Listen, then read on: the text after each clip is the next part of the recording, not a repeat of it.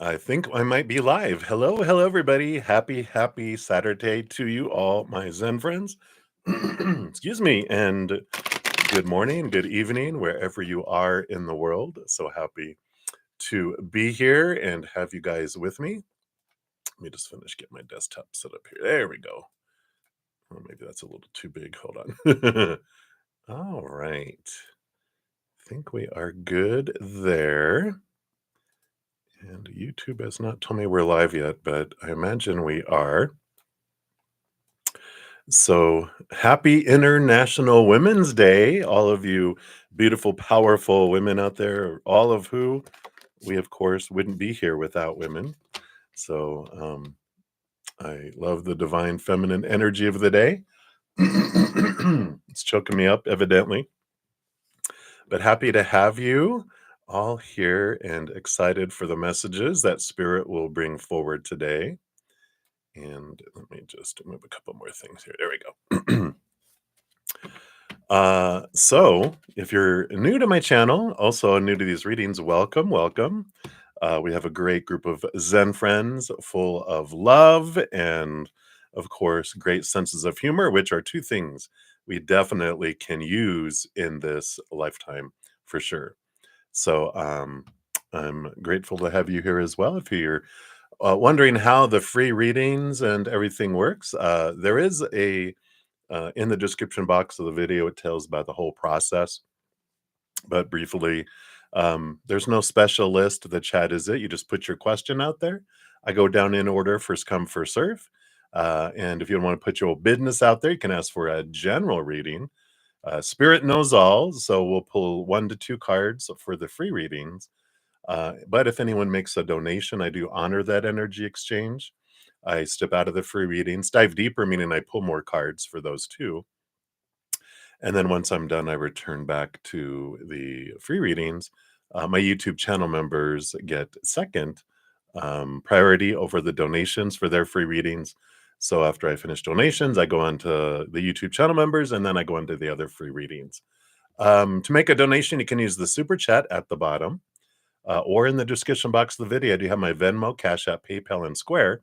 I don't have a set dollar amount. Whatever you give from your heart is the perfect amount.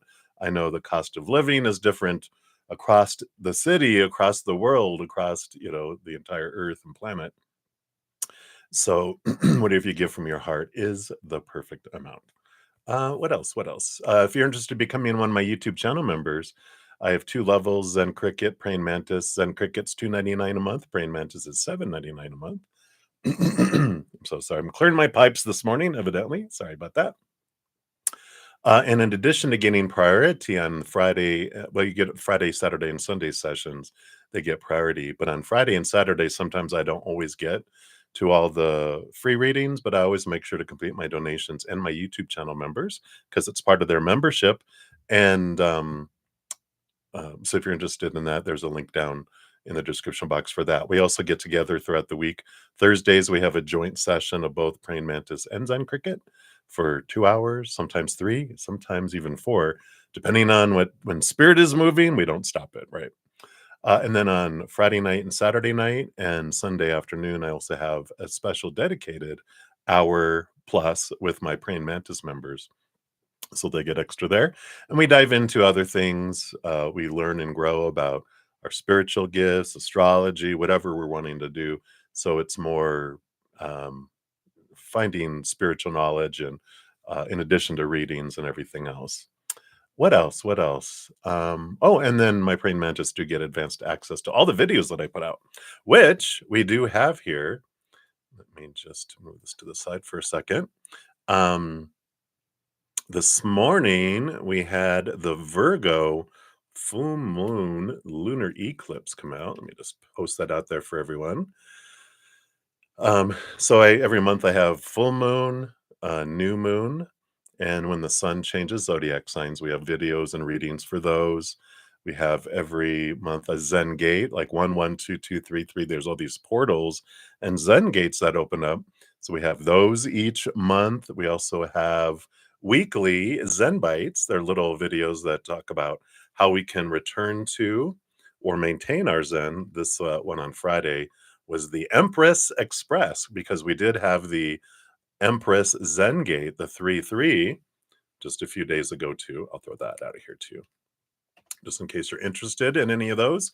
And then we also have the monthly quest where we're covering elements and which are represent different parts of our lives, but we also go into how you can find and meet your elemental spirit guide. We have 5, one for each of the 4 different directions, but we also have a 5th, which is our ethereal um, spirit guide, which is really our they call it the guardian angel, but they call it guardian angel. We'll find out more about that in May. I'm excited. And so last month we had the quest of the ocean rider, which is the Knight of Cups, our emotional center. This month we have the earth one that we will be coming out here in about a week or so. Also, I have monthly, quarterly equinox and solstice readings by each of the elemental signs, like fire signs, air signs, etc. And then next week we have the spring and fall equinox come out. Spring in the northern hemisphere, fall in the southern hemisphere. So those readings will all be coming out as well. And then I also have, of course, the annual 2025 energy forecast for each individual zodiac sign. All the links to all those playlists are in the description box of the video. But this is a huge year of transformation for Earthlings here. So that's why there's so much content that's coming out this year, because all of those give us tools and focus to how to make it this adventure an easier adventure instead of a harder one. Though sometimes we do like learning the hard way, don't we? I know. I surely did. So all those are free content, but my YouTube channel members do get advanced access to all of those. Sometimes a month up, sometimes I'm like 4 weeks ahead. I know. I'm all over it this year. All right. Let's see. Anything else I wanted to talk about? Oh yeah, here in the United States, daylight savings times tomorrow. So if you celebrate daylight savings time, we of course you'll see me at the regular time. But if your state or country does not participate in, it's not really a celebration, right? Participate in daylight savings time, I'll actually be on an hour earlier because the hour we spring forward, which means everything happens an hour earlier. So just know that if I appear sooner, that's why. All right. I think that's all the blah, blah, blah. Let me move that out of the way here. And let me move some stuff back around here so I can see everything. So, hello, everybody. Shout out to some of my YouTube channel members. You'll see their names in green with the little badges. So, Happy Pill, hello, hello. Amazing Grace and Infinity. Hello, everybody. Good to see everybody.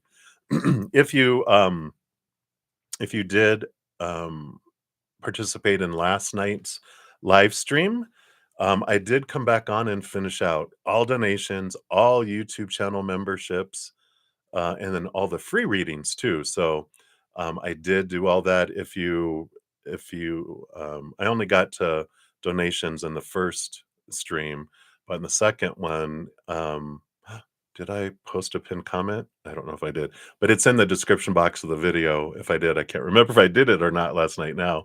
But there are it lists the order in which those came through. So yeah, and so Tracy, yeah, I did complete yours last night. I got messages from both of them for you if you'd like to check that out. The second stream. Oh, thank you, KVH. I was like, I normally did, but it was like after midnight when I finished. So who knows what I did there. Yeah, no problem, Tracy. It's always perfect timing. And if you want more, definitely come back and, you know, if you want more messages from them or clarity around anything, please, you can ask for more too. So I love that. Thank you so much. You're so sweet. All right. So we do have some donations that came in via the CashApp. So I have 3 for Amazing Grace. Thank you so much, Amazing Grace. And then Infinity, you said you just sent one, so we'll do that there too. Sorry, my nose is running. Let me just get rid of that so I don't sniffle the whole time.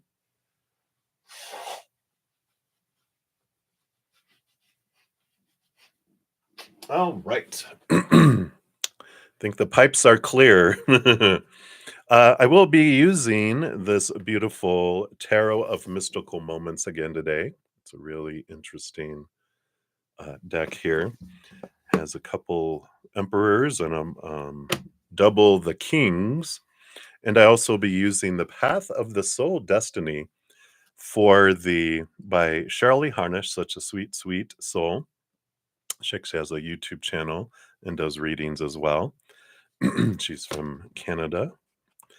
And I'll be using those as the fortune cookies for donation readings. Oh, my gosh. Uh, I mean, let's talk about the elephant bowl in the room. Have my singing bowl. Lot of energies going on. So I had been doing the singing bowl like at the beginning of every session. I kind of moved away from it for a little bit, but I feel like I want to bring it back in. So if you'd like to join me, each time I hit it, I'll hit it 3 times. Just take a big deep breath and allow that love, unconditional love energy from above to flow down and fill up your heart, move out into your mind and your body and your energy field and into your physical life and then out into the world. And so this helps us just raise our love vibration, prepares us for messages from spirit, but it also feels so good. So here we go.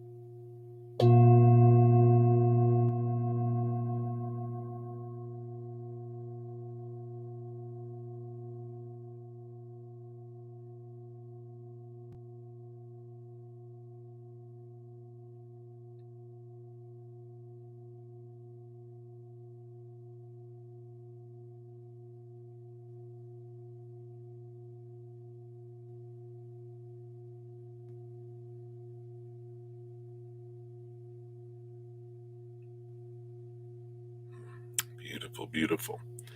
Thank you so much for joining me in doing that. Let me calm her down here and put this over here out of the way. All right. Beautiful, beautiful. It just always cleanses, doesn't it? All right. So I have to remember to look here. You notice I've changed my office around a little bit again. My computer used to be over here. Now it's over here. The camera used to be over here. Now it's here. So I'll find myself looking over here. So apologies. I'll try to look you in the eye. All right. So let's dive in here. So, Amazing Grace, thank you so much for your donations. So, your first one here is about mom, and she wants you to come home. What's the energy? So, hopefully, she's not in heaven because that wouldn't be your mom going, come home, come home. I know it's not. She's still in the physical realm. So, let's take a look here and see what energy is around returning home. Hey, Lucky. Shout out to another of my YouTube channel members. Good to see you. Let's take a look here. What are the energies around returning home? Okay, got those. Do you like that one? This one is also calling your name, and these top 2 here. Feels like it's an underlying energy there. So let's see what's on the bottom of the deck. Oh, okay. Well, the bottom of the deck, we do have the Empress. Mother Nature, Mother Nurture. Harvest, abundance, a nurturing place. Maybe that doesn't represent your If that doesn't resonate with your that's not my mom, but it is the nature of mother and birthing. I mean, there's even a let's see if I can see there's a little baby right here. It's birthing there. Sorry about the glare. Little baby there. So I feel like the energy is very comforting, nurturing, feel safe, like in the womb, kind of energy. So it seems positive, the underlying energy. And then we'll see what else comes in here. It looks like you got three little sub messages coming out here. The first two cards, yeah, you got the King of Swords and the Ten of Pentacles. So, Ten of Pentacles is abundance, fullness, um, and it can represent family in that too. You can see by the bottom there. King of Swords is a lot of, they roll over the sword suit with the queen, but all kings are given a second portion of swords too, which is they're the master of thinking, the master of clarity. And I feel like it's very supported here that you can gain a lot of clarity kind of from a distance. And you look at all the little tree rings and you can know the history. And I feel like you know what to expect based on past experiences and everything too. So it does feel a little safe. The energy I'm picking up, it just feels like, okay, I at least know won't be blindsided by a lot of things. I feel like your inner child would feel safe, and I like that. I feel like you might feel supported there too, which is interesting because I don't necessarily feel like that's something you would have felt before. But I feel like with what you're learning and have experienced now, it's like you will appreciate any little tidbit of support you get because you kind of feel unsupported now, right? Excuse me. So that's one message. Let's see what else comes in here. Yeah. So you have the Two of Swords and the Five of Cups. So the Two of Swords is like a choice to make. And when we have a decision to make, like you are looking at now, it talks about the battle between the head and the heart and how you can close your eyes and open your heart and see where your heart is leading you. The Five of Cups is a transformational emotion card, which is about, you know, moving your emotional vibration from a lower to a higher, and that this would help you do that because, again, it would be not as a, it's not like you're in a volatile energy where you're at, but in comparison, it would seem that way. I feel like you would feel a sense of peace when you would go back home here.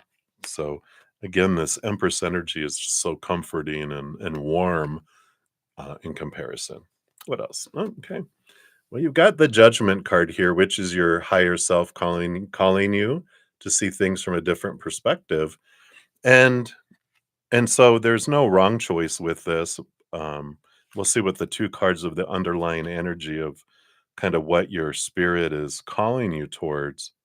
But it could be, I'm hearing calling you home. It's there's a song, something about calling you home. I can't think of what the song is, but it's somewhere back there. Yeah, okay. Yeah, the underlying energy, you do have the Page of Pentacles and the Four of Swords. Page of Pentacles is the feeling of abundance, seeing your worth in relationship to the outside world in a different way. And the Four of Swords is peace of mind and mental rest and a place to rest. So, um, I feel it's very, very supported here. And I feel like um, you will know, of course, you're very in tune with your own energies. So I feel like consider this a confirmation that what you were feeling about is on the nose and start packing, baby. All right. Let's see what the path of the soul. These are, they're called fractal imaging. And so she plugged these, and this is what the deck looks like here. if anyone's interested. Um, and so she plugs numbers into a formula and it creates images, and she has no idea what they're going to create until she hits the button to calculate it. And that's what all these are. So what I call it the spiritual inkblot test, what you see in it is a special message for you. And then we'll read the little interpretation that she channeled with them. Okay. So here is your fortune cookie. All right. And all right. So here we go. 1, 2, 3. Bzz, beautiful, beautiful red here. Red and gold. Card number 30. And so whatever that meant for you is special for you, what you saw. And then it's called Goddess. There we go, the Empress energy again. Her yellow crown denotes self-empowerment, and the red denotes a strong embracement of her feminine sexual energy. For women, the goddess is here to remind you that your sexuality is an important part of being in a female body, and it's just as important as all the other aspects that make you you. And I like reading both men and women interpretations when they have them because we both have divine masculine, divine feminine. So for men, there's a strong female energy around you. Begin to study and understand this feminine energy as it plays an important role in balancing your male energy. Wow. So there's that mama empress energy. It plays an important part in balancing your energy. So again, very supported. And 30, 3 plus 0, of course, is 3. And that's the number of the empress. I love it. Spirit is amazing, right? All right. So that is for the first one. So thank you again for your first donation. And then for your second one, too. We'll dive into that. And you want to know what your ancestors say in reference to Rashad. All right. Let's see what what details they would like to give you around Rashad. So tapping into your ancestral energy. Woo! That is tickling the back of my neck. Getting goosebumps with your ancestors' energy here. Let's see what they want you to know here.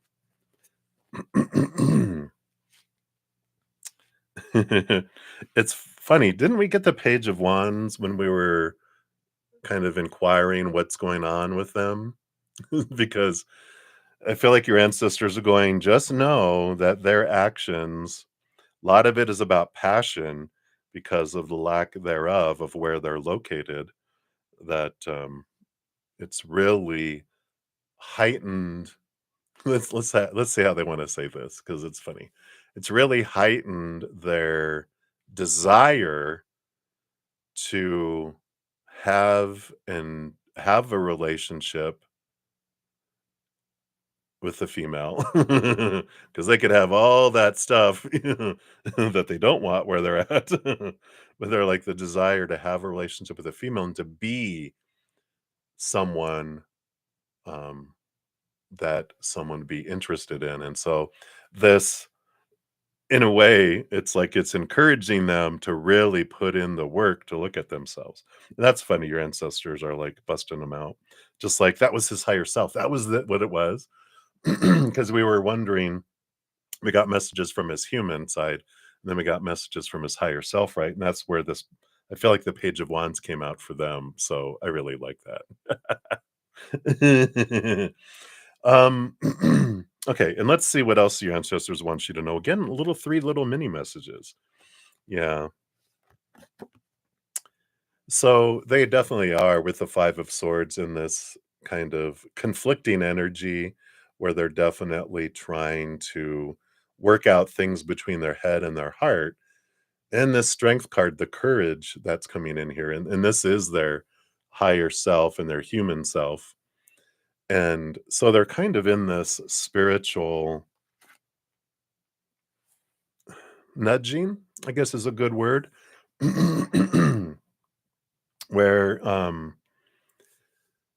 because of the extremity of the situation that they're in, it happens a lot, when people are in that confinement and that they can fear their lives, they can be ignited about, I've got to get my life in order. And they have a lot of, again, time to think and reflect. And this is what is going on. They're having a lot of discussion, inner conflict, and they're working through things.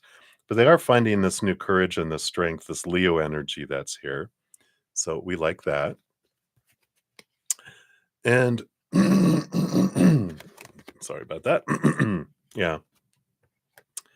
And here is this, they are definitely going through a transformation with the devil card because that's the shaking and the rattling and, you know, of long held beliefs and thoughts. And the Ace of Cups here with it is this rattling of self worth and finding out who they are and realizing.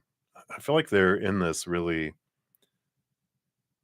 little epiphanies of understanding like why I was trying to do so many things to uh, defining myself by the outside world, by the people I knew, the people I was interacting with, and trying to have money uh, and it all felt unstable. And so, they realizing that so much of what they were doing was trying to please other people because they were defining themselves by other people's opinions and all of this, opinion that they grew up with. I'm so sorry, I got a frog. It's leaving. But it is this, um, it is like that clearing the throat chakra, clearing like they never felt like they were able to speak their own truth. They were always following. But this is like with this Leo energy, they're realizing I need to lead my own life. I need to define who I am. So evidently they might be getting some reading some books or having group, discussions, therapies, whatever, where they're at. And they're really igniting a lot of thinking and reflection, which is good. That's what they need right now, right? And let's take a look here. Um, the third little thing here, let's see, they do want to start here. Yeah. So they're on this full energy here, which is the zero card, the beginning of the major arcana, which is an ending of an old cycle and a beginning of a new adventure. Seeing the world with possibilities instead of from restrictions and feeling trapped and in that. So I really like that energy there. 10 of Pentacles, they really are seeing their life differently. And with the 10 of Pentacles, this represents like a full life. And you can see down there, we got this card in the last reading, I think, too. you know, Defining what does it mean to have a full life. They're realizing all the stuff that they had before that was taking them in the directions what they were trying to get so much so they could feel like they were full. They're realizing it was not fulfilling. And this is this new way of looking at what does a full life look like, right? Yeah, there we go. This feeling here, 5 of Pentacles. They do have this feeling here, being encaged, imprisoned in the cage. These feelings of abandonment, being left behind, being left out in the cold, feeling like not enough. And it's almost like they're showing me like the military. My brother was in the military, and of course you see it all the time. They break down people so they can build them up stronger. And that's kind of what is happening in his life in a way, is that his life is being broken down so that he can rebuild it and see things from a different perspective. So he is definitely going through a large transformation in his life here. I don't feel like you guys are meant to be in like an intimate relationship. I feel like there's someone else, that's destined and designed for you. Um, but I do feel like the memory of you and any interactions that they have with you As we talked about before, they're showing me the bright full moon in the dark sky, that you are this bright hope, even in their memory, that it's just something that they cling on to right now. And again, that's why you pick up on a lot of their energy, because your presence mattered. I like that. Let's see what your fortune cookie is for this one here. Okay. No, they want that one. They're like, nope, zip, zip, zip. I feel like there's a lot of messages. So let's see here. So again, your fortune cookie. So what you see is special to you. Here you go. So try to hold it there without any glare. You can see what you see amidst all that. It is card number 24. And 24 is about vibration. And it says, you are pure energy.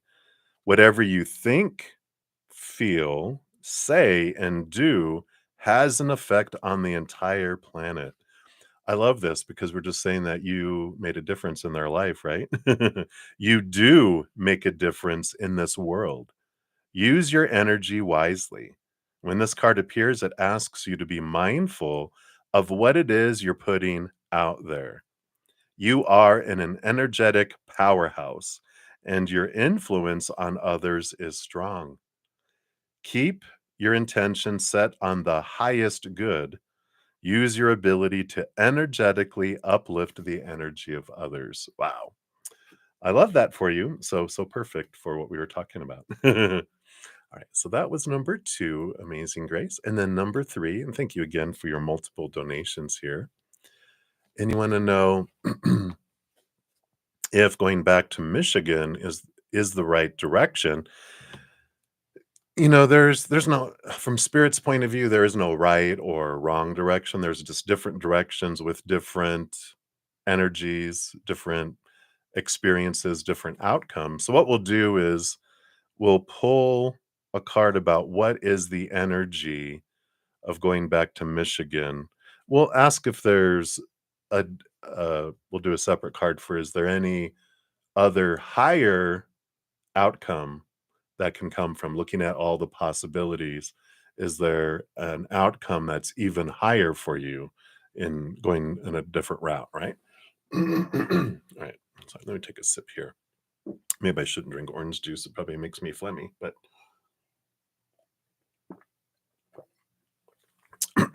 got to get our vitamin C in, right? Right. All right. So here's the energy of Michigan. Okay. What else? Okay. And those. And then I feel like this is there any other route that's better?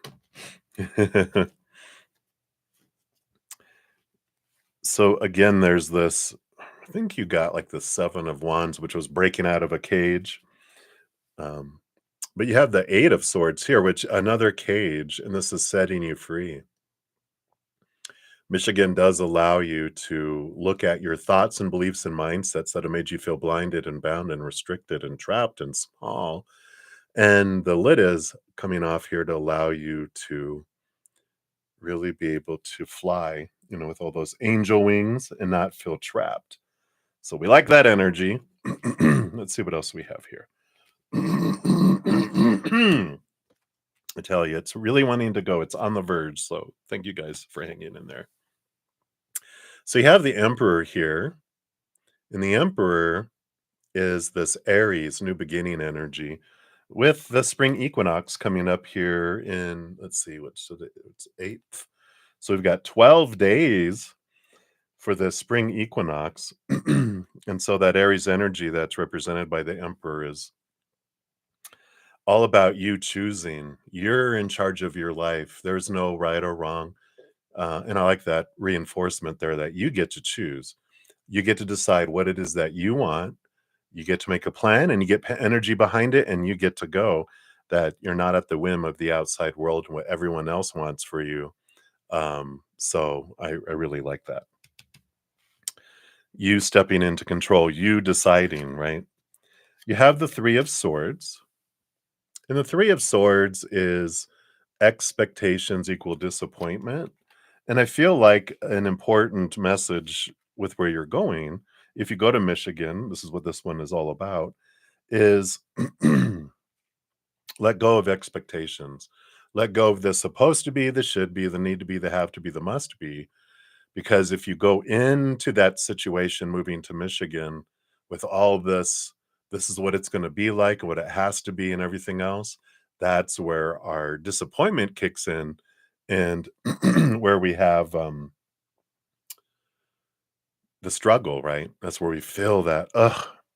And if we focus on the fears, focus on what we hope it isn't and hope it's not like that and this, that lower vibrational energy is what we bring with us. Then we'll draw it in.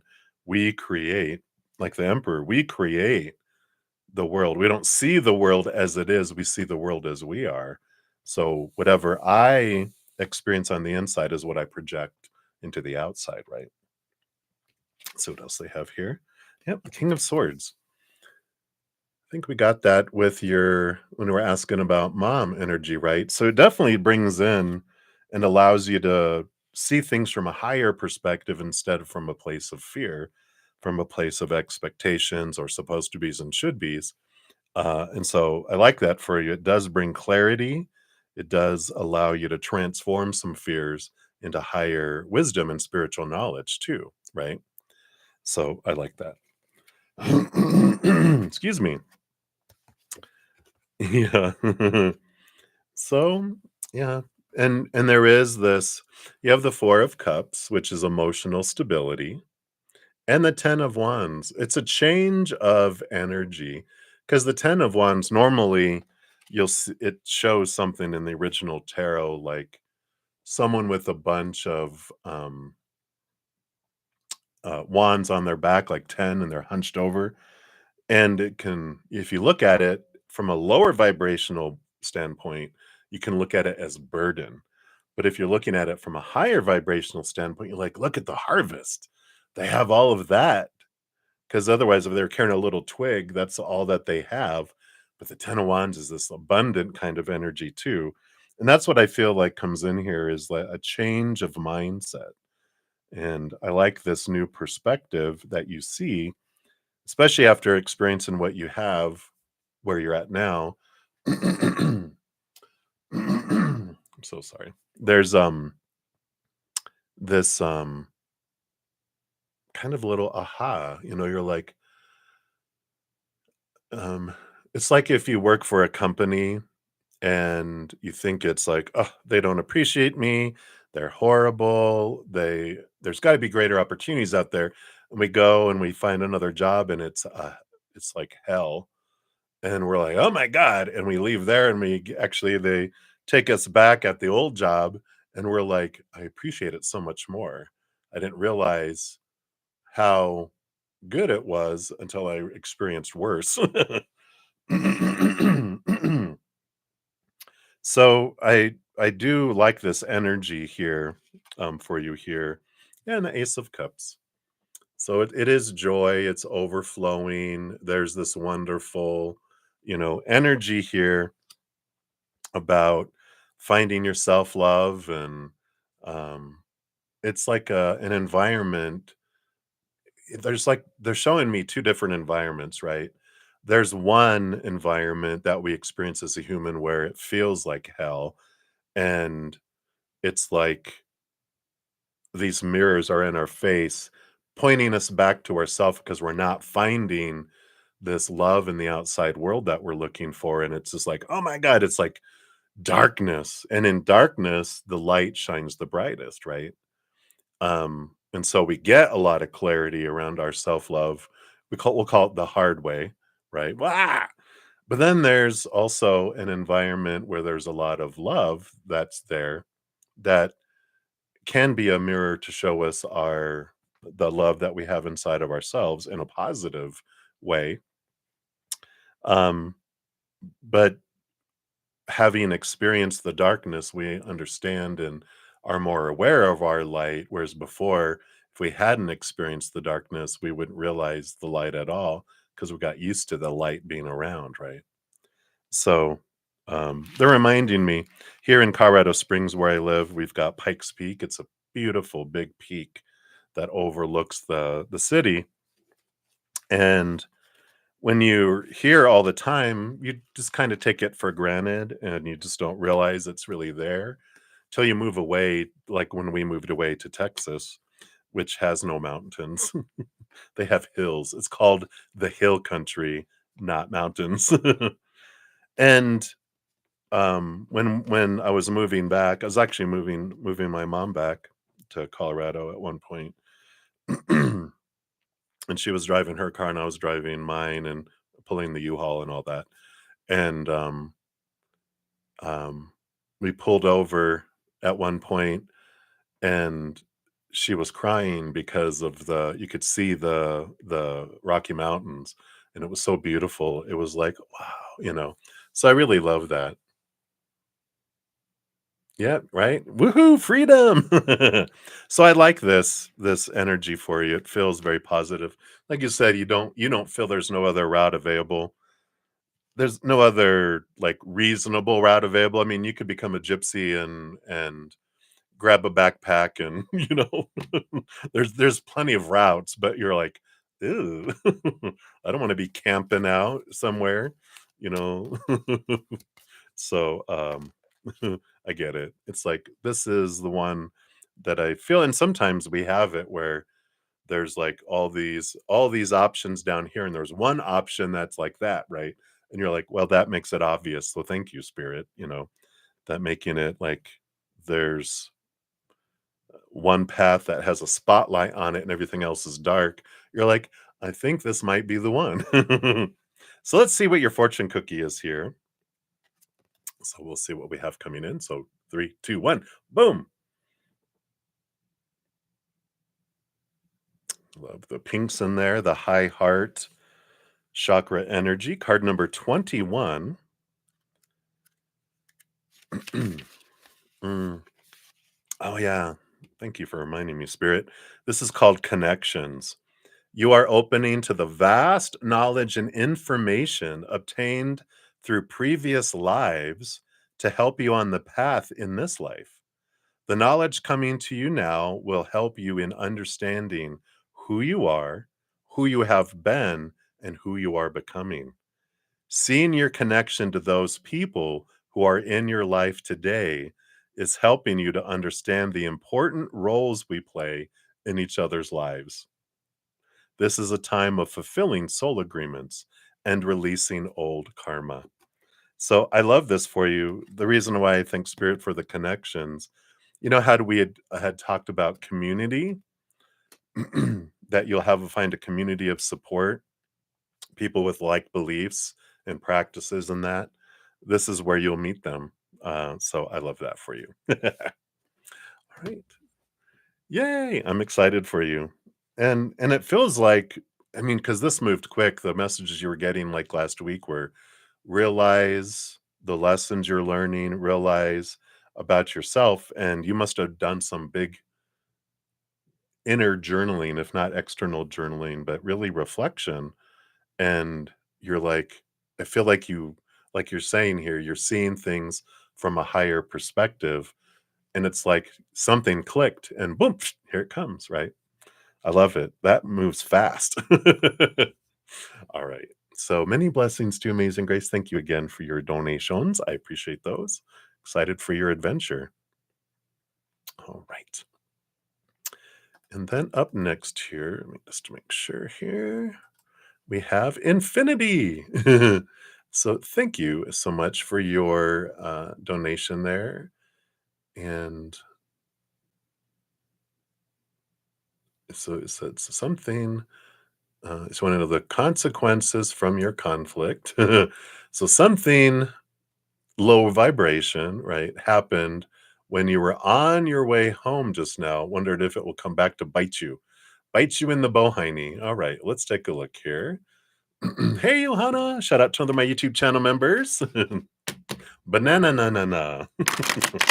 All right, Infinity. Let's take a look here. Hey. So what will be the results of this here coming in? All right. They do want this one and this one and this one. not those. Okay. Okay, that's it. All right.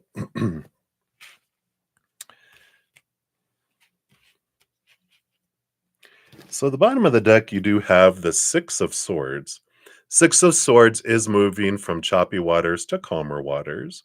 It is leaving behind old ways of thinking to move to higher ways of thinking.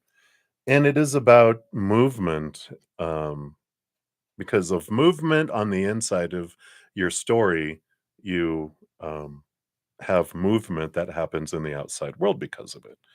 So that doesn't feel like biting in the butt energy, but I feel like the underlying energy that they're showing you is that this did happen to bring up some triggers, because when like bad things happen or lower vibrational experiences happen, um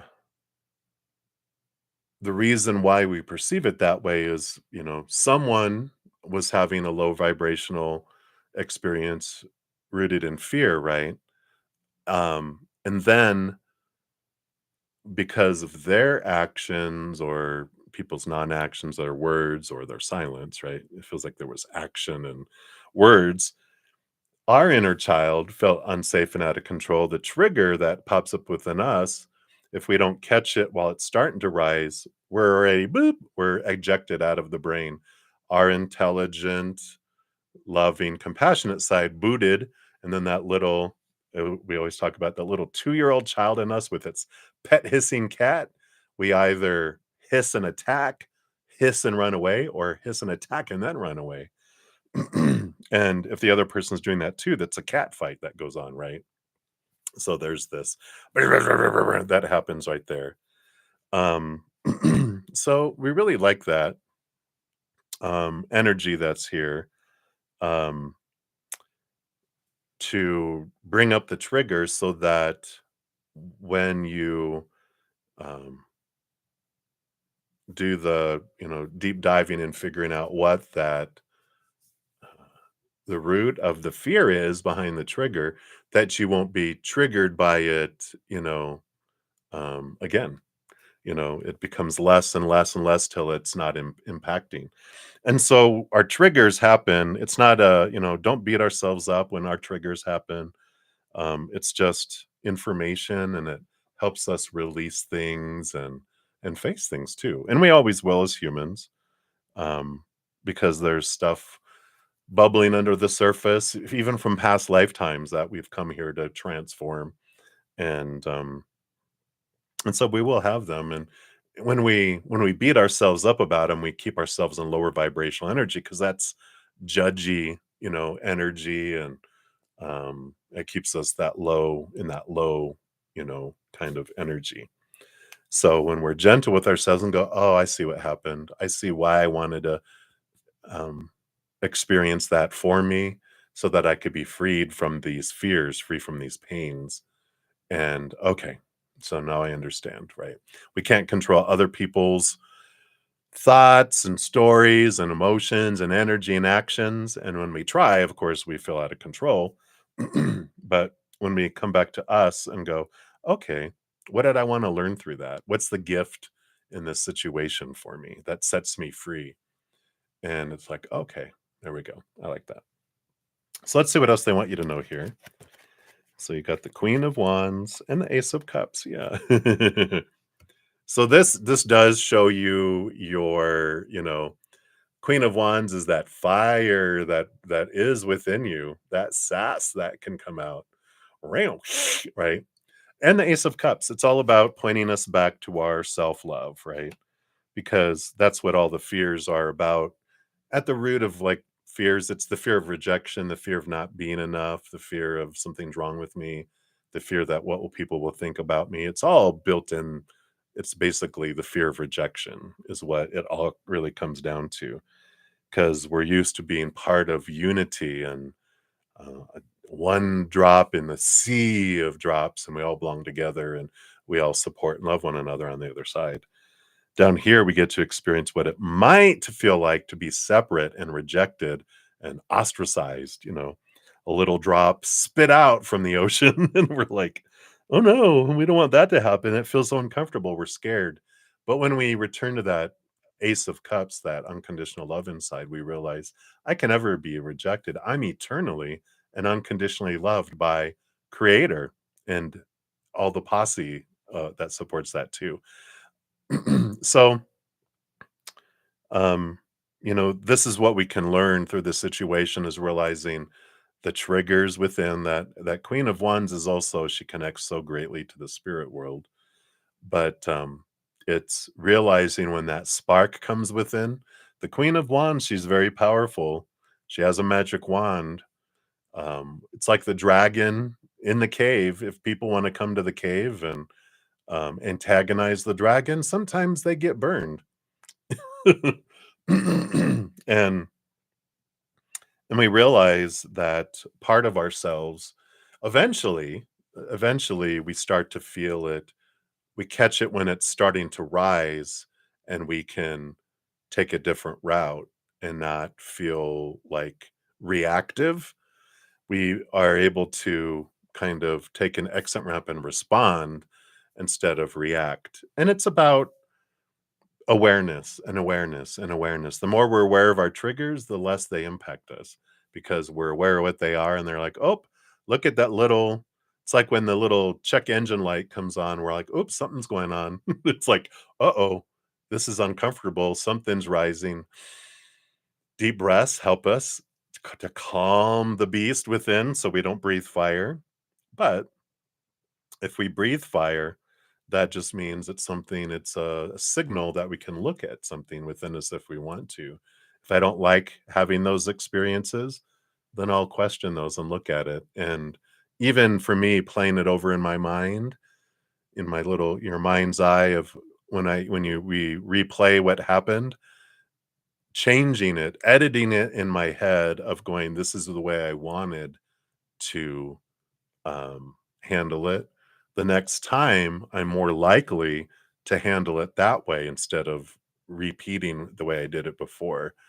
And but understanding why I reacted is important because I can't keep them from reacting. That's their trigger. I don't have access to their triggers. I only have access to my own. What they did didn't trigger me. I was triggered by what I saw. So taking ownership of my triggers helps. Excuse me. So we got that. Let's see what else we have here. All right. So, we are talking about past life emotions that's coming up here. So, and the Nine of Pentacles is stepping back, communicating and connecting with spirit, taking the time to really reflect on it. The Six of Cups has past life energy, also childhood energy. And so I feel like what you can do with all of this is, um, step back, do some journaling, do some reflection, look at your childhood and go, what, like with what you felt today, think about when's the last time you felt that way. And, in the most recent past. It doesn't have to be the same situation. It's all about closing your eyes and going, when did I feel this way before? And you're like, oh yeah, when I had this altercation with this person, right? And that I felt that. When was the last time before that? And you keep going back. Eventually, you're going to hit childhood, somewhere 7 years old and younger, of when you first felt that emotion, and it's been echoing, echoing, echoing, to show you your inner child has been bringing in these messengers, bringing in the opportunity to feel those emotions because your inner child still has this charged emotions from back then that they've been banging on the pipes in the basement trying to get your attention. So they're like, here, I'll bring someone from the outside world that will present you this emotion. And you're like, ah! But it helps you realize that. And it can also go into past lives too. If you have any dreams of similar conflicts or similar emotions or flashes in your head, this would be some past life energies that also want to be resolved that have been bouncing around as well. So I like that. Let's see what else you have here. Yes, yes, yes, yes. So you do have the Knight of Pentacles, which is the journey of seeing our worth in relationship to the outside world in a different way. You have the Eight of Cups. So we're talking about leaving behind emotions and relationships that don't serve you anymore. So these emotions that are popping up are ready to be, um, how did they say, integrated. Instead of kept going, I don't know what to do with these emotions. These emotions are bad. I shouldn't feel these emotions. We sit with our inner child, allow them to feel and express those emotions. The charge goes away, and then we integrate the emotions as part of our wisdom, part of our knowledge, and then they don't trigger anymore. We have the Hermit card. So it's an important time here to spend some time with spirit, just to really look at that. um, Things can't come around and bite us in the butt unless we allow them to, right? So if something happened and then something else comes around, if I'm fearing and I'm putting a lot of lower vibrational energy around it, then I'm going to invite more things that match that energy. But if, let's say, it comes back around and someone presents and go, did this really happen? If you've done this work, right? Then instead of going, yeah, it did, but they did this and they did that, and blame, blame, blame, blame, point, point, point. They did this, they said that, da da da da. We take ownership of our part, right? We don't need that. That was a mirror. That was a gift for us to see.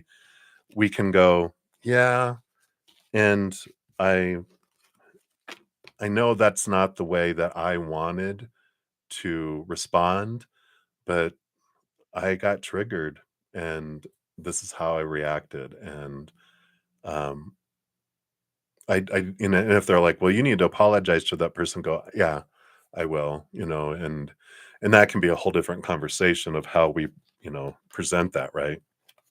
How we don't go, when you acted like a jerk, it triggered me. That's not going to help, right?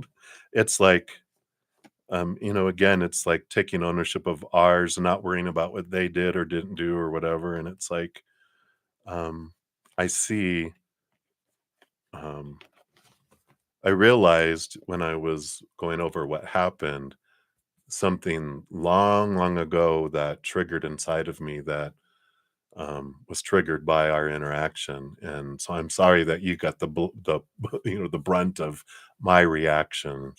And I'm working on that, you know. And then they're like, "Ooh, what are they going to say to that?" Right? Well, yeah. Anyway, so hopefully that helps. And let's pull your fortune cookie here and see what other message they have here for you. Um, so these are those fractal imaging. So I call them the spiritual ink blot test. Whatever you see from the card is a special message for you. And then I will read her interpretation. So here you go.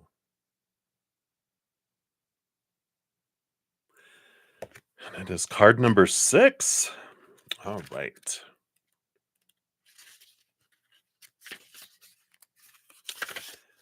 This is breakthrough. How perfect. There is a thin veil which separates us from other dimensions of existence. You are now energetically breaking through this veil. You may be experiencing knowings or feelings of other dimensions. Your consciousness is moving beyond this third dimensional realm. So embrace the moments of clarity and understanding that flow with this greater knowing. As you break through the veil, you are in closer contact with your guides and other divine beings who are here to aid you on your journey.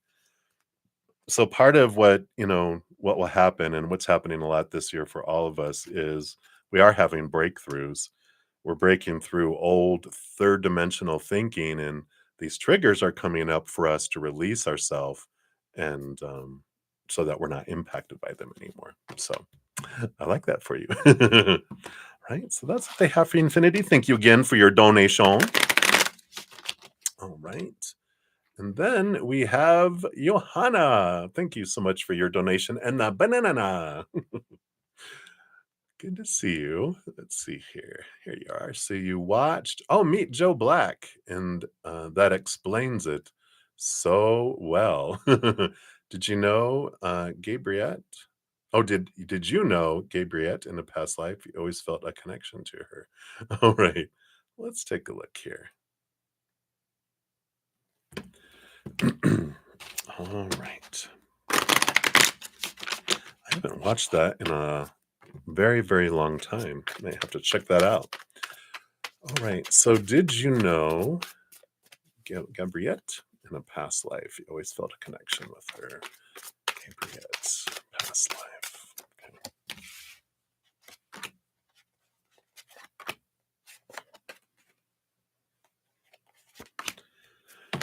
Okay. So let's see what we have happening here. Bottom of the deck, you do have the Four of Wands, and the Four of Wands is this equal energy, this energetic balance. It's the joy and wedding card too. So I'm leaning towards like it's feeling like this is a past lifetime that you guys were married, joyfully married. What? Yeah, they used to have those back in the day, joyful marriages. That's funny. But let's see more details here too. I'm sure we'll get more confirmations in that. Yeah, you definitely guys have an emotional connection here with the Five of Cups and also the Knight of Cups and the Five of Cups. Knight of Cups is movement of emotion and a quest for love, and the Five of Cups is a transformational energy from lower vibration to higher vibration emotion too. So you definitely have this purpose with this quest of you guys helping each other transform emotional vibration from lower to higher. So there is this sense of purpose that comes with these cards for you guys. You have the King of Wands as well. King of Wands is this energy of decisions and where are you going to invest your energy and what are you wanting and what are you wanting to um, move forward with and putting together a plan and putting action behind it. Underlying energy, yeah, Four of Pentacles. So this is about the feelings of home and security that come in with all that too. So again, this Four of Wands, this Four of Pentacles, it's all about helping each other stabilize things in your world. And so you've definitely come in with this purpose coming in here. That's what else we got here. Yeah, okay. So, as I was saying, death and rebirth. So that would be a card that would talk to me about reincarnation and past lives. And the Ten of Cups, a joyful union. So again, it's like the Four of Wands. I love how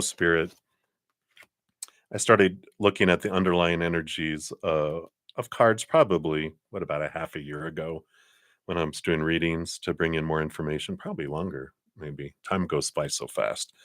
But I usually get a little set of cards that confirms what I picked up from the underlying energy in the bottom of the deck. And there we are, that joyful union from a past life. And then another card that would represent past life connections too with the High Priestess energy here. So definitely you guys have had past lives before, but you also have purpose in this lifetime too. Really helping balance. Oh, yeah. Four of Wands, Four of Pentacles, this balancing energy that comes in with all this, and the transformative energy of the Five of Cups, too. So I like that for you. And we'll pull a fortune cookie here for you, too. Dun, da, da, da. Hey, Shreya. Yeah, anyone, you can put your question down below. No one needs to ask to have a reading. Just automatically know that you can. Just if you have a specific question, you can write it down. Or if you don't want to put your business out there, you can just ask for a general reading. Free readings are 1 to 2 card responses, or we pull 1 to 2 cards. And if anyone wants a deeper dive, a donation of any kind, we'll dive deeper like we have been. Um,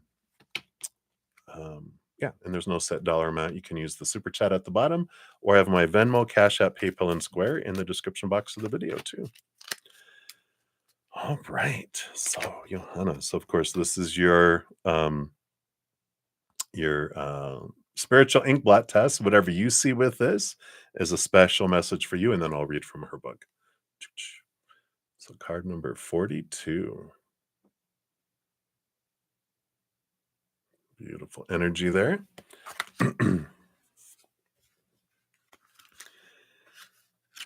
And let's take a look here. It's the fairies card. You are being asked to watch for situations that may get you fired up. Remember, every experience you have is a part of your learning. So you said you don't know, like she doesn't know you in this life, um, but every experience you have is part of your learning. And um, when we have energetic connections to people, even in the if we don't interact in the physical realm, we can be interacting on the ethereal realm. And all of our energy impacts the collective, but our energy can impact people across the world. If you become aware and you have this connection, then you have this connection. Even if the physical human characters don't interact, we're interacting on energetic levels with the entire collective. But if we have individuals, like we're hearing it all the time, right? Like, you may not be interacting with someone that even people you've known in this lifetime, you're separate from them, but you think about them, you have a dream about them, you feel like something's going on with them. It's because of the energetic connection, right? And it says, if you do find yourself in an uncomfortable situation, do your best to stay in the moment. Be mindful and do not allow yourself to slip back into old patterns. By staying true to who you are now, you will find the situation will resolve easily. The fairies are showing you the magic of staying present and heart centered. There we go. Boom, boom, boom. So that is your message there, Johanna. So many blessings. Thank you again for your donation. All right. So I think that's it for the donations for this morning. So let me put a note here. Let me just do a little bit of a. So YouTube channel member. Oops. Wow, that went weird. Okay, YouTube channel member. Free readings started at 107. We'll do 108. There we go. So that will help people find them or help me find it if they can't. So thank you guys for all the donations. So how this works now is I will do the YouTube channel member free readings. And once I'm done with that, then I'll start on the free readings. So here we go. All right. So Happy Pill, you're up first. So April month reading. So what do they want you to know for the month of April? And free readings are faster, everyone, just so you know. It's 1 to 2 cards. So the donations take a little longer because we do deep dive. All right. So what do they want you to know about April, Happy Pill? All right. So April is a big month of learning about your manifestation energy with the Two of Wands, because that tells us whatever you focus on is what you draw towards you. And the Strength card here is about communing and getting to know your higher self. You can see how the maiden is your higher self and the lion is your human self. And excuse me, there's this kind of focus on, if you focus on gratitude and higher vibration, you draw on those things quickly. And if you focus on lower vibration, you draw things that match that too. And with this Leo lead, connection with higher self, and all this power of energetic choice energy that comes in, I feel like April, the planets are in alignment where you are whatever you're focusing on comes in extra fast. It's like things are so magnified, like with your manifestation energy, that whatever you focus on comes in quickly, which can be like, bah, I didn't want that to come in. But also when you stop focusing on that and you refocus on something else, this drifts away and this other thing comes in fast. So just know that it's kind of like this, be aware of what you're focused on April, because you have a great amount of possibilities to draw in a ton of different things, but it's moment by moment what you're focusing on. So it's a great kind of classroom about intention and what you're focusing on. So I like that for you, Happy Pill. So that's what they have for you. All right. And then, see, we did that one. I did that one.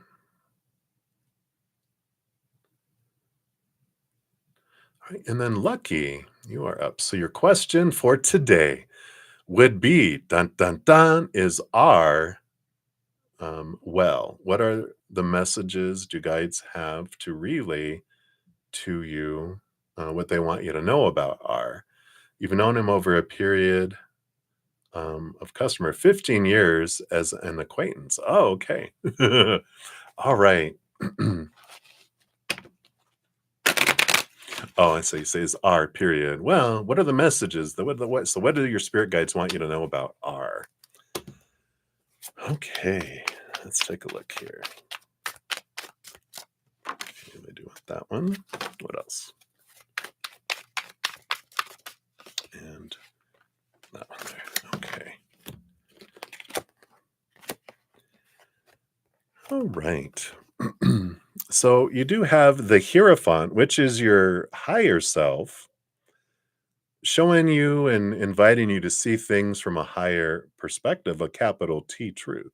You have the 10 of Swords here, which is a lot of that's our, getting tired of living up to other people's expectations and supposed to be's and should be's and need to be's and have to be's and must be's and so both of these talk about higher truth and letting go of lower vibrational ways of thinking and seeing someone here. And I feel like they're kind of emphasizing their energy a bit here, where they are very much their own. How can I say this? They're well, they don't care what anyone else thinks. They're of their own mind is what the phrase they were using. I'm of my own mind. I They're stubborn in their own mindsets, and they really don't care what other people think a whole lot. And it's a great, I mean, it causes conflict with people because people don't like it that they're not trying to fit into the molds and who that people think that they're supposed to be and should be. So they do kind of ruffle people's feathers, but I don't feel like there's any kind of destined romantic, kind of connection. I feel like a lot of what like their mirror for you is to show you that about yourself, right? How you can free yourself from trying to live up to everyone else's expectations and be of your own mind and realize that the stories, and I like this, that the Hierophant is reading a story to that person in the book because that's what swords is. It's our choice of story. We do grow up with all these 10 of swords that when this is what it's supposed to mean, should mean, this is the story I have to apply to that. This is the story I have to apply to that. This is the story I have to apply to that. But we don't have to. We get to change our story. And that's what this energy around them is really bringing in, is that you don't have to go along with the story everyone else puts around something. You get to create the story because you're living your life.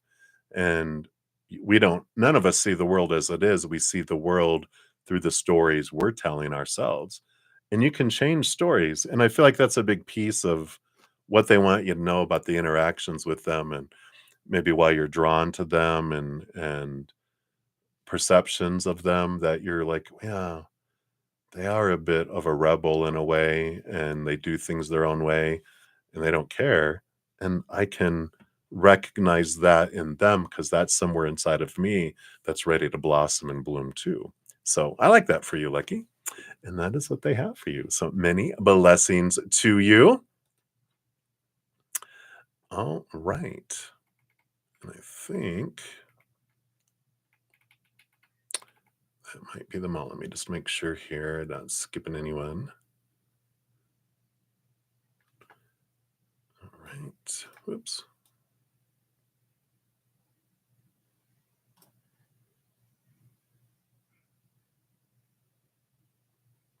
Oh, I love that, Johanna. Very, very interesting. I like it.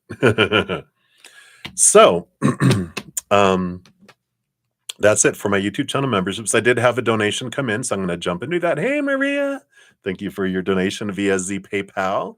So we'll jump to that. And if there's no other donations, then I will jump into the free readings. I do not know how many people are on the free list because it's all mixed together. I don't have like a separate list that's kept. It's the chat, so it's all, maybe just kind of eyeballing it, maybe 10 free readings. Feels like a very light day today.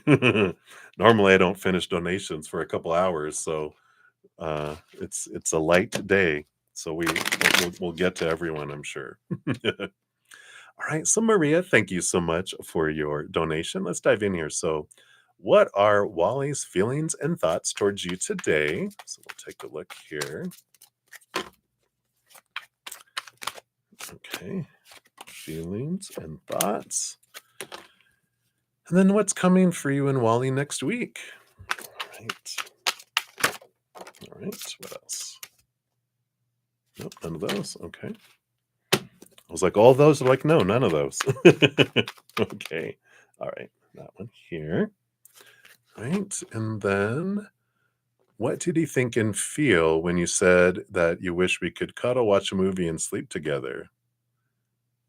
All right. So let's take a look here. Oh, and he replied, one day. Okay. Let's see what else we have here. All right. And then anything else that Spirit wants you to know here? Okay. Oops, sorry, I didn't mean to hit my microphone. And they want that one here too. Okay. So let's take a look here. Feelings and thoughts for you today. Oh, well, so we've got the Knight of Cups, which is movement of emotion, that's coming in here. And the Four of Wands, which is joy and celebration and balanced energy and, that kind of energy that comes in here.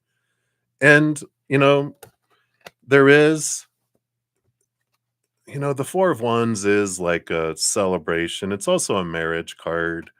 It's gatherings and celebrations, and so don't oh my god, don't jump ahead. But it's like Spirit wants you to know, and their higher self wants you to know that, yeah, they think about, you know, wow, what would it be like to be married, and what would it be like to be in this? But the Knight of Cups also takes them back into going, let's enjoy the moment, let's enjoy where we're at. I don't want to leap ahead, because if we rush, then we miss out on the growth and the stability. And remember, I like this big tower. Things that are built slowly are strong and last longer. Things that are built quickly fall apart. And I feel like they keep returning to that. Doesn't mean that they don't think of, like, well, like he says, one day, one day. There's a lot of one day kind of energy that they can see things from that, right? But no rushing, right? So I like that. So I feel like that's kind of where they're at today, very much in the romantic energy, sitting in this little pocket of love with the Knight of Cups. I don't feel like they're doing a bunch of thinking. I feel like they're just focusing on feeling right now. And that makes sense too with the Venus retrograde energy. We're all being turned inward to look at our emotions and not so much in our heads, quite a bit too. And then what's coming for you and Wally next week? Got the King of Swords. That's a lot of thinking. A lot of thinking energy. Let's see what else we have here. Six of Cups. And the Two of Cups. Oh, so togetherness, relationships. I feel like you guys do get together next week. I do feel like for them, this knight of not knight, the King of Swords with the Six of Cups. Six of Cups is the child card. And I feel like there's a lot of mental attention needing to be focused on their child this next week. There's got to be maybe some sort of gatherings or celebrations, something that involves their child. So it may not be as much of a I feel like you guys do get together at least once with the Two of Cups, but I feel like their week is kind of it would be like a week of teacher parent conference, and then they have this basketball game they're playing in, and then I got to go take them to this and to get their shots, and it's like there's like a lot of activity, a lot of mental energy needing to be invested in their child this week. So be be aware of it and just know, okay, they got a lot going on, right? A teacher parent conference, right? And then that's like, "Oh god, and now I've gotta they're not doing well in the class, so I have to kinda help them because 'cause they're, the mother doesn't they're like, "Math, not my thing, but can you help him? He's struggling in math," and so he has to, like, spend time, helping him get past a certain subject, math or science or something that his, mother is like, I'm gonna hurt him and not help him, you know? So, that kind of stuff coming in. Alright. And then what do you think and feel when you said, "Can we cuddle, watch a movie, and sleep together?" And he said, "One day." 10 of Wands, this 10 of Wands energy that goes back and forth here really is this, and there's 3 more cards, so we'll take a look here.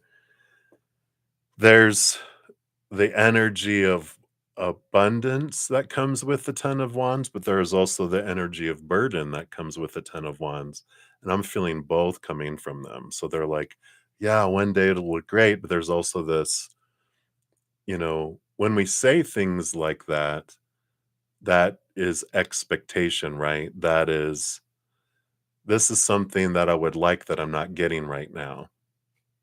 Right? So what does that do? That tells them in a way, you're not being who I want you to be. You're not I want more and you're not giving it to me now, right?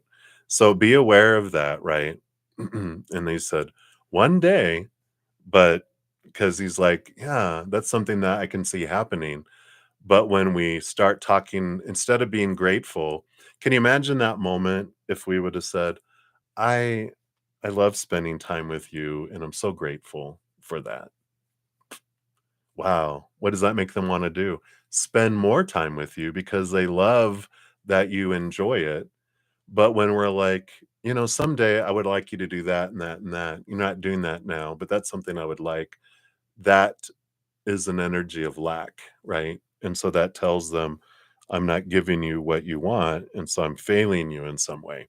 And that's a different type of energy, so be aware of that, that it can bring both, and even though we feel innocently we're just voicing something that we would like to happen, that is our how we're taught. Talk about everything that you want that's not happening because you're feeling like, you're feeling lack, so you're communicating that lack.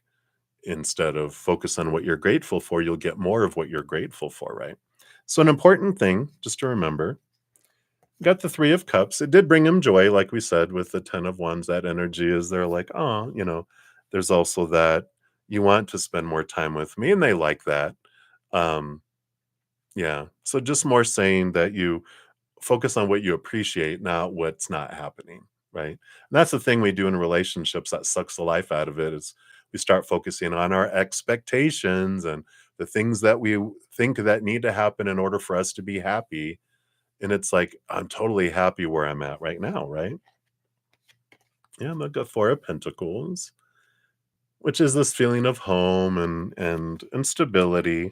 So, they do like all of that here.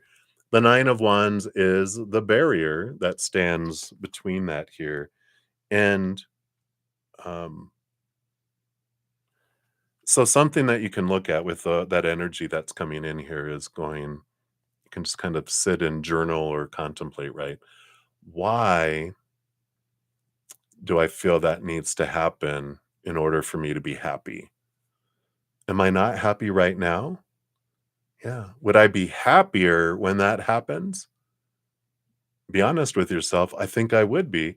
Why? Why do you think you'd be happier then than happier right now? What do you feel is missing in your life? And it's not about that. It's the missingness, the feeling of lacking inside is what's being projected onto your relationship with that person. The lack isn't out there, the lack is in here, right? If I feel like I need something more to be happier, that's something we can look at inside of us because we don't need anything in the external world to be happy. We're just taught that, right? So when we return to here and go, okay, where's this belief that I need things to be happy and how can I transform that? That allows us to kind of step back into gratitude, right? All right. And then anything else that Spirit wants you to know? Yeah, Page of Swords. There's this clarity. Let's see what they want to bring clarity in. Yeah, clarity around relationships and the Queen of Cups. Yeah, Queen of Cups is the deep emotional energy there. So, and I feel like this is kind of what I was talking about here. The clarity that comes in here about our emotional heart and relationships. We go back to that talking about that every relationship I have with children, with lovers, friends, family, coworkers, whatever, is the energy of um, a reflection of how I feel about myself, right? And so that's what they're talking about here is that this relationship between the two of you, going back to whenever you feel any kind of energy of lack of any kind, then it's like, oh, um, this is about in here. This is what I'm seeing out here is a reflection of here. If I'm seeing love, then it's a great place to go. Wow, I have so much love inside of me for me, and it's giving me this ability to receive and give this great amount of love in the outside world. If I see lack, moments of lack, then I'm like, oh, this is showing me have something in here I can look at. And I feel like that's the big thing that they want you to know. All relationships do that for us. They all point us inward and reflect us back to ourselves. So yay. All right. And then let's get you your fortune cookie from the Path of the Soul. Again, these are fractal imaging, they're the spiritual ink blot test. So, what you get for your fortune cookie here is for you a special message, whatever you see in the image. And then we'll read from the book and see what she channeled around it as well. Nope, none of those. All right. There it is. All right. So here we go. 3, 2, 1. Boom. Bring that in here so you can see that. And it is card 18. And that is renewal. Spirals represent healing energy. And this card is calling for repair and healing within your relationships, especially family. You're being asked to look for the good in all those who closely surround you, right? What are you grateful for in them, right? It is your time to create new dynamics within your relationships, and this card will provide you with the healing power to do this. See the gift you've been given in your relationships with others. Look for God within everyone. Send your gratitude to all who are close to you. Not only will you experience a renewal within all your relationships, but within your heart as well. Can't make it up. Boom. Boom, right? It's exactly what we were talking about. And orange is the sacral chakra, which is about our relation to another. Red is the root chakra, which is about our relationship to the world and groups. Sacral chakra is our relationship to one, the orange. And the yellow is our solar plexus, which is our relationship to ourself. So I love that. Yeah, absolutely. And thank you again for your donation. I love that for you. All right. So I do have some more donations that came in. So thank you for your patience, all you free reading people. We will get to you uh, eventually here. So hang in there. I did have 3 more donations come in the chat, and then a couple also came in via the Cash app. So let me look at timestamps here. So Moonlight, hey Moonlight, shout out to another of my YouTube channel members. Good to see you. So I think you are up first. And then here we have Johanna. And then we jump over to Amazing Grace. You have 2 via the Cash app. And then back to Moonlight. So that's where we'll be at here. So Moonlight, thank you so much for your salt shaker. Is that a salt for protection? And for your donation, of course. So thank you for that. And then you wanted to know here, what did R think when you did not offer to be his driver today when his friend didn't show? And when I did not tell him I could pick him up later when he's going home, just said, I am staying home. So what did he think? Well, I love that you chose you. That is so powerful, isn't it? All right, let's take a look here and see what was their thoughts when you said, "No, I'm staying home. I'm not gonna. I'm choosing me today." Right? Wow. Okay. I want those. Like these are underlined. Okay. Let's see what they got here.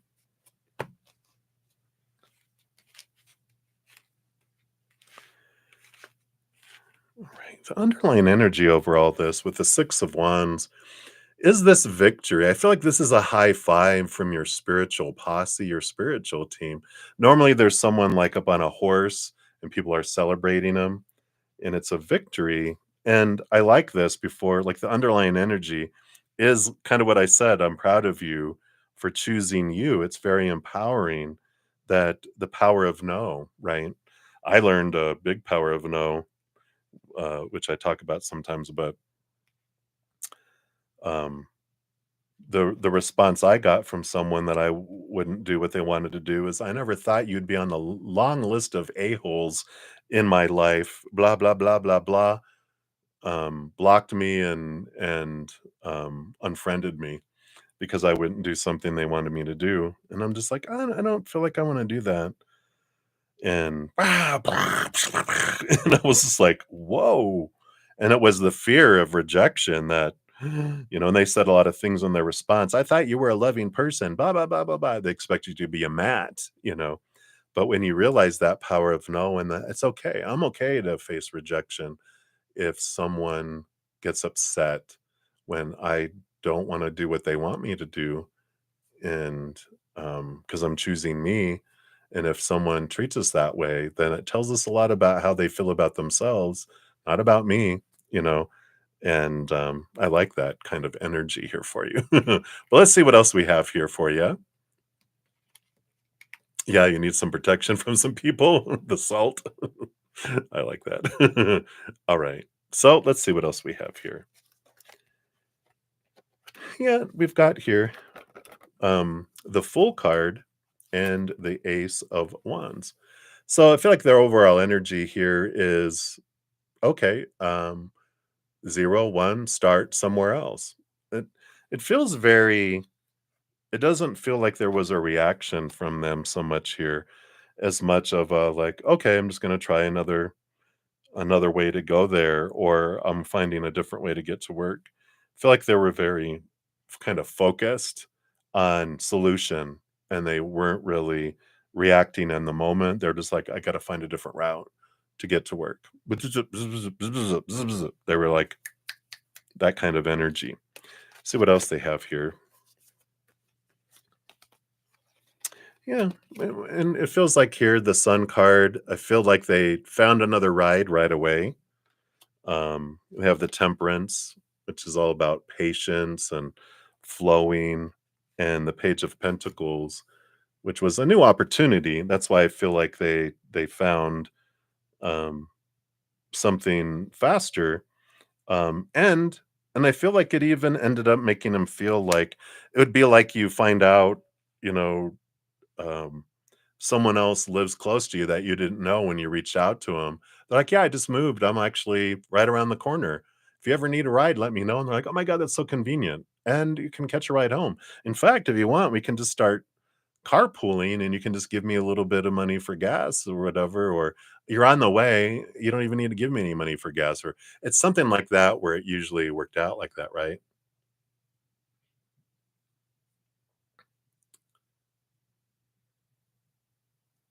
Oh, yeah. Yeah, he just kinda hinted and you were like, "Nope, I'm not picking that up. I'm not gonna pick that rope up and be dragged into the water, because that's attached to a speedboat. Boo, here we go." So I feel like there's something that works out even better for them there. Let's see what else they have here. Yeah, we got the King of Pentacles, which is a feeling of abundance.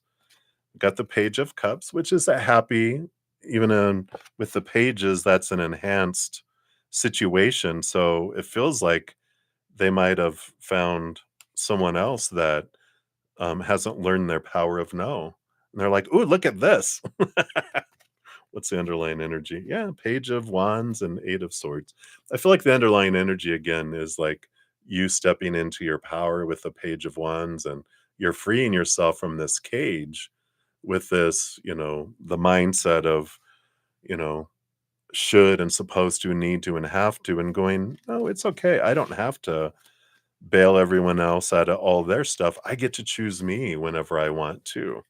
And again, I feel like that's that kind of energy that's coming in there for you. So I like that for you, Moonlight. So let's get you a fortune cookie here too. Again, these are the spiritual ink blot test. If you haven't heard me saying it over and over again, I just want to make sure everyone's aware that. So whatever you see in this picture is for you. And then I'll read the little channeling from the book too. All right. So you got card number 41. Wow, this is the Path of the Soul main card. So I love that.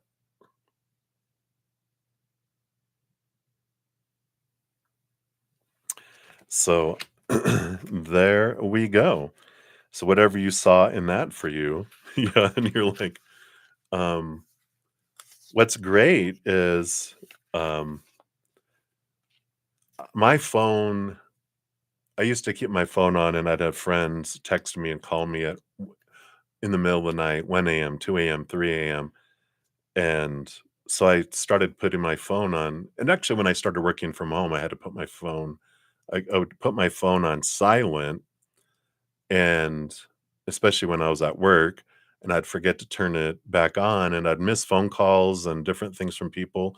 And I realized no one needs to call me for an emergency. If it's an emergency, they should be dialing 911. That's our emergency phone number, in the you know, in the United States.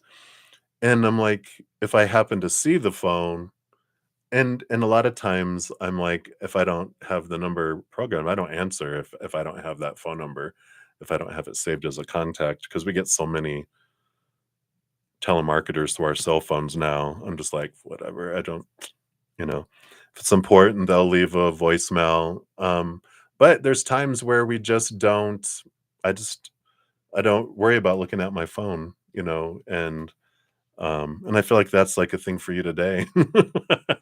Put your phone on silent, and if you happen to see it and you wanna pick it up, you can. If you don't, in that moment, don't. And that's empowering too of, "No, if it's ringing, I should answer it." And it's like, "No, don't need to." So this is the path of the soul. This says, "This is a complete opening of the heart center.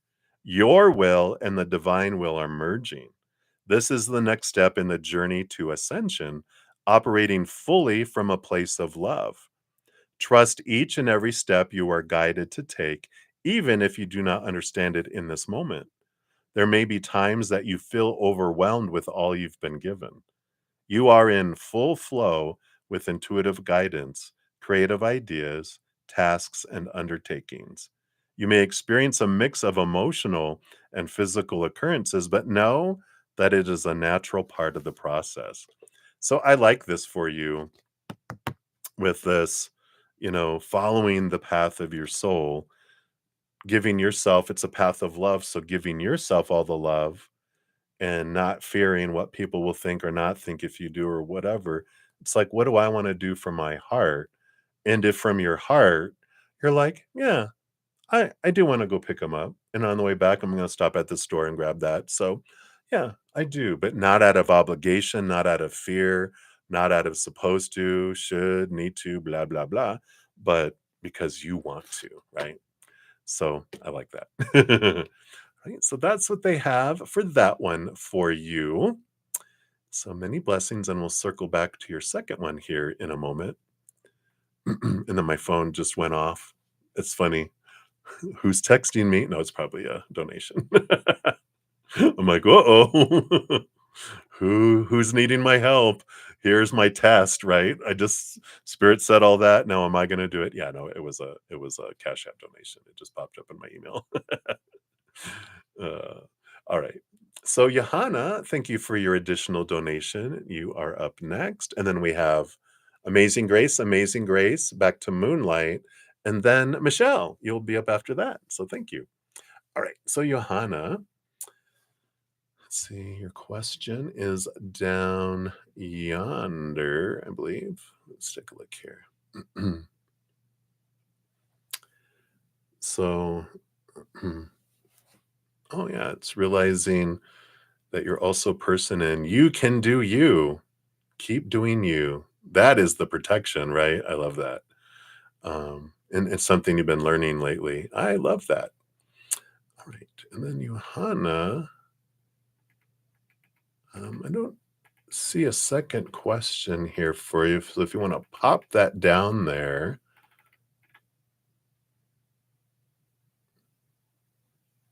Oh, wait, I didn't go all the way down. Sorry.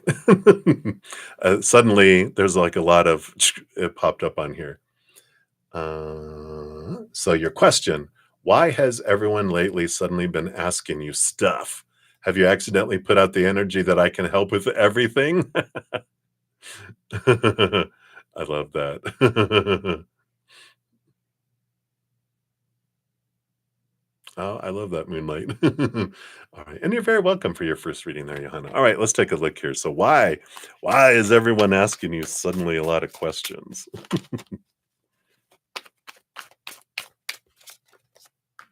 All right. Have you secretly turned on a switch or what? Okay.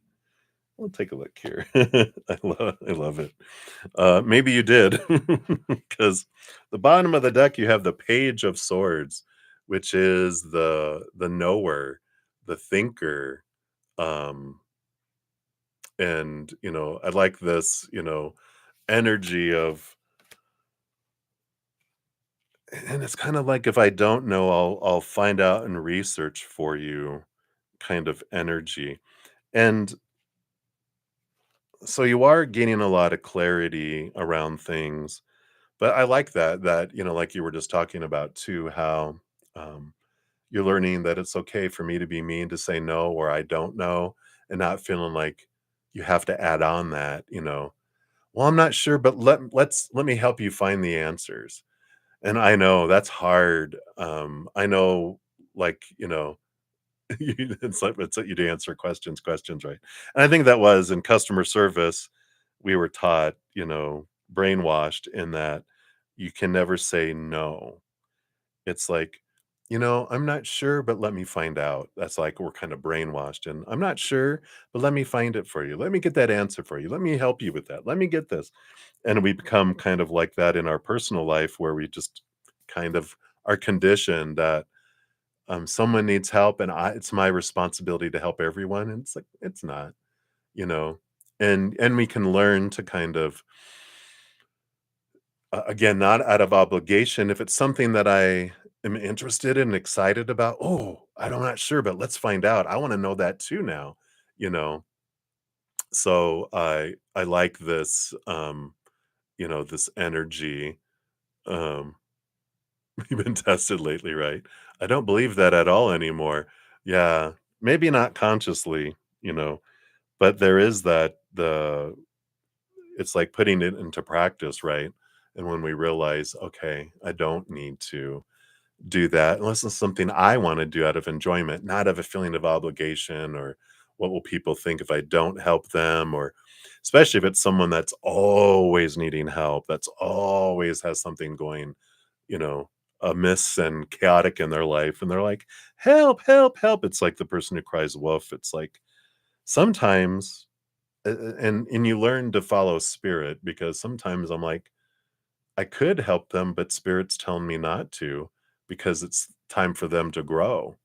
And if we can become a crutch for someone instead of them learning to walk on their own, and it's time for people, it's like when, because you can tell when it's someone that really needs help, it's life or death, kind of energy, and you're being nudged by spirit. Yeah, you can help them. And then there's other times where you're like, I've bailed them out 100 times, and until they have to bail themselves out, they're gonna have to learn it's, the tough love, right? Yeah, and so trust that, right? And let's see what else they want you to know here. Yeah, I like it. So, follow spirit. Spirit will guide you on who you're supposed to help and who you're not, and it's about the joy that you feel. So the joy is gonna be the indicator. If you're like, "Ugh, yeah, I can help you," that's not joy. If you're like, again, "Yeah, yeah, let's find that out. Yeah, I'm not sure, but," um and even just suggesting, "No, I don't know that, but," where I would look is like if you Google this, you'll probably see that, I'm not gonna do it for you, but you can, like, point them and go, "Yeah, maybe try that. Try looking there." Not, "Let me go get it for you." It's like, "Hey, can I have a glass of water?" "Yeah, in the kitchen above the sink are the glasses, and there's water in the fridge. Help yourself." I like it. Yeah. 7 of Pentacles is the patience, right? Ooh, that's the tough thing, right? Sometimes there's this, the silence is what people don't like, and this is they're reminding me, like, I used to be the one in conference calls and team meetings and stuff when someone would ask a question, no one would answer. It was like 1, 2, 3, no one would answer. I would speak up. I would speak up. I would speak up, and I found out that I was the only one and everyone else was waiting because they knew that if they waited long enough that I was gonna answer and get volunteered for stuff and everything else. And when I realized that, I told my boss, I go, "I'm not going to speak up as much in meetings for a while." And they're like, "Why?" And I'm like, "Because I'm the one that always is, and then no one else does." And they're like, "Oh, okay. Thank you for letting me know, and please do that." And it was awkward. It was that feeling of no one answering, no one speaking up. And it's kind of like when someone's like, "I need help." And you're like, you know, um, okay, like I said, maybe try that website, whatever. And they're silent. And they're waiting for you to feel uncomfortable so that you will volunteer or you'll come up with something else because they're like, I don't want to go do that. And they know that if I wait long enough, that you're going to give in, right? I love that. Be patient. Allow for the silence. Too interesting. Yeah, King of Pentacles. You do have a reputation of knowing a lot of stuff too with this King of Pentacles. You've helped a lot of people. You're intelligent. You're good at generating options, finding solutions, doing all that. So you have a reputation, and that's why people come to you too. So it's a compliment, but you can also help people learn and grow, and then they become a source of helping other people too. I like that. Yeah.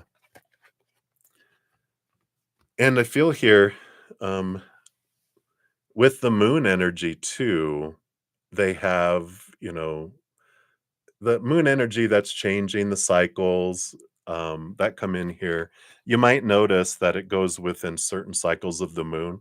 So maybe be aware of like, maybe it's when the moon is like in an air sign, you suddenly get this kind of stuff. I'll notice that I'll go through periods of time where, and mine has to do with like full moons and new moons, but I'll like not have people contact me a lot, and all of a sudden I'll get like 10 people reaching out to me, and it's like, what's going on? And I'll realize it's some sort of moon energy that has really magnified relationships and had, people coming there. But I like the Three of Wands energy about you showing people things, and then the underlying energy is this energy here with the Knight of Swords and the Six of Swords, which is pointing people to direction and mental energy, leaving old ways of thinking behind, showing new ways of thinking. So again, I feel like it's this all of this air energy. I feel like it is kind of like air moons that bring a lot of that stuff towards you as well. So I like that. All right. So that is what they have for you for that, Johanna. And let's get you your fortune cookie too. So it's like, all right, it does feel like a bit of taking it to a new level of learning that helping people um, depend on themselves and giving them the courage and capacity and even asking questions. I don't know that. Where do you think I'm thinking maybe um, we can, you could Google something. What what do you think that you would want to search for under that? Or, it's like kind of that's almost too simplistic, but it's like, you know, I'm thinking Google something like this and see what comes up there for you. Do you know what you're specifically looking for? And you can ask them some questions that help them, kind of teaching them to learn to think in a way, right?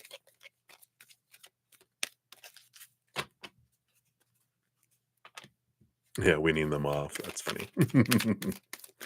All right.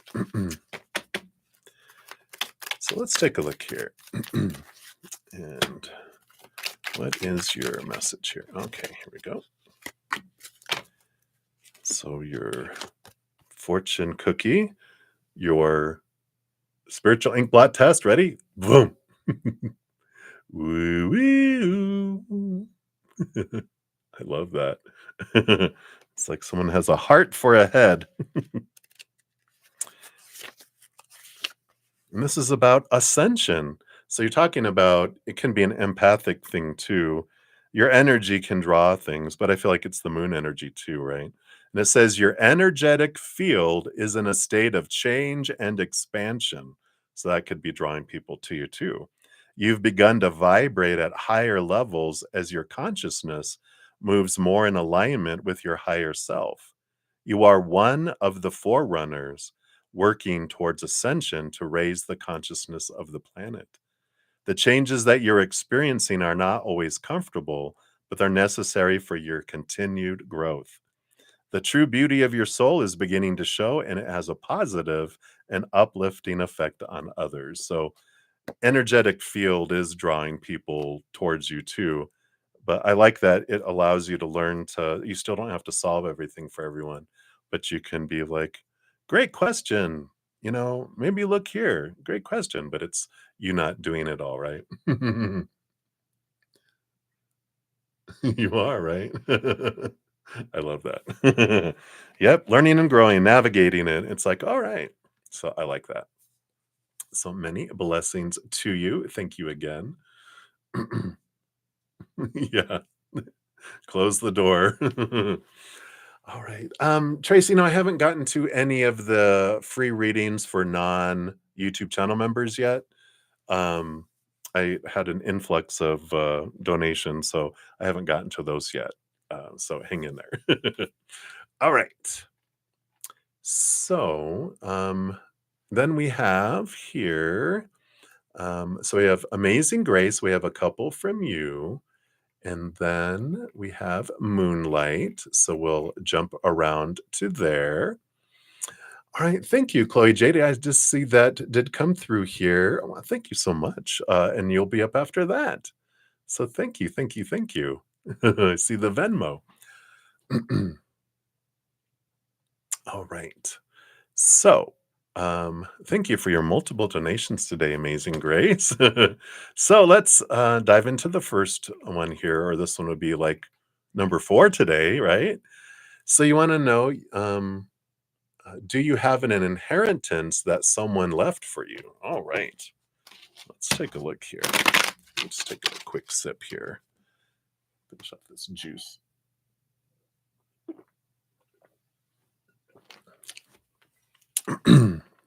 There, put that out of the way there. All right. So fingers crossed. Amazing Grace, right? Please, please let there be an inheritance. Please. Please, please. All right. Let's see what they have here. Okay. So bottom of the deck, we do have the 3 of Wands. And the 3 of Wands energy is like, with new information, you go a different route.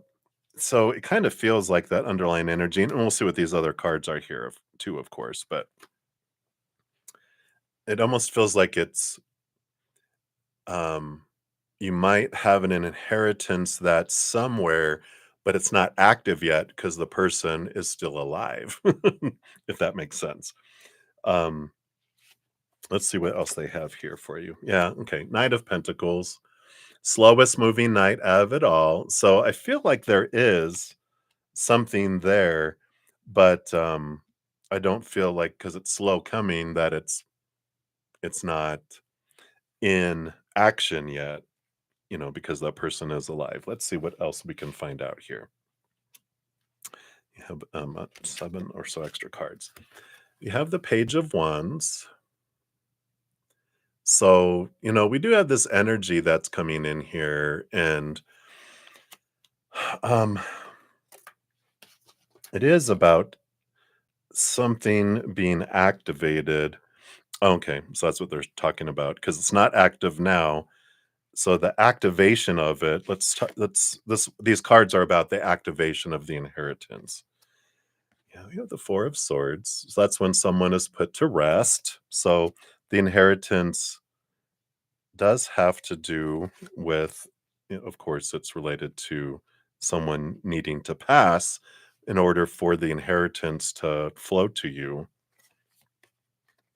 Well, yeah. And we've got the King of Pentacles coming in here. And the Hierophant, King of Pentacles is abundance, which would tell us inheritance. That is the coin. And the Hierophant is an interesting energy because it's usually our higher self having us bring clarity. And I feel like there will be clarity that comes in here around that. In fact,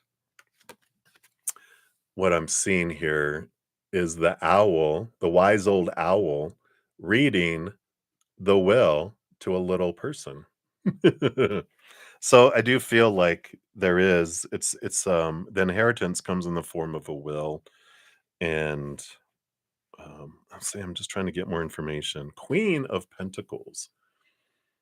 So this is like a mother nature, mother nurture kind of energy. And this could be it feels like it's comes from a feminine energy, and that could be mother, so the one that we were just talking about, the Empress earlier, it could be in something related to that, something related or to mother, because you said that's your adopted mother, right? But there could be something that's coming from a um, a feminine energy. Let's see what else we have here. Yeah, yep. Definitely it feels mother energy. You got the Queen of Pentacles and you got Mother Luna with the moon and the 3 of Pentacles. And 3 of Pentacles is this energy of being true to your authentic self, and I feel like it's someone, and maybe it's even like a grandmother, but it's someone that was, um, where you felt the energy with them, where they were, like, always celebrating who you were and not trying to make you be someone who you weren't, and they, like, celebrated your creativity and basically supported you in being true to your authentic self and not trying to be what everyone else wanted you to be, and don't let people change you, and just very much this feeling of support from them. So hopefully that gives you enough to know who it is.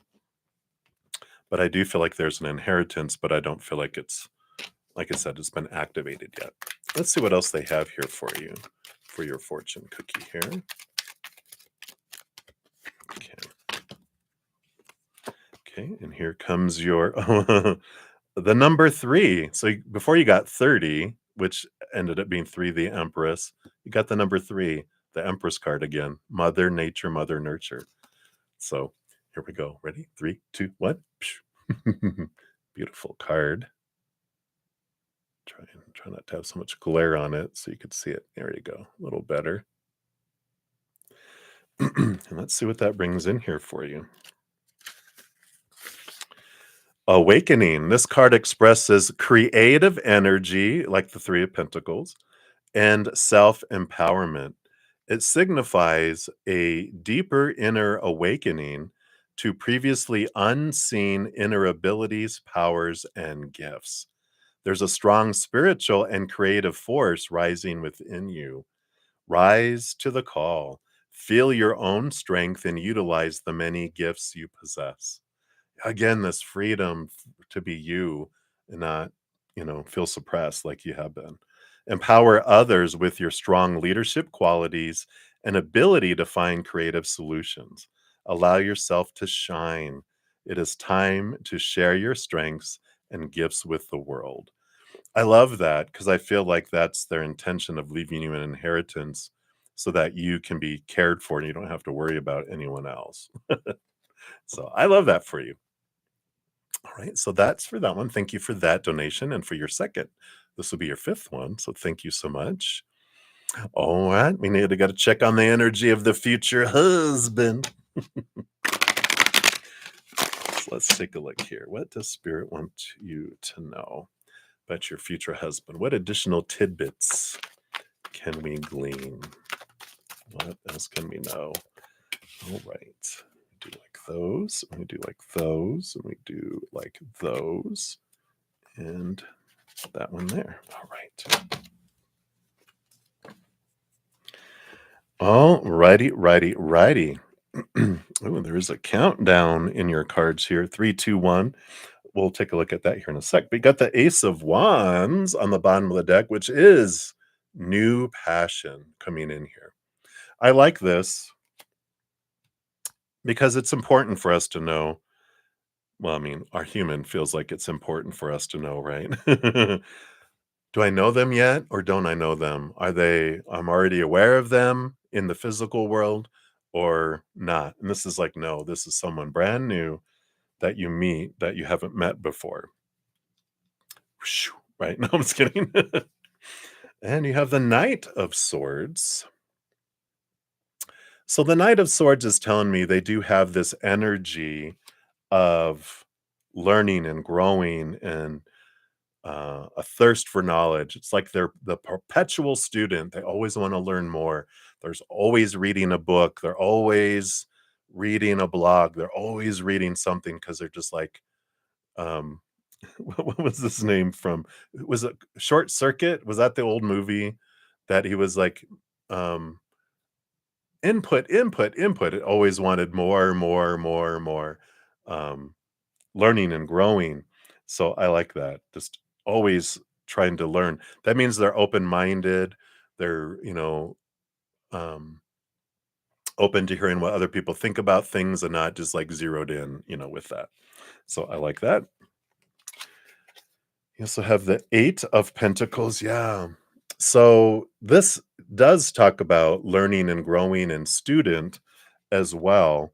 So again, this real big focus on learning. In fact, they might even be in an education field with that too, because they've got such a thirst for learning.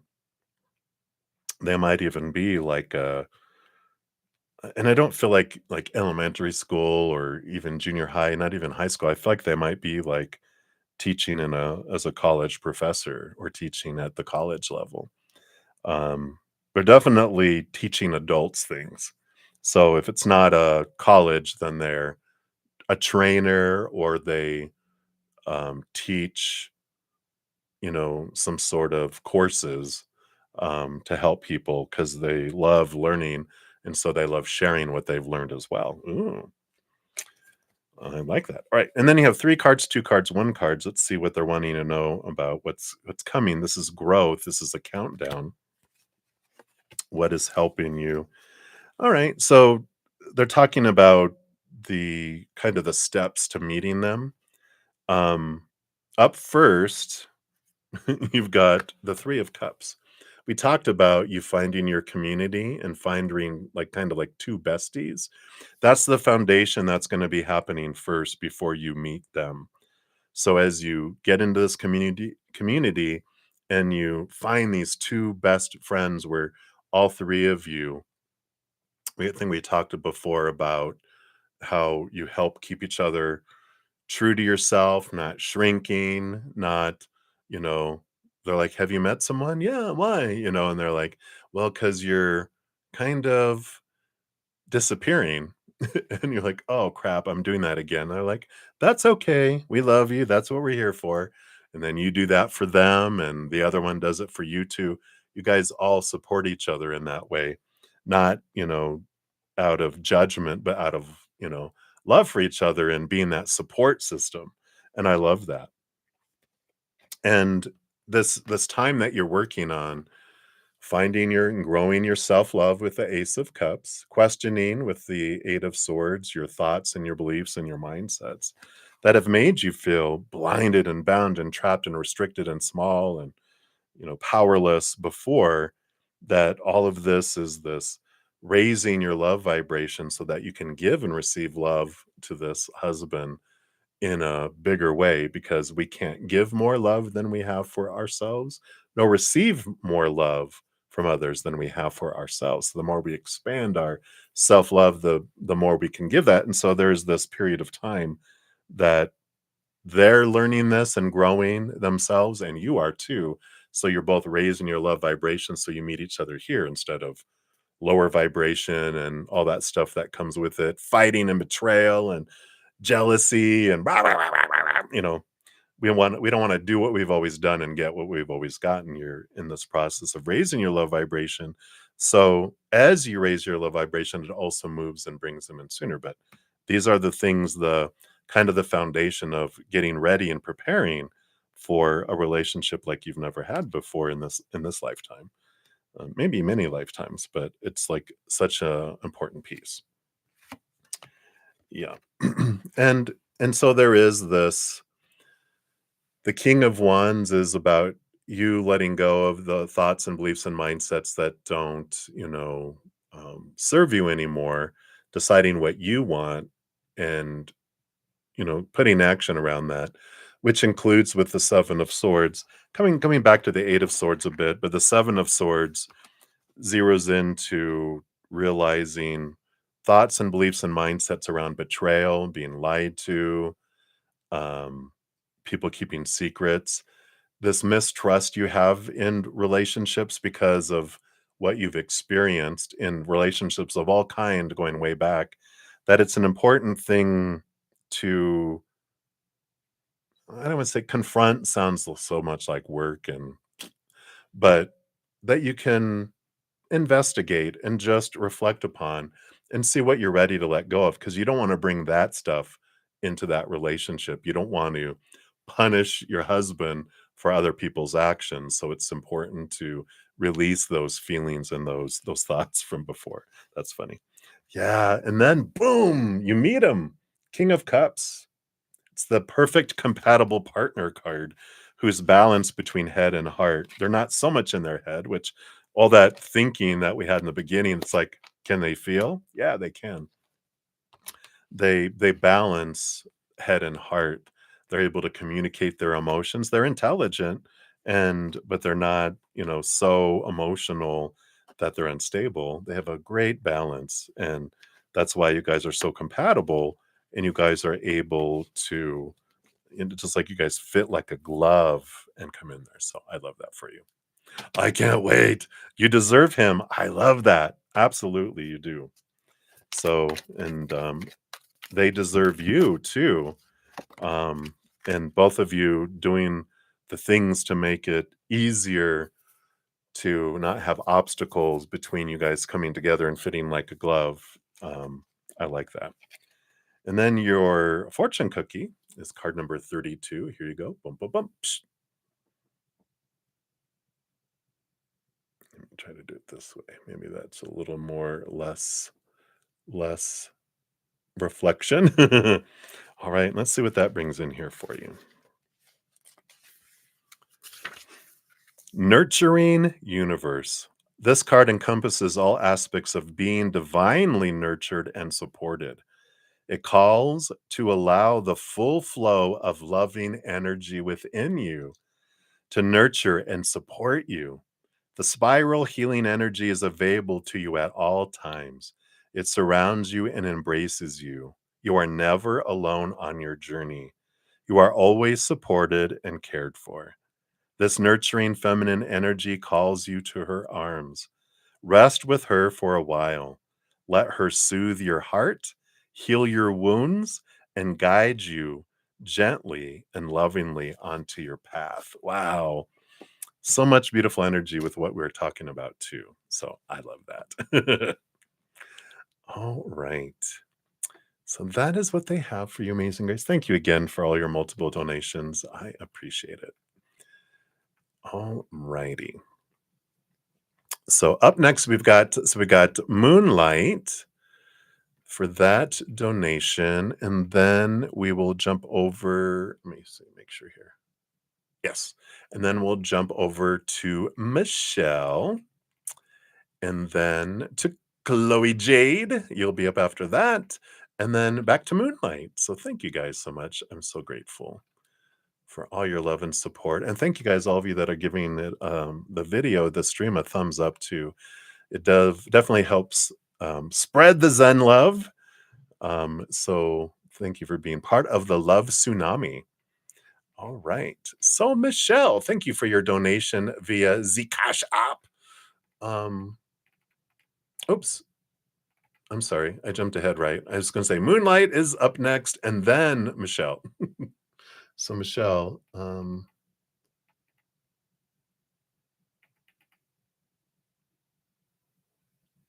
okay, and then I see your question. So we'll jump down to that here in a sec. So sorry. Jumping ahead of myself. So Moonlight for your second donation. Thank you for that. And your question. Let's see here. Oh, it's right there in green. Hello. What does JJ actually want? You have a feeling he's just lonely and wants company and maybe something more. Whoa, believe it might be about physical attraction. All right. Well, let's take a look here, Moonlight. We'll find out what's going on here. All right.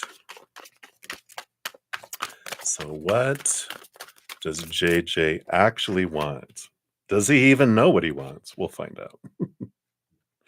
By that energy coming in, I don't even know if he really knows what he wants here. Um,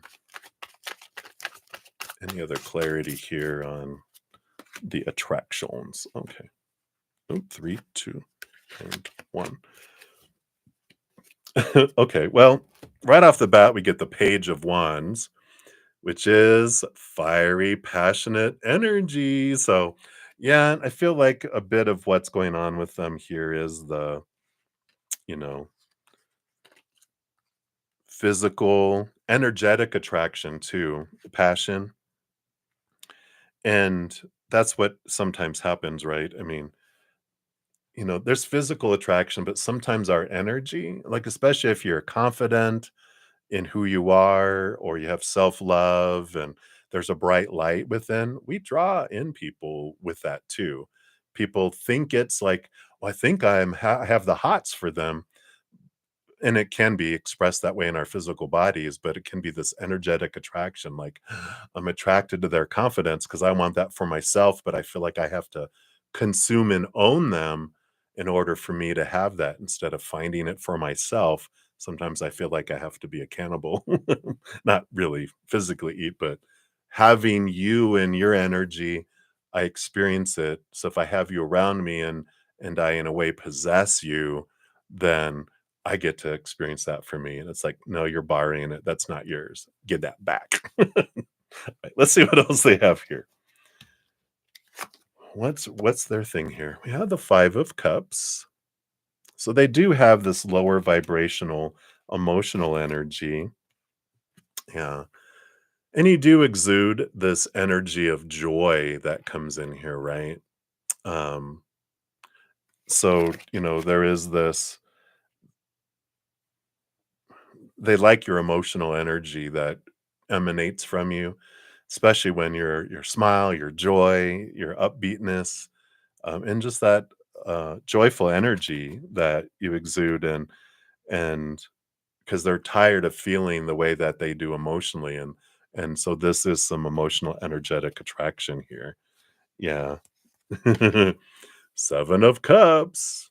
We got all that emotions that you have in the High Priestess too, which whoops, there we go. Which tells us that, you're very empathic, and one of the gifts of someone who's empathic for empaths, the true gift of an empath is that Um, it's not that we can feel other people's emotions. That's part of our gift, so we can be aware of the emotional energy that's around us. But the true gift of an empath is that we can push out emotion into a room, across the world, energetically, wherever, and that can be good or bad, right? We can't make people choose to feel a certain way, but we can make it easier for people to choose fear or easier for people to choose unconditional love. So if I'm in a horrible bad mood, I usually stay to myself because I realize, one, my filters are not going to my face doesn't lie, so, it's gonna hurt people's f and it doesn't hurt people's feelings, but people can have hurt feelings when my face doesn't give them what they're wanting, the what? But, so I stay alone a lot, but also when, when I'm in that mood, I stay alone, I mean, but also, you can walk in with this joy and this unconditional love energy, and it changes a room. It lightens and brightens the room. And that's what they're showing here is that you have that ability. And that's a lot of what's attracting them is because they're hungry for that higher vibration. And I do feel like they're misunderstanding it. These are like these other cards are the cards around. Is it physical attraction? Is it this? Is it that? But we know that it's like this other energy, right? Oh, okay. Yeah, and you do so they have the 5 of Pentacles. They've got those emotions of feeling abandoned, left behind, left out in the cold, that's coming in a lot there, right? I know, right? Yeah, you talk to them and listen to them, right? And so they've got childhood emotions, but also there's this past life connection with you guys. And again, the Page of Cups, I feel like it's more the emotional energy that's drawing them so far. We've got more cards we'll see here. But there is with the 6 of Cups some past life emotional energy that they don't get either. That they're like, why do I feel this way? Why is this happening? Because you guys have had some different lifetimes together, teaching each other things, which could be, bottom of the deck, you could have been lovers in a past life and had that, you know, but there could be a reason why you don't feel it in this lifetime. You're like, "No, it was horrible. I don't wanna do that again." No, I'm just kidding. let's see what else they have here as well. Yeah, again, the Queen of Wands. You have this fire energy within you that's drawing them like a moth. Yeah, I was gonna say like a moth to a flame and got all these bugs being attracted, which kind of goes to what you're talking about. I don't need to draw these people into my life. It's like you can't help it. Light does draw moths, right? Just you're becoming a bug zapper. Bzz, bzz, bzz, bzz. But you know, you do have here the King of Pentacles, which is about abundance and fullness, and the Judgment card. So there is a piece of them wanting to fill an empty place in their life, and in a way, I almost pick up energy up of like a teacher student energy, not age wise so much as that sometimes a student falls for their teacher because the teacher is being kind and their kindness is being mistaken for flirting. And they're like, ah, like puppy love, right? So there is a little bit of that comes in here too. And the Eight of Swords, which is all about them learning about their own thoughts and beliefs and mindsets that blind them and keep them, have kept them restricted and trapped. And you're helping them here, and it just feels that kind of energy that's there. You have to leave this town. They'll find you. It happens on purpose, for us, right? But it's good. And like in with all of these individuals that you're drawing to you, that you're like, okay, this is showing me what I want to see about myself. One, we can ask, is there any insecurities inside of me? Because with these mirrors coming up, that's usually what I look at for myself. If especially when I drove the same person in someone else's body over and over again. I'm like, all right, what am I wanting to see about myself? Because I keep on having drawing these people. So what am I missing, creator? What am I missing, spirit? Can you show me?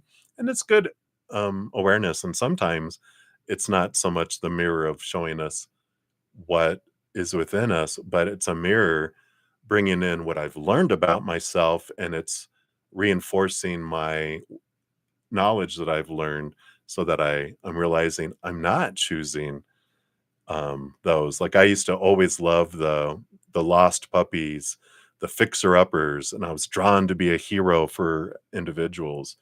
And then once I learned that that was all about my self-worth, and I changed that and grew that within me, I had individuals that came into my life like they would, but instead of me going, I used to tell people, you must have been really through a lot in life. They go, why? Because I'm so attracted to you. Then it became, ooh, you must have had a lot happening in life. Yeah, because I'm like you, I'm being repelled. I'm like, no, I don't want that. So I like that. You're starting to believe it is cursed. No, it's always for us, right? There's always something. All right, let's see what your fortune cookie says here. Let's see if they'll tell you if it's cursed or not. Ready? Here we go. One, two, three. There we go. A little clearer over here. Number 16. Healing with intention. So when this card appears, it's because you've been asking for assistance. Divine healing energy travels in spirals, and that was what this card represents. Are you a healer who's questioning your abilities? Yeah, because I think it's a curse. Then this card is here to tell you that you are a gifted healer and you're on the right path. Set your intentions to understand and use your gifts to their fullest capacity. Trust this gift that you've been given. If you have any health concerns, be assured the healing process has begun. Set your intentions clearly on allowing your body to receive the healing you seek. The energy of health and restoration surrounds you. Trust the process. I like that. Maybe if you just start charging to listen to people, um, then, you know, that'll change stuff too. All right. So that's what they have for that one for you, Moonlight. So many blessings to you. Too funny. Okay. You crack me up. I'm so glad you have a great sense of humor. All right. And then up next, we have Michelle. So, Michelle, thank you so much for your donation via the Cash app. And there we go. So, your question is, so some declarations of love were said to you. Should you trust him? Oh no. All right. Well, we'll see what spirit has here for you. And we'll see what's going on here. And then Chloe, Jade, you'll be up after that, and then back to Moonlight. And if there's no other donations, then I will start on free reading. So hang in, everybody. In fact, real quick before I jump into that, Michelle, I'm just going to take some screenshots here because sometimes, let me make this bigger. Sometimes, after a certain amount of time, YouTube starts erasing stuff, and I don't want that to happen, especially in the pre-shadow of a Mercury retrograde. Oops. All right. And then I will not worry about this. I've been thinking about it. So evidently, you know, when it keeps popping up, we trust spirit, right? All right. Just a couple more here. Thank you guys so much for your patience. Hope you're having an amazing weekend. A lot of beautiful energy flowing in the universe that we can ride the waves or get drowned by it. So higher vibration, always a good idea, right? All right. I think I got one more to go here. Yeah. Okay. So right here.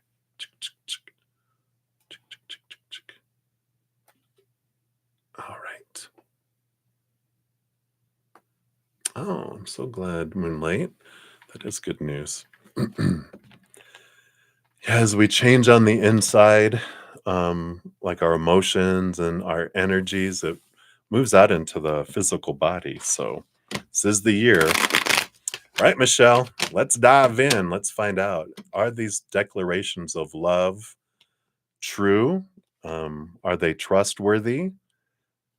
Are the words good intentions, but they have no follow through? Let's dive in. Let's find out what we can find out here, Michelle. So, what can we know? All right, about these declarations. I love that. Declarations of love.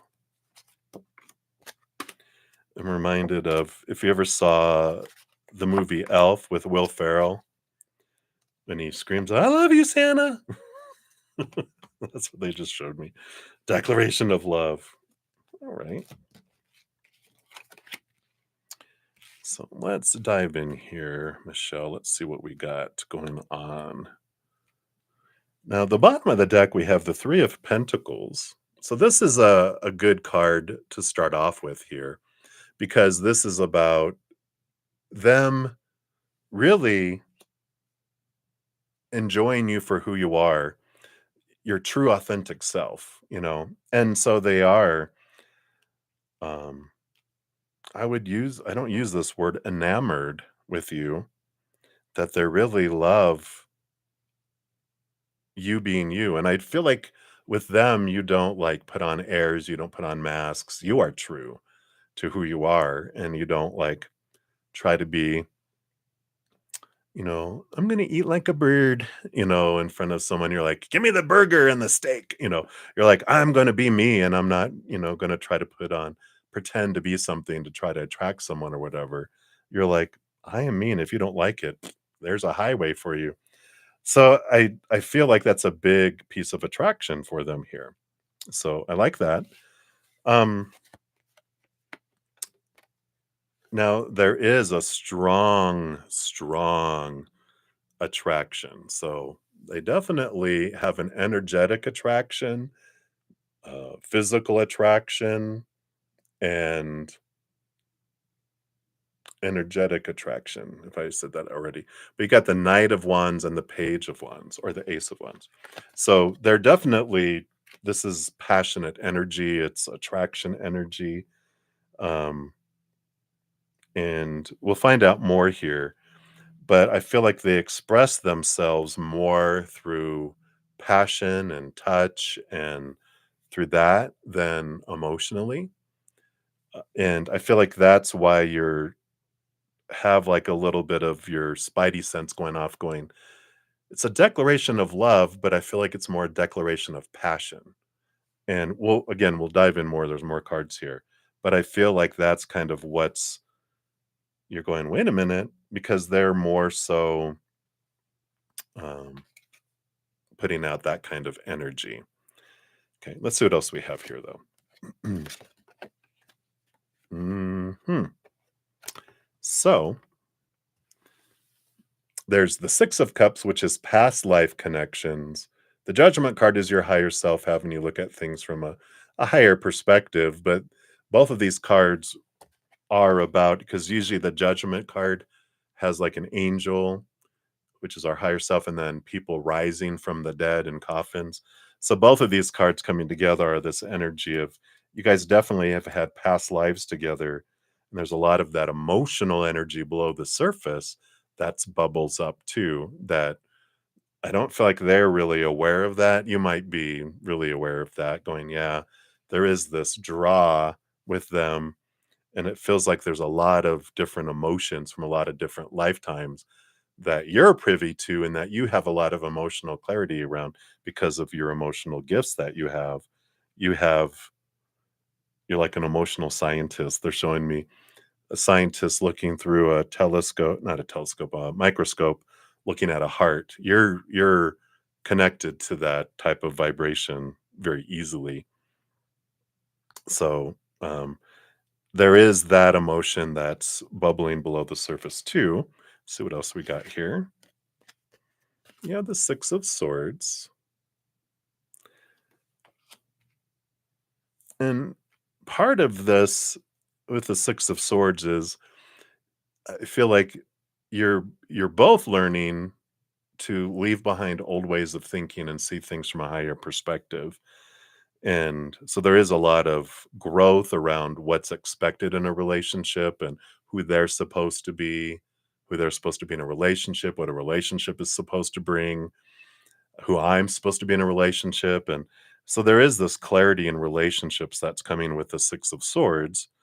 And the underlying energy with that is the Four of Wands. It's the belief around marriage and ceremony. That is the changing of thinking that's happening here. Let's see what these other two cards come in here too. Yeah. We've got the Ten of Pentacles, which is all about, it's one of my relationship cards. And the Seven of Wands is this energy, like the Three of Pentacles, being true to your authentic self, not dimming your light, not asking permission to shine, but being you and what you're wanting in a relationship. And um, again, there's this clarity and understanding of you realizing what it is that you want in a relationship and what you've been taught and kind of conditioned to be this opposed to, and expectations around things, those things rooted in fear. And I feel like there's um, a lot of clarity coming in around that. I have one more card left before your fortune cookie, and we're trying to find out, can I trust them, right? Which I feel this one will really tell us. But there is this kind of just kind of advice, I guess they would say, from spirit, that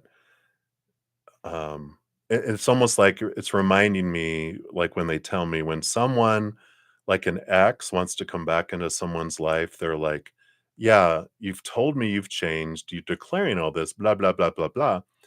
But I'm going to require you to show me that you've changed, right? And so in this one, you declare you love me, but are there actions showing me and matching that, right? Do their actions tell me that they're loving me? Because anyone can say something. In fact, I had a two friends once. I was walking down the hall at work with them, and one of them said, "Oh my God, he finally said it." What? He told me he loves me. And the one of the friends, she was like, "Oh my God, oh my God," and they're so excited. And they looked at me for a response, and I go, "I love cheeseburgers." They're like, "What?" I go, "A declaration of love is okay, that's good. You know, anyone can say that.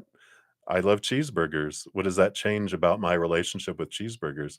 But it's how I treat the cheeseburger, how I interact with them on a regular basis that's going to show me that you love me. So I feel like that's an important thing here. All right. So are their intentions true? Right. Yeah. Page of Swords. So this is about bringing clarity and seeing things from a higher perspective and doing this. So the overall energy, I do feel like with that Ace of Wands and the Knight of Wands, it's more a declaration of passion because that's all that they really know. I feel like their self love might be a little, and they can't give a lot of emotion yet because they're developing their own self love, but they've been taught and learned to express any emotion that's within them through passion because they can give a lot of passion, but they can only give you a thimble of emotion, right? And that can grow over time here, but I feel like this is what spirit is saying is like, all right, well, thank you for declaring your love, but I want I want to be able to see it over time and see what they're showing me, not just what they're telling me, right? Um, and so you can look at that, and I feel like that's what that Page of Swords is like they feel that they are declaring how they feel inside, but I don't know if they really understand the difference between passion and emotion because of how they grew up. Um, so that's like a conversation that you can have with them, right? Around, like I'm so grateful that um, that you've said the words, that you've felt brave enough to tell me all this, and I look forward to you showing me through your actions how you love me. And if they're like, well, how do you want love to be shown to you? Then that goes into love languages, the five languages of love and understanding and you never know. I mean, if they don't know how to do that, you can train them. And who doesn't want a fresh canvas to show someone how you can show me you love me? And then they'll do it and you're like, all right, boom, right? So hopefully that helps. Let's see what your fortune cookie has here for you, Michelle. But I don't feel like they're not trustworthy. They're not like intentionally lying to you or, just trying to get in your pants and tell you this, which you don't have to. You're like, I need you to show me you love me over time and you get to, you don't have to do anything you don't want to do, right? Which is a powerful thing to realize. All right, here you go. Here is your fortune cookie. Again, these are spiritual ink blot tests. Whatever you see in this is for you. And then I'll read from the card as well. You got card number 7. All right. Maybe over here. Seems to be the best clear view. There we go. So whatever you see. And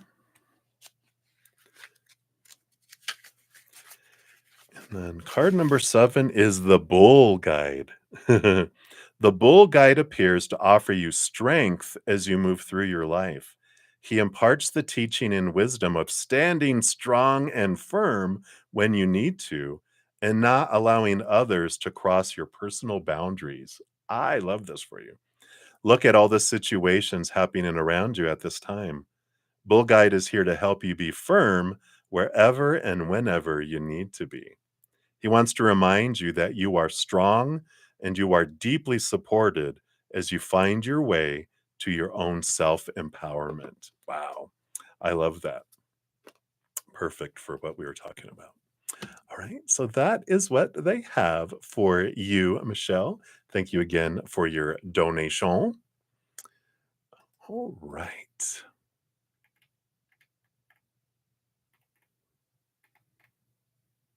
All right. And then up next, we do have Chloe Jade. Hey, Chloe, thank you so much for your donation via Zim Venmo. I appreciate that. And let's take a look here. Oh, and thank you for all your sending love and positive energy to everyone. I love that. Yeah, a couple cards. General, absolutely. You're a Libra. All right. Let's take a look here. Let's see what we have going on here. So, a general reading. What does Spirit want you to know right now? All right. I know you wanted a couple, which is two, but Spirit does what it wants. I'm like, okay, well, there's one, and then there's two, and then there's another two, and then there's one, and then that goes under there, and then these two. They want that one and that one. All right. So let's see what they have here for you. When they have the opportunity to, speak, they're like, blah, blah, blah, blah, blah, blah, blah. Obviously, right? So the bottom of the deck, the energy they're bringing in is the magician energy for you. And I do like that beautiful, powerful energy. It's divine masculine energy. And I feel like we'll get into some other the cards here that I feel like you already know you know about your manifestation power. I feel like they're saying that that you have everything within you to make your dreams come true, and to be able to take action and movement, and that's kind of like the underlying energy. The bottom of the deck, they're just like, your power, you step into your power, about gratitude and how much it brings into your life, and that when you focus in on that higher vibration, you draw things that match it. They're like, you are a magician, you are a wizard, you know how to step into your power. I feel like the energy on the bottom here, I mean, in the rest of the cards is going to be, I don't see any of them yet, but they're like telling me it's about you um really getting in tune with your divine feminine energy, about becoming a chalice, about being able to receive and feeling worthy, and asking to receive. And that you can still use gratitude. Like, we ask once, and then we zero in on gratitude for that they're going to bring the perfect solutions and the perfect timing in the perfect way. And I feel like it's like there's this energy of like, I am learning to become the chalice, learning to receive, because there's a lot of giving, giving, giving energy that comes in here, right? Yeah, right. Right? Exactly, right. So I like that. Being overgivers, being this, it's to receive, it's like asking for a couple cards, and look, they give you a bunch. It's like, here you go. This is what you deserve. You ask for this and they give you this. And I like that. All right. So let's see what the first card is here on the thing here. Yeah, the High Priestess, divine feminine energy, and the counterpart to the magician, right? The magician and the High Priestess is the divine masculine, the divine feminine. And and with the High Priestess, we ask a lot of things before we come down here. We give, like, spirit and our spiritual posse like a honey-do list. These are the things I'd like to experience when I come down there. And they're like, absolutely, we'll be working on that. But while we're down here, they don't meddle in our life a whole lot unless we ask of our own free will for things. They're going to keep us out of danger. They're going to do the things that we asked them to, and all that kind of stuff. But this is a reminder that there's nothing too big or too small to ask for their assistance in, bringing signs, giving you information to make decisions and no-brainers, instead of like, I don't know which way to go. It's like, can you give me a little hint, and just to make it a no-brainer? And they're like, bam, and you're like, okay, not that. I'm definitely doing this.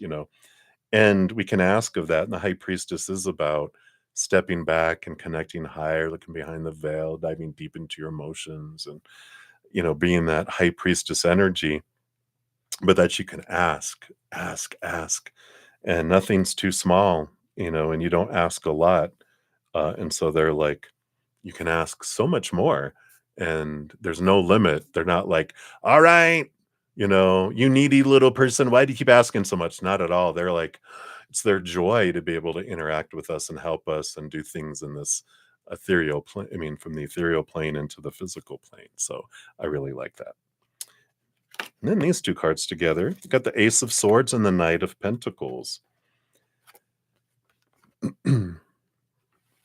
So the Knight of Pentacles, of course, is the slowest moving knight out of them all. It's also the knight that's on a quest of self-worth, the Ace of Coins. And with the Ace of Swords and with these coming in together, there is this energy of um, when things are going slow and things seem to be like molasses, really slow, um, it's happening for us to give us time to focus on raising our love vibration, raising our self-worth, letting go, especially of with the Ace of Swords, thoughts and beliefs and mindsets that don't serve you anymore, that have made you feel maybe blinded and bound and trapped and restricted and small and powerless in the past, and anything that's bubbling, in our mind and underneath the surface, to um, release things, to question things, to transform things of lower vibrational thoughts and beliefs and mindsets that were rooted in fear of losing conditional love, fear of failure, all those delicious fears, and transforming them into higher wisdom and higher knowledge, which helps raise our love vibration.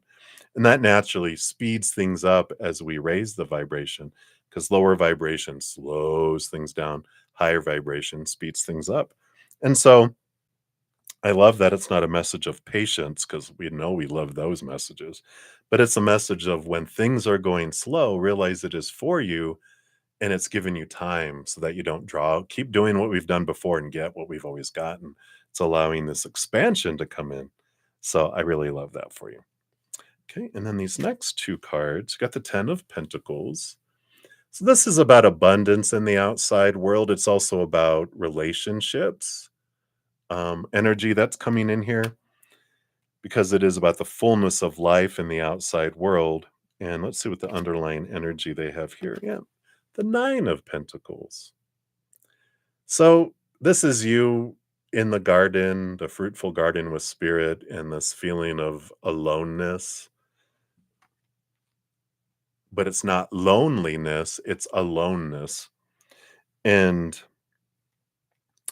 I feel like they're saying here, especially with this Knight of Pentacles and kind of the progression that's happening with all this, that, you kind of have been felt called to be by yourself for a little while, but it's all in preparation to bring in and take you to that next step where life is full. Because one of the things that the Knight of Pentacles experiences, that the King of Pentacles, the wisdom that they share with us, is that when they were defining themselves by the outside world, they felt unstable, because we're taught, right? All humans pretty much are taught, you define yourself by your relationships, the situations that you're in, and things.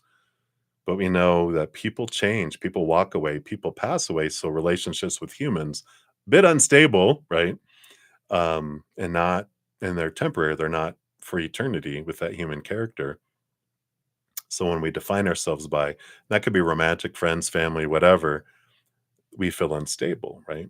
And then same with not things, but situations like our jobs, our education, our, you know, um, any kind of agreements and what social status, whatever those situations are, they never stay the same. They're always changing. So when we define ourselves by it, we feel unstable. And then things, of course, our bank accounts, our possessions, even our physical bodies, they all deteriorate, break down, blow up, um, stolen. So all those things are unstable. And it teaches us that, the instability of the outside world, when I get tired of it enough or I'm bored with that instability, I turn inward.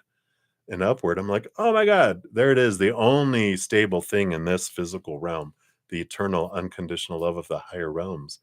When I define myself by that, I'm priceless.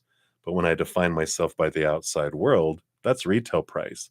Usually end up on the blue light special Kmart clearance rack because people are always changing they're seeing the world through their own eyes. And so if they're feeling like crap, then their opinion of us is lower. The retail price lowers. We're in the clearance rack. Someone's in a really great mood, higher price, right? And it's just fickle. It's constantly changing. And so we find that solidity within us. And this is what takes you into this fullness of life here too. So I like that. Let's see what else. Knight of Swords. Yeah, definitely the Knight of Swords is on a quest of higher knowledge and seeing things from a higher perspective. And the underlying energy with that, again, has to do. Here's the King of Pentacles, what I was just talking about. So you definitely are in this movement and this very much expansiveness of realizing the instability of the outside world, but it has been taking you and raising this awareness of the true worth, the pricelessness that's within you. So I love this power that you are aware of and this clarity around your worth, which comes back to receiving, right? This I am worthy of receiving from the outside world, right? So I really like those. Let's see what these other two cards are here. I was going to say, this reminds me of the Six of Pentacles energy. and here we have the Two of Cups, which is our relationships, and the Six of Pentacles. The Six of Pentacles, the reason why I was going to say this reminds us of that because, even in my mind, if I'm like, I feel like I deserve love, I deserve abundance, I deserve all this and everything, blah, blah, blah, consciously, subconsciously, we have our little inner child bubbling down below the surface who is in charge of the forest field that keeps things away when it's keeping hatch marks based on this rate of exchange that it developed when we were younger. 7 years old and younger is usually when that's developing. And when we're younger and our parents are busy and grandparents and everyone else and all these important people in our life, and as a child, we feel like we're giving so much, like we're giving 1,000 love coins and we get one love coin back. We're children. We don't know any better. We think, well, that seems fair. So 1,000 to 1 rate of exchange goes into our subconscious and it runs on autopilot down there until we do it. So how I recognize that in my life is my tendency to be an overgiver from school to work to relationships, friendships, whatever. No, no, no, no. Let me take care of that. No, let me do that. Here, let me overdo it. Let me overgive and overgive and overgive and overgive and overgive. And our little inner child is keeping track, hatch marks, keeping track of how far are we on that 1,000 coins before I deserve to receive, right? And things would come in, but they wouldn't get to me because they would be kept outside that forest field. And even if like with your magician card, even if I'm like, I'm focused on gratitude energy and things are coming to me, but it's like, if they come into my life and my inner child doesn't feel I deserve it yet, repels it away or it doesn't even get to me. And that's an important piece that's all happening below the surface. And we can bring it from our subconscious to our conscious, look at that rate of exchange, edit it to be 1 to 1, and then these force fields come down. I have a great video, and I know people who regularly watch my channel like, oh, not that one again. But it's wonderful and beautiful. In fact, I'll go ahead and put the energy focus and the Six of Pentacles, and I'll just pop it down here in the chat for anyone that resonates with. And they're like 10 minutes or less. They're just from my Take 10 with Zen that gives us some tools on how we can transform that. Sorry, I'm just trying to grab something here on my screen. Come on. Be nice to me. Okay, there we go. That's all it took is just asking. So hopefully that helps with where you're going through right now, but it just opens the floodgates, and it allows us to really allow things to come in, whether it's love or abundance or jobs or all this kind of stuff. One piece of it is our energy. Whatever we're focusing on is what grows and expands, and our energy has to match that to be able to have it come in, which is that magician, the gratitude, the manifestation kind of stuff. But it's also that belief system that's below the surface. And if we can get both of those in alignment, look out. So I love that for you. Hopefully that resonates for you there, Chloe. And let's take a look here. Your um, fortune cookie here from the Path of the Soul Destiny cards. Let's see what their message is here for you. All right. All right. So here we go. So whatever you see is a special message for you, and then I'll read from the book. So 3, 2, 1. Read it over here. It is card number 11.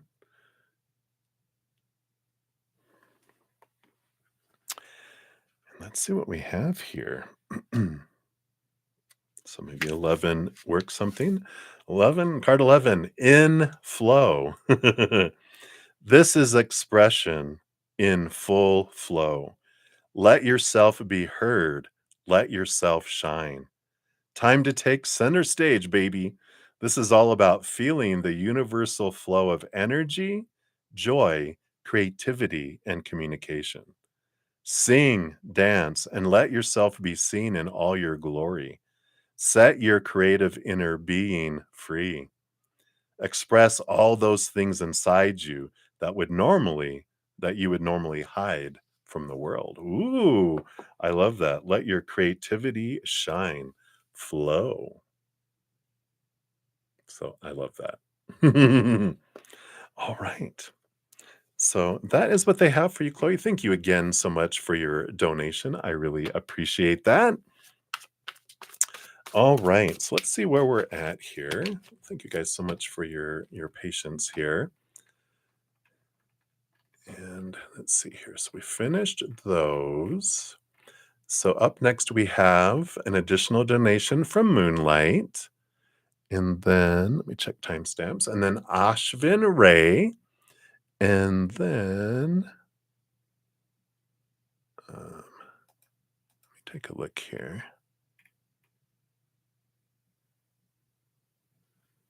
And then I think, if I remember, is that Delcy Joy? I know that your Cash App is different from your regular name, but sometimes I get them all mixed up. So I think that's you. If that is, there is a donation from Cash App that will circle back around. Okay. So Moonlight, thank you for your additional donations. I'm so grateful. What do you have here? Wait for it. Uh-oh. Yes, Delcy Joy, thank you. Okay. So Moonlight, you want to know, has your mom found out about all her siblings now? Or will there be more people showing up? Oh no. Will I get to meet them and get the true story about your family? And are any of them spiritual people? All right, how fun. I know I've had friends who suddenly they're like, I have a half brother I never knew I had. And you're like, wow, I wouldn't be surprised if I had some in my life.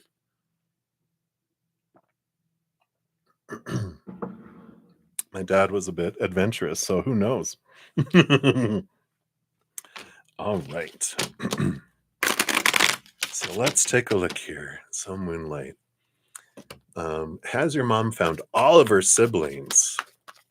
Or will there be more? Let's take a look here. Okay. And I feel like these and these answer those questions and that question. Okay. I think there was 3 questions, right? Yep. All right. So let's take a look here. I don't feel like the bottom energy comes into play here. So have they met them all? Capricorn, Saturn energy coming in here. And then what's the card next to it here too? The 9 of Wands. I'm not sure if a 9 means something. I don't know if there's 9 siblings. My mom was the oldest of 11. So, you never know, you never know. Um, let's see the underlying energy here too. Okay, no, I feel like there will be one more. I know, what? Well, bottom of the deck, we have the Hierophant, which is, our higher self bringing in clarity, helping us see things. And the Ace of Pentacles is, a 1, right? And it's like there's a new one more opportunity that comes in here. So I do feel like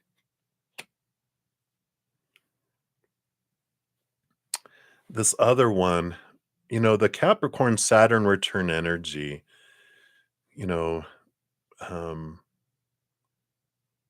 happens every 28, 29 years. And for some reason, I feel like there's one more, but it won't come out for quite a while. So I feel like the momentary energy right now is, I don't know why this total of 9 comes in. I'm sure you'll know what that means. But there's like, there will be more that will come around. It's a cycle, like every 28, 29 years. And it can happen like 5 years before and 5 years after. So you're looking like 29, it can start hitting us like 24 years old all the way through 34 years old. It's like a 10-year periods that surround those, that when the Saturn returns back to where it was when we were born. But I feel like there will be communication and revelations. One more will come about. Um And I feel like because, they're bringing back, and they brought up my mom for a reason, because she was the oldest of 11, but one of the children, died when it was like an infant, like a baby, within the first year it was there, so they never got to really know the baby, the child, so they consider, like, I'm the oldest of 10 children, well, 11 with, when you include this other one. I feel like that's what this one is that there is another sibling, but they're not alive because I feel like they died when they were a child. So I don't feel like there's like that you're able to meet them, but I feel like the knowledge around it comes about later. Um, so if that resonates there. So I feel like all of the living ones have made themselves known. There's just the one that they become aware of.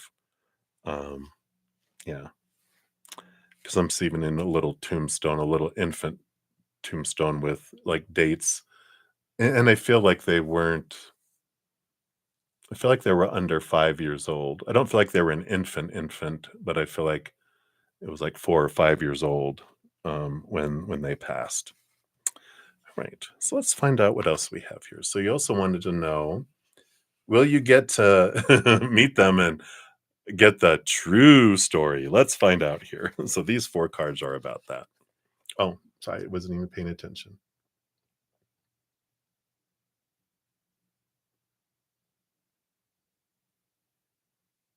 One of them died some years ago. This one's like an infant, so 6 more, 7. So with your mom, that's 8? What? No way. So there was 6 more. Your half sister is 7, your mom is 8, so the other one would be 9, right? Wow. Wow, wow, wow. Yeah, a lot of strange feelings, right? Like, am I related? Maybe we're related. You never know. All right. So let's take a look here. Will you get to meet them? You have the Page of Swords. That is communication, new communication that comes in. So I really like that. And yeah, we have the death and the rebirth. So this is like new beginnings. The King of Swords, master of communication, and the stories. It's like one of the cards that can reminds me of like the storyteller. The Emperor has storyteller energy because they've got 5-part swords ruling over all the kings, but the King of Swords is 2 of those. He brings a lot of the storyteller energy. I feel like you will. 8 of Wands, communication, coming in with all those satellites here too. So I do feel like you will get to meet them and get some stories about families and about, different experiences and stuff too. It'll be interesting too, because even when we don't have like strong relationships with our parents, like if it's a father who, was in our life a little bit, but also in their life, in this life, in this life, in this life, sometimes we realize when we put all the stories together that we have very similar experiences and we have characteristics. Like I didn't have a close relationship with my dad growing up and didn't interact a whole lot with him till later in my life. And when when I went to visit him, actually he lives in Hawaii, and I went out to visit him and his wife. And um having not been around him a whole lot, we were saying things the same way, we were saying the same jokes, and even his wife was like, "Oh my god, it's in stereo, you guys are driving me crazy." And so there is some of that we can, have that kind of energy, right?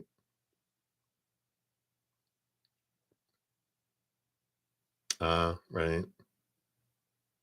Will they all show up within 7 to 9 months between 2022 and 20— Oh, they all showed up within 7 to 9 months. Wow. Wow, that's crazy. So I do feel like you will have the chance to meet them and communicate with them, and it might be that you might, with the Page of Swords, that's new, um, initiating new communication. So it might be like they might be interested, but they're like, um, they don't want to overstep. So I feel like if you wanna do, like, talk to individuals, and as you're talking to them, get your own stories from them and share your stories, and even think about a family reunion if that resonates for you.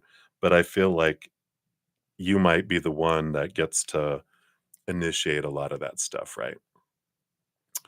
And then you also wanted to know if any of them are spiritual people. Let's take a look here. Knight of Wands.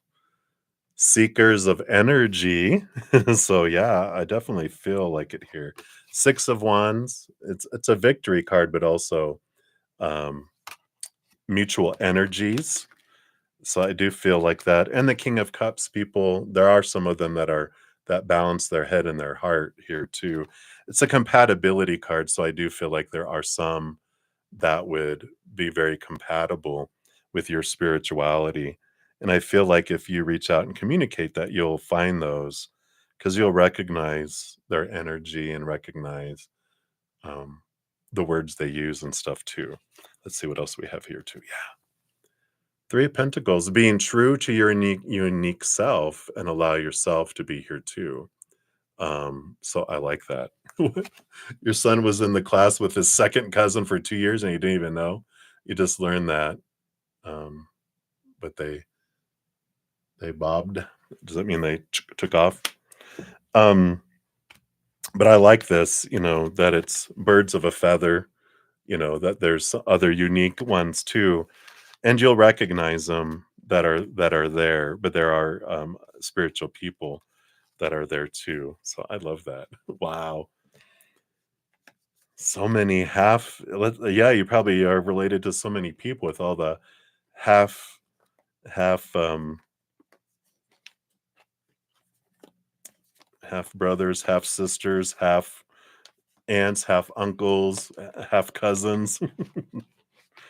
You're like, you have a whole network, right? And then let's see what your fortune cookie brings in here around this too. What else? Okay, so let's see what your little picture is here. Right, so 3, 2, 1. Oops, I should know better to do it over here. Let me bring it a little closer. Card number 17.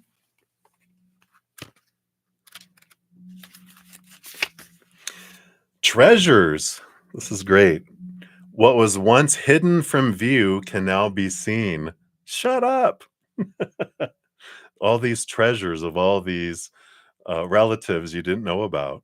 Laying within you are many inner treasures and gifts, and this is your time of discovery. You have special and unique skills that you have hidden like pearls in a shell, and it is happening now. Stay grounded and clear.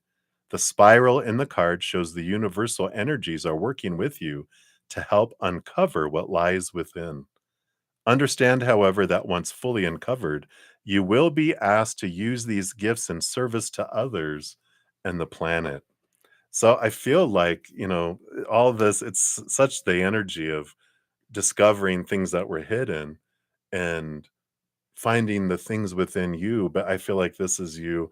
This is that nudge to that you can be someone that brings everyone together because you're able to reach out and just the way you are with people, that you can connect with so many people in so many different ways.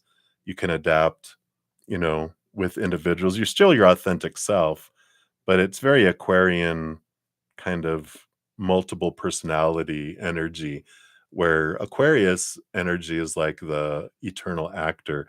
They can become who they need to be in any situation. And I feel like that is kind of that energy there. I love that. So I love that for you, Moonlight. And that's what they have for you. So thank you again for your additional donations and all your donations today. And for sharing this adventure. Wow. I love that. So many though, I can understand, like, you're like, "What?" One finding one is a lot, but, you know, all of those showing up in a 7 to 9 month period, it's like, "Wow, boom, boom," right? "Hey, Johanna. Yeah, it's only been 3 hours. This is nothing. Last weekend, it was 5 hours." Alright. And then, up next, we have Ashvin Ray and then Delcy Joy, and then if there's no other donations, then I will start on free readings.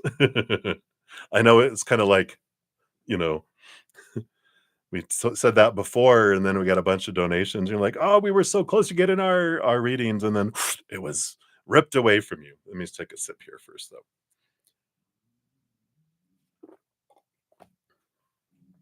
Might be hearing my stomach growl. Don't be scared. All right. So, Ashvin Ray, thank you so much for your donation. Let's give that a love and a like. And you'd like guidance on personal and professional front. I am doing well. I hope you're doing well as well. All right. So let's see here. Guidance in the personal realm. Okay. That's those. And then guidance on the professional front. Okay. What else? Okay. And that's all right. All right. And I just want that one. That's there. All right. So, bottom of the deck, Ashvin, you actually got the Three of Wands. Three of Wands energy is all about with new information, taking a different direction than you would normally have gone without learning things new. And I feel like this is the underlying energy for your life, both personal and professional. So I feel like there is some change that's going to come afoot, and we'll see here. With personal first, we'll start here. Yeah. So I feel like personally, your dream come true energy here is going through a bit of transformation. I feel like you're learning more about who you are, what you want in your personal life, where you want to live, who you want to be with, who you want to be, how you want to live, just that personal, like, what is that dream that, getting out of a lot of supposed to be's and should be's and need to be's and have to be's and must be's. You have the Knight of Wands, which is saying there's a lot of this energy that's igniting within you, this desire of movement and change. I feel like the personal life has developed a bit of stagnancy where you're like, I'm tired of existing and tired of just trying to meet expectations, because that's when we feel like existing. We're doing so much just to get up to this level, right? And when we're like, I want to, remove a lot of these supposed to be's and should be's and need to be's around those things so that I can have this abundance and this fullness of life. But I feel like there's this antsiness, this, like I got to do something. I got to make a change kind of energy that's coming in here for you. Yeah. And you have been with the 8 of Swords. Here's you questioning the thoughts and the beliefs and the mindsets that have made you feel. So glad that didn't go flying off the desk that way. But it is time to drop those things, right? Those that have made you feel blinded and bound and trapped and restricted and small and all those expectations we're talking about. That's the freedom from it. And you're really realizing a lot of these that you were trying to do out of fear, and you're freeing yourself from these, which is bringing like this. It's almost like having been a puppy that's been kept in a kennel all day long, and you're brought to a field and it opens up and you're just like, it's almost overwhelming that the world of possibilities that's out there, and so many smells, like the little puppy's like, I smell everything, and I I just don't know what to do. I want to leap, but I don't know where I want to leap to. And I just feel like that's kind of what's opening up for your life here. Yeah. And the Knight of Cups. Yeah, the Knight of Wands, the Knight of Cups. And I like this solution because it's like that little puppy. Follow your heart, follow your joy. Where does it want to lead you? It won't take you in a wrong place. You don't have to figure out your entire life. All it is like that little puppy. Leap forward out of the cage and see where your nose takes you, but it's your heart. See where your heart takes you. Where does your joy take you? And I like this because this is about relationship. This is about what you want to do with your life, where you want to live. It's every aspect of realizing so much of your life of what was doing was because of what other people told you you should want and supposed to want and must want, and it's like that cage. I'm ready to be free from it. Yeah. Hmm. The World card, ending of a major cycle, beginning of new adventure. It's a victory. It's You're ready to go to a new level in your personal life. This is so much like that 3 of Wands energy where you're um, releasing yourself, like, because that's the last card in the major arcana, and you start off at the full card, the 0, which is no restrictions. The world is full of possibilities. Where do I want to go next? What do I want to do next? And there's a lot of freedom that comes, and I imagine this is flows over also into your career, on the career front too, because you're realizing, yeah, this rolled out into all of my life, all this control that's been over me all my life by the mind that's rooted in small t truths of fear, the supposed to be, the should be, the need to be, the have to be, the must be's, right? So I love this for you. Let's dive into career. So your first 2 cards, yeah, here we go. I just love spirit. So Knight of Pentacles, slowest moving knight out of them all, and the King of Wands. And so it does feel like here, like you're, kind of this stagnancy around career. But it happens, we get this slow moving energy, this slowness on purpose to give us a time to evaluate things, look at things, transform things. King of Wands is like the Emperor, where you're realizing, kind of like we were talking about, all these people in the throne room yapping in their ear about this is what you should do with your career. You're supposed to be, you need to be, blah, blah, blah, blah, blah, right? All these opinions that you grew up with that became your opinions, became your story. And you're like, I'm doing all this stuff, but I feel like, when we're living someone else's dream, we wake up in the morning going, oh crap, I got to go live my dream today, right? We don't wake up excited going, what's next? Where am I wanting to head? What am I wanting to do, right? And so this is about releasing expectations, putting everyone's opinion on a shelf, clearing the throne room, asking everyone to leave. Thank you for your opinions, but now I'm the king. I'm going to decide what I want for my career, my kingdom. Um, and I'm going to put a plan together. I'm going to put action behind it. So there is this reevaluation of your career and what is it that you would want to do? What makes your heart sing? Again, following the puppy nose, right?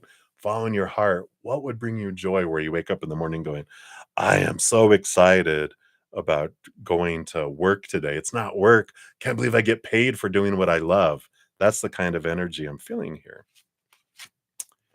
You have the Queen of Swords. Yep, the balance between the head and the heart. So getting out of that and allowing the heart to lead you in your career, and evaluate that.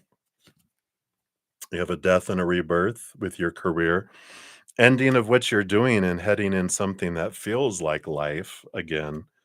Eight of Cups, leaving behind what no longer serves you, moving into something that does feel like a dream come true, even though it's scary in the beginning because it's an unknown. I don't know what it is. I've been living my life so much of trying to live up to everyone's expectations that I don't really know what I truly want. So it's great to take the time with all of your life, with everything going on here, a big deep breath, and you step back and you really ask yourself, heart, show me what it is you want. Where does my joy take me? What makes me feel alive? What makes my heart want to sing? Makes my heart want to dance? And really look at that, right? Yeah. Yeah. The Six of Wands, victory. I feel like this message is victory and abundance and completeness, success. Success, you get to define what it is. And I feel like even the bottom of the deck, here's your whole new beginning. The Fool card we were talking about, the world of possibilities. Do you want to go back to school? Do you want to learn something new? What is it? It's never too late to start living our dream.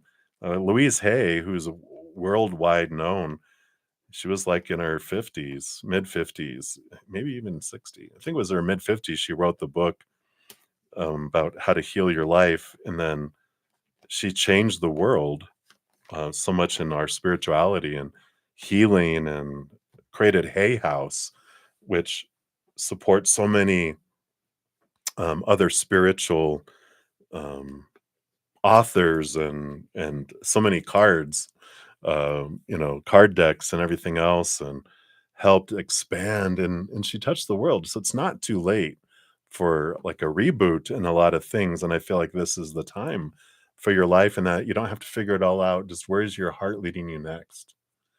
And try to release yourself from those fears and those expectations, because it really opens up your life. I love that for you. Let's see what your fortune cookie says. Again, these are, I call them the spiritual ink blot test. Whatever you see in the card means something for you. And then also read the little channeling from the book there. So here we go. 3, 2, 1. Psh, here we go. So what do you see? Try to bring it in closer here where it's not a glare. You can see that. I like this brightness, this rainbow. Love all these colors for you. Number 37, which is consciousness. This is a powerful card of change, not physically, but mentally on the subconscious level. That's where everything starts anyway. There's a healing of your thought processes, old patterns, and way of being. Exactly what we talked about, right?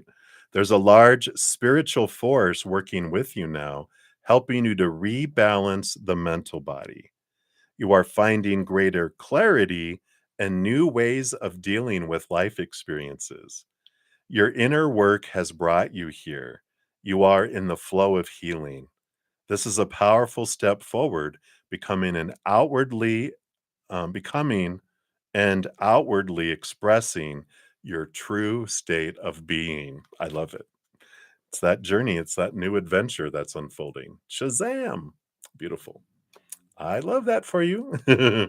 So that's what they have for you, Ashvin. So many blessings to you. All righty. And then, so we'll jump over to Delcy, Joy, and then Johanna will return for your additional donation there. Thank you so much. So, Delcy, Joy, thank you so much for your donation via Zcash app. Take a sip here.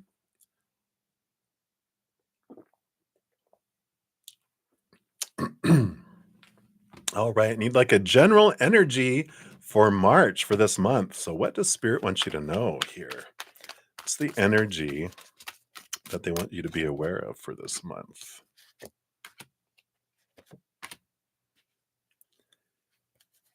All right, they want that one. I feel like there's one more. They do want to keep that card for your energy, overall energy, though. Okay. There was two more. Oh, no, there was four more. All right.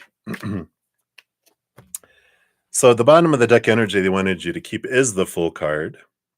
And this is about a month of new journeys, new adventures, new awakenings, new movements. Underneath it was the Eight of Cups, which is about leaving behind emotions and um, relationships that don't serve you anymore. And there is this essence of new beginnings, new beginnings, new beginnings for the month of March, which makes sense. We got Aries energy March 20th when we move into the spring fall equinox. You've got two eclipses, which are all about significant endings and beginnings. So this energy is definitely present in your life here. And let's see what they want you to know about this here. So you do have the outside world, got the Eight of Pentacles and the Two of Pentacles. So I feel like you do have a opportunity for change in the outside world. And the Two of Pentacles, I feel like there's like two choices you have in March about your physical world.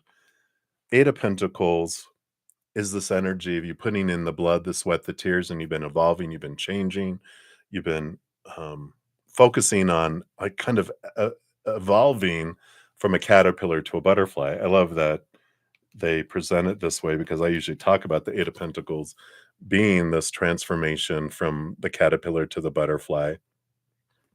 And but the other people or situations in your life didn't go into the cocoon the same time you did. And when you're coming out of the cocoon, you're realizing I'm a butterfly. I want to fly. I want to seek nectar. And this is realizing, and I feel like there's two decisions in your life that around the physicalness where you're realizing I've changed, but people or situations haven't. And now I need to fly, but they can't fly with me because they're still a caterpillar. And I can't carry him, and I'm not going to carry him. I didn't even carry my cocoon. I'm going to go fly, and it's okay. I can leave these two situations or people or whatever behind because I've changed, and it's okay. It's okay to leave them behind because they can't go where you're going, and you can't stay because you can't unbutterfly yourself and become a caterpillar again, right? All right, what else do they have here for you? Let me look at all these here. Yeah, so you definitely have this progression that's happening. You have the Six of Wands, which is about this feeling of victory and flow, energetic flow. You got the six, a seven, and an eight. That's where the progression is happening. And this flow is started because you've been looking at the Seven of Swords, which are your own thoughts and beliefs and mindsets that have kind of cheated you out of opportunities in the past, that have deceived you, that have thieved from you, that almost feelings of betrayal.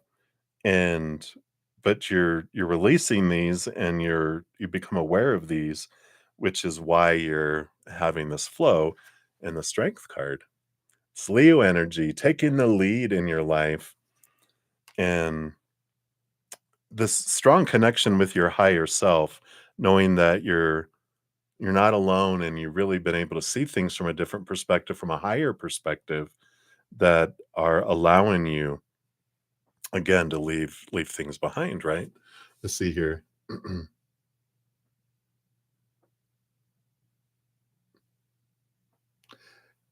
Oh, yeah, into the Cash App? Yeah, so, yeah, definitely if you want to, um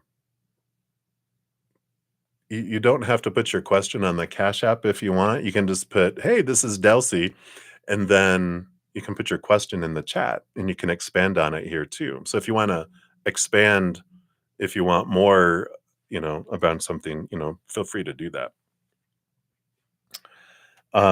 But I feel like there is this progression and this strength and this courage that's giving you that, like, "I'm not afraid. I'm going to make choices for me. I'm flowing. I'm stepping forward in my strength," I feel like, and that's what I feel like with both of those combined. And you had the Eight of Pentacles. Okay, so You have 8 of cups on the bottom of the deck underneath the full card, right? You have the 8 of pentacles, and then the major arcana number 8. Eight's our number of flow, so I really feel like you have this flow energy. Um, this anything that felt stagnant is like getting ready just to here we go. I've been in the cocoon for long enough. I'm busting out as a butterfly, and I'm going on a migration. I'm moving, baby. So I like that. See what else they have here for you. Yeah. So you have been the devil card is the shaking and the rattling. I like that, we'll see what the other card that came out with it because Saturn energy, Capricorn energy, which is behind the devil card, is with the shaking of my mentalities and my mindsets and restrictions. It's allowed me to um become free. But Saturn, they're the taskmaster. They're like, if you'll do this, I'll give you this. There's a reward. And your reward, wow, 6 of Cups. 6 of Cups energy is past life connections. And I feel like what this reward is, I do feel like there is, it allows you to transform some old ways of how you perceived your childhood. But it's also this past life energy. I feel like this brings in past life connections for you with this movement and this action because you are having this emotional energy flow that's expanding. And I wouldn't be surprised. I don't feel like it's like someone that you've dated or been in your life in the past emotionally coming back. I feel like this is definitely past lifetime individuals popping up where, as I usually say, you meet people and you feel so comfortable, like you've known them before, but you haven't in this lifetime. And I usually joke that they're glowing in the dark and have rainbows shooting out of their butt. And you're like, whoa, why is this draw I have to these people? And I feel like it's a couple. I don't necessarily feel like they're both romantic, but I feel like it's significant individuals that you're meeting in your life with this movement because of this energy that's moving. And maybe these are the two people. Number one, glad you have a sense of humor. The 9 of Pentacles and the 2 of Wands. And this is actually the 9 of Pentacles is more hermity type energy. And the 2 of Wands, I feel like you meet someone here and they're very much a hermity type of person. But with this 2 of Wands, I feel like you meet someone by doing something that you love. And because you're choosing, I'm going to go express myself. I'm going to go find something to express my creativity, like a hobby, something you wanting to learn, something you want to expand, something you want to share. But it does feel, I mean, especially with their little fun fruit hat, it's all about creative expression. And in doing this thing that you love and getting out there, this is where you meet someone else that's doing something they love that you both have in common. And you're like, wow, this is really cool. And I feel like that's more of like a friendship than any kind of thing romantic, but it's someone that loves doing a lot of the same things you do. And now you have someone to go do it with instead of trying to convince other people, hey, you want to go do that? Oh, I don't want to need that. And you're like, wish I had a friend who loved the same things I do and would want to do it, right? And this is the kind of energy I feel is what the flow that brings it your way. Okay. The other is love. So if you're looking for love, it is available with, again, it's someone from a past lifetime that you have that connection. 2 of Cups is relationship, and Page of Cups is a new love. But I like the Page of Cups because it's a heightened love, because it's not a love you've had in this lifetime, but it's a love you've had in the past, and you guys have reacquainted yourself in this lifetime. So you have all that can come in here and spark in March, but it is, all about this flow. Go with the flow. Now's the time to take advantage of that energy. Follow your joy, Delcy Joy. You have too much remedy energy. I know. And the only way you're going to find a relationship if you stay at home is to have a mail order bride or husband. So, and you don't want to find them that way. you know, you want to find them again. You'll find both of these individuals out living your passion and living your life. So I like that for you. Sounds like a fun March to me. A lot of sparkings here. Let's see what your fortune cookie says here through the Path of the Soul Destiny cards. And again, these are spiritual ink blots. So whatever you see in here shows you about you. And then I'll read from the book too. So here we go. 3, 2, 1. We'll bring it in here.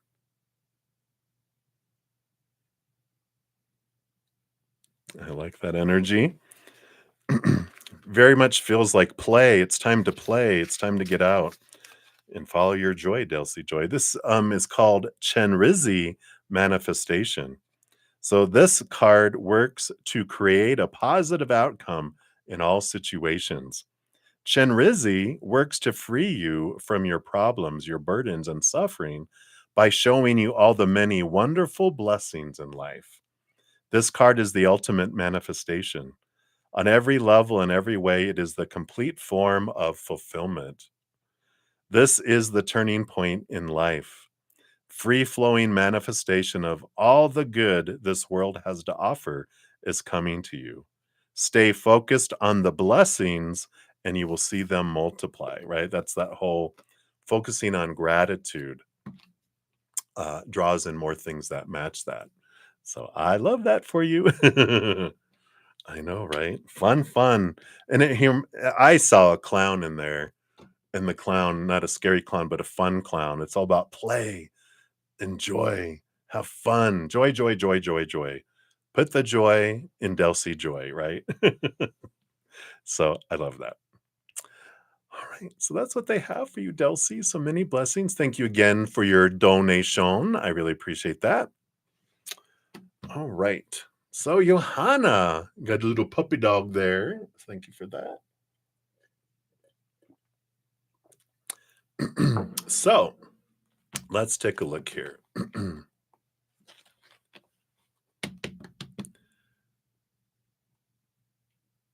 You're so funny.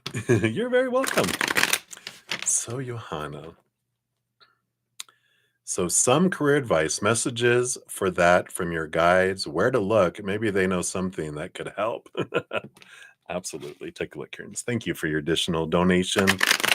So grateful. All right. So let's take a look here. Johanna, career, advice, where to look, what to do, who to be, blah, blah, blah. I love your guides. All right.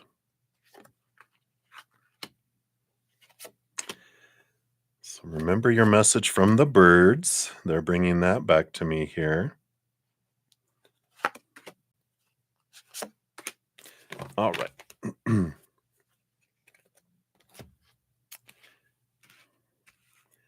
So, bottom of the deck, you do have Mother Nature, Mother Nurture with the Queen of Pentacles, right? Follow your heart, right? There's no supposed to be, should be, need to be, have to be when it comes to career.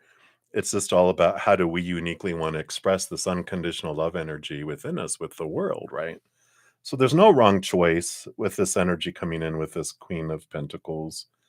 But also, I feel like with nature, it's like nature has been giving you messages with all those birds and how to express your voice, right?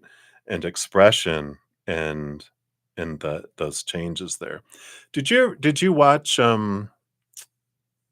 because you had a message in one of our Praying Mantis sessions too, right? The Cinderella one, the Cinderella and her friends in nature. This is what is also, it's reminding me of that message, which was about you sharing with the world and sharing your gifts with the world, which was interesting. If you haven't checked that out, then definitely I would encourage that. Oh yeah. And here we go. Queen of Wands. expression, Ace of Cups, the love. So here is the basically the message of see this. Let's see. I just want to show you this one. See if I can show it here without so much glare. All those butterflies flying off from the Ace of Cups there. So bright. But that is sharing your love with the world, letting it fly out there. And that's the important thing. And everything else is basically funds to help you towards your dream of sharing that your heart, your voice with the world, right? And so I love this that they're like we can get caught up in trying to find the right job when it's really like following my heart, I will come upon the jobs and that will bring in the money for me to support me living my dream and going where in and doing what I'm doing, right? Um, everything else is distraction. You've got the Six of Cups, Six of Wands, and here the childhood dream that comes true. And the Six of Wands is about being seen and standing out too. Usually there's like someone on a horse that's above everyone else and everyone else is cheering.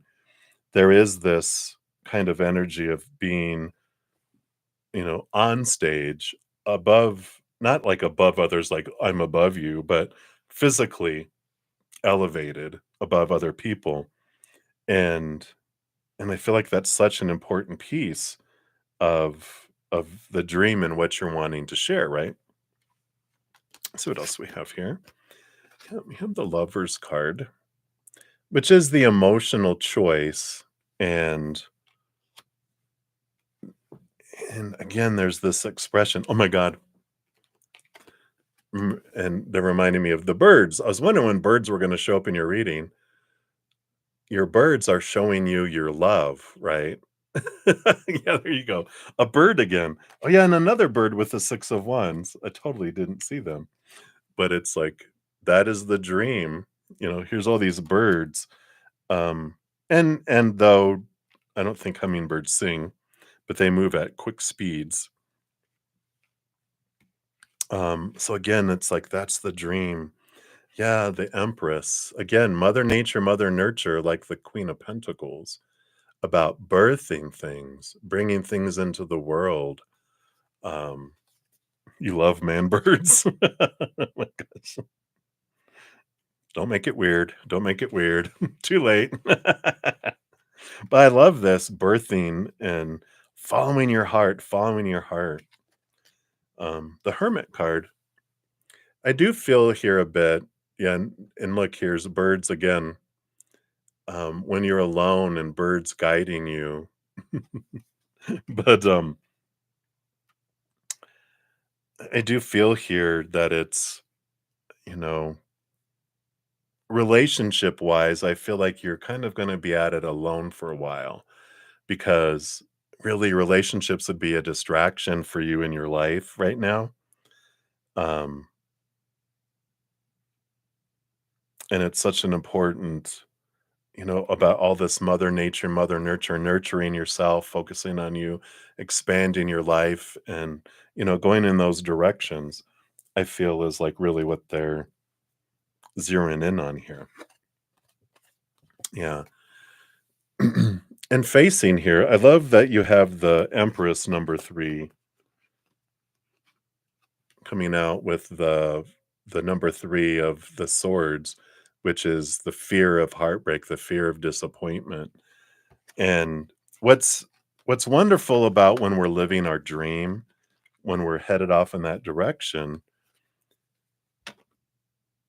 it's like you're never going to give up on your dream once you decide to go for it, right? The fears will hold us back, the fears of failure, but when you realize I will never fail at my dream, I'm just scared because I'm putting an outcome. I'm becoming attached to an outcome of my dream. So it would be like, let's say, acting and voice, right? If I'm like, my dream is that I'm going to be a Oscar winning performer and a world-renowned singer, right? That's my dream. Then I'm going to be focusing on I'm not happy until then. I'm going to fail if I don't reach that. But when we have this, like, my dream is to share my voice with the world. My dream is to touch people's hearts with my performances. I don't look at that outcome. I'm living my dream every day as I'm practicing my music, I'm practicing my voice, taking voice lessons, taking acting lessons, participating in a play, learning my lines, doing all those things. That's living my dream. My dream doesn't happen then. My dream is now. And I'm living it every moment. Everything else is just, if I hit an obstacle around something, I'm not gonna let it keep me down or keep me back. I go around it, above it, underneath it, through it. I'm going to live my dream and nothing's gonna stop me when I'm living my dream. When I'm living someone else's dream, then I tried. Oh well, we give up on it. We take obstacles as, oh, I can't do this, because our heart isn't in it. But when we're living our heart, then there's nothing that can stand in our way, right? Yep, living it is the dream, not a when, an outcome, something in the future, right? All right, let's see what your fortune cookie is here. See what else they have here for you. Boom. All right. So here we go. 3, 2, 1. Boom.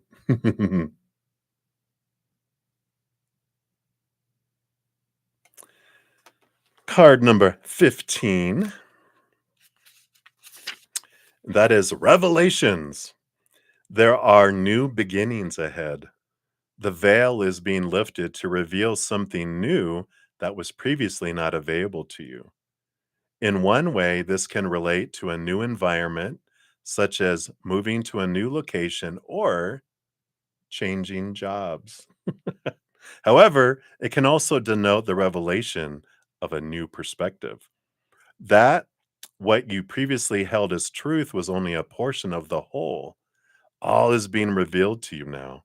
So from here, you can operate with a new view, seeing things as they really are, seeing things from a bird's eye view. I added that in. Spirit added that in. Seeing your dream from a bird's eye view. Boom, boom, boom. So I like this for you. So hopefully that helps there, Johanna. And I love this for you. Big transformation and change. So thank you again for your multiple donations today. And I'm excited. Yeah, it didn't say man birds. Ma birds. Oh, okay. That's good. My birds, for the record. I'm glad you set that straight. Whoosh, my old man eyes kind of blurred it. So too funny. All right. So that is it for my donations. And let's get into the free readings here. Let me just put a note here for everyone that's coming back. Free readings, if I can type, began at 3 hours and we'll say 48 minutes. All right. Here we go. So let's go up here. Hopefully they all saved. Yep, they sure did. Good. All right. So we'll start off here. Morning is first. And of course, again, these will go faster because they are 1 to 2 card readings for the free reading. So these will be a little faster. So hang in, everybody. So morning, a general for next week. What does Spirit want you to know here? All right. 1 and 2. Got the Queen of Wands and the Nine of Cups. There is this exciting energy here for you, morning, because the Nine of Cups is like the dreams come true kind of energy. And the Queen of Wands is about action and movement and attention and energy surrounding your Nine of Cups, like a dream come true energy, like I said. So I feel like next week, you have this opportunity, this spark of taking a step towards your dreams, and it feels like it's not like a huge it because it's not a major, a kind of a life changing, but it's like you're taking action, and it's a nice step towards your dream, whether it's putting a plan together or signing up for a class or putting a timeline together, but you're planning, making steps towards your dreams, and I feel like you take a step towards that. It would be like if you wanted to start your own business, like here in the United States, you have to like file the little paperwork for your business, both at federal and state level, and it's like you're doing that and you're submitting that application and getting that's the start, right? It's like I'm taking the step toward it. And I feel like that's the energy coming in here, and they're really encouraging you to, if you haven't put the plan together, put the plan together. If you haven't taken a step, take the one step. All it takes is taking a little step every day towards your dream. And then before you know it, you've taken 100 steps over 100 days, and you're like, look, you turn around and see how far you've come. And I like that kind of action energy. And it really is supported by the astrology too, time of beginnings and movement on the dreams, with all this eclipse and Aries energy that's coming in. So I like that for you, morning. That's what they have for you. So many blessings. And then me now. You are up. Hi, dear. So, will it be beneficial for you to invest in the stock market? Okay. Disclaimer, I'm not a licensed professional finance consultant. So, of course, see the disclaimer in the tarot, in the description box that says tarot is for fun. Everyone ultimately makes their own decisions. So, we have to do that here in the United States. I do not accept liability for anyone else's decisions.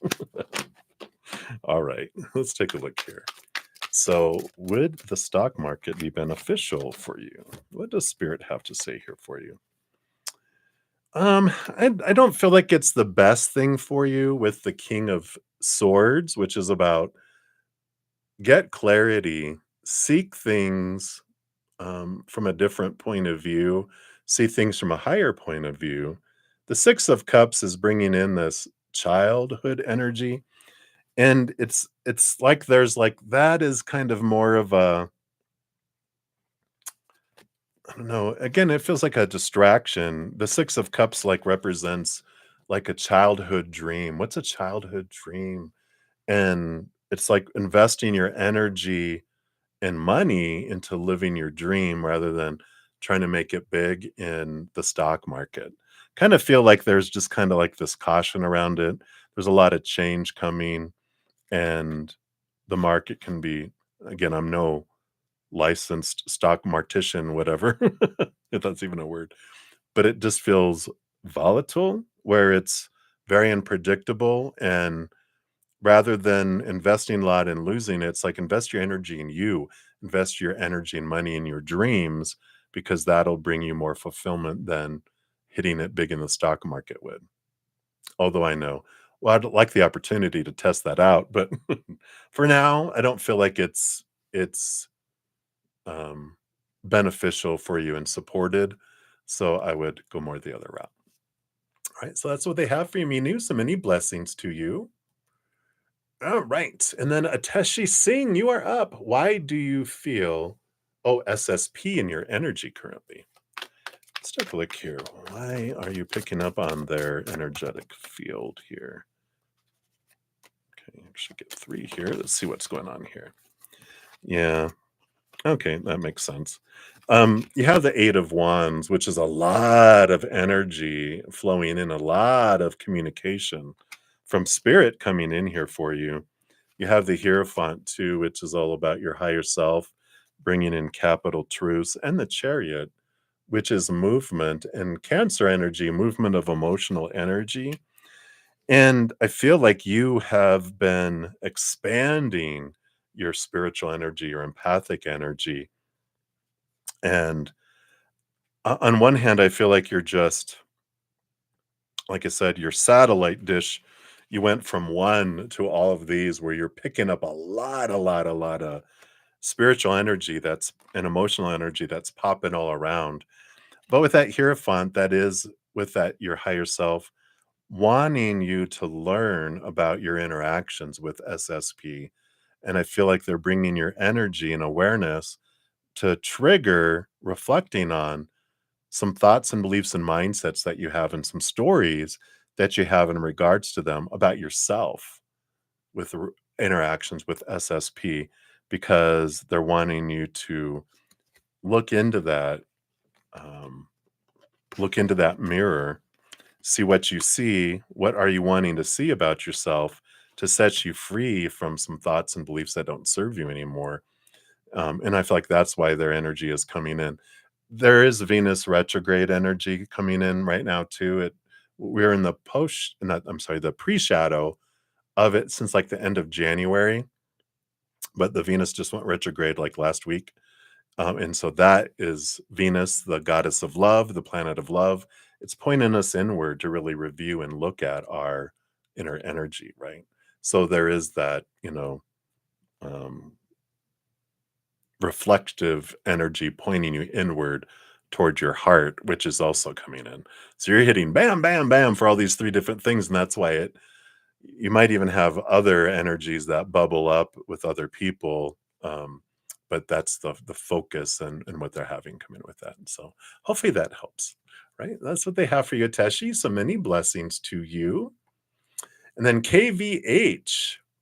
So you're very welcome for your read yesterday. And you want to know, what do you see coming in the RR classes you have coming up next weekend? All right. So what does Spirit want you to know about this coming in next week? All right. Well, you definitely are. The Hierophant is teacher student energy that's coming in here. I really like that. That's very supportive energy of learning and growth. I feel like you will learn easy and quickly with that. And with the star card coming in here, not only does it represent balanced energy, but it's like the dream come true energy. And I feel like these classes that you do glean some knowledge and some understanding of how it can help you towards what your dream is. So I feel like it is classes that are going to give you some good tidbits that help you, stepping stones towards your dream. So very supported energy on learning and growth, and I feel like you will gain some knowledge that helps you with that. All right. So that's what they have for you, KVH. So many blessings to you. And then Tracy Woke Mofo. I know it's been a while. It's been what? It's almost 3 o'clock. It was 11, 12, 1, 2, 3, almost 4 hours. So thank you for your patience and getting to your message here. So, and I'm glad you found um, your message from your husband and from the puppy. Um, that was last night here. All right. And let me see here. I think your question is a little further below here. Um, but we'll jump to those since I already did that. So there's a couple of people in between that comments and your question, but so if anyone's keeping track, I'm not going to miss the two people. I will return. I promise. So you can't believe that you would have signed up for this kind of pain. I know so much of us as our human are like, what? How is this for me? Why would I sign up for this crap? But so you want to clarify what the heck the lesson is that you're learning through these horrible successive losses. And to please clarify that Charlie and Steve are together. Absolutely. They were quite the pair, and Steve taught Charlie all the things adventurous. He showed Charlie so many wonderful things. Oh, imagine them to be quite a force to be reckoned with. Hear that. So I love this. I love this. So let's take a look here. They definitely are together. Um, they're actually together right beside you. Uh, to clarify, because when they left their physical bodies, the spirit body of who they were immediately whoosh, right next to you, and they will be with you until you go to the other side with them there too. So let's clarify what lessons to come in here, right? Why was this, you know, part of your possibilities of this lifetime, and what did you want to learn through these? Okay, so yeah. See if we can do that. Here we go. So you've got the Knight of Pentacles, which is the slowest moving knight. But they're also on a quest for self-worth. And the Five of Pentacles is also about worth, but it's the energy of facing these emotions of feeling abandoned, feeling left behind, left in the cold, these emotions of lack, of not having enough, not being enough. And so with both of these pentacles energies coming out, it's like if you wouldn't have faced these um feelings of significant loss, this feeling of like, why am I left behind? Why? Because the party is over there, and that is the thing, that we learn. Um our human has a hard time understanding why we would want to experience lower vibrational things here. But that is what draws all of our higher selves to this planet. When we are these beings of we're eternal beings, powerful, super powerful, eternal spirit beings made of unconditional love that have been around for eons and eons and eons and eons. And we want to explore and find out more of who we really are.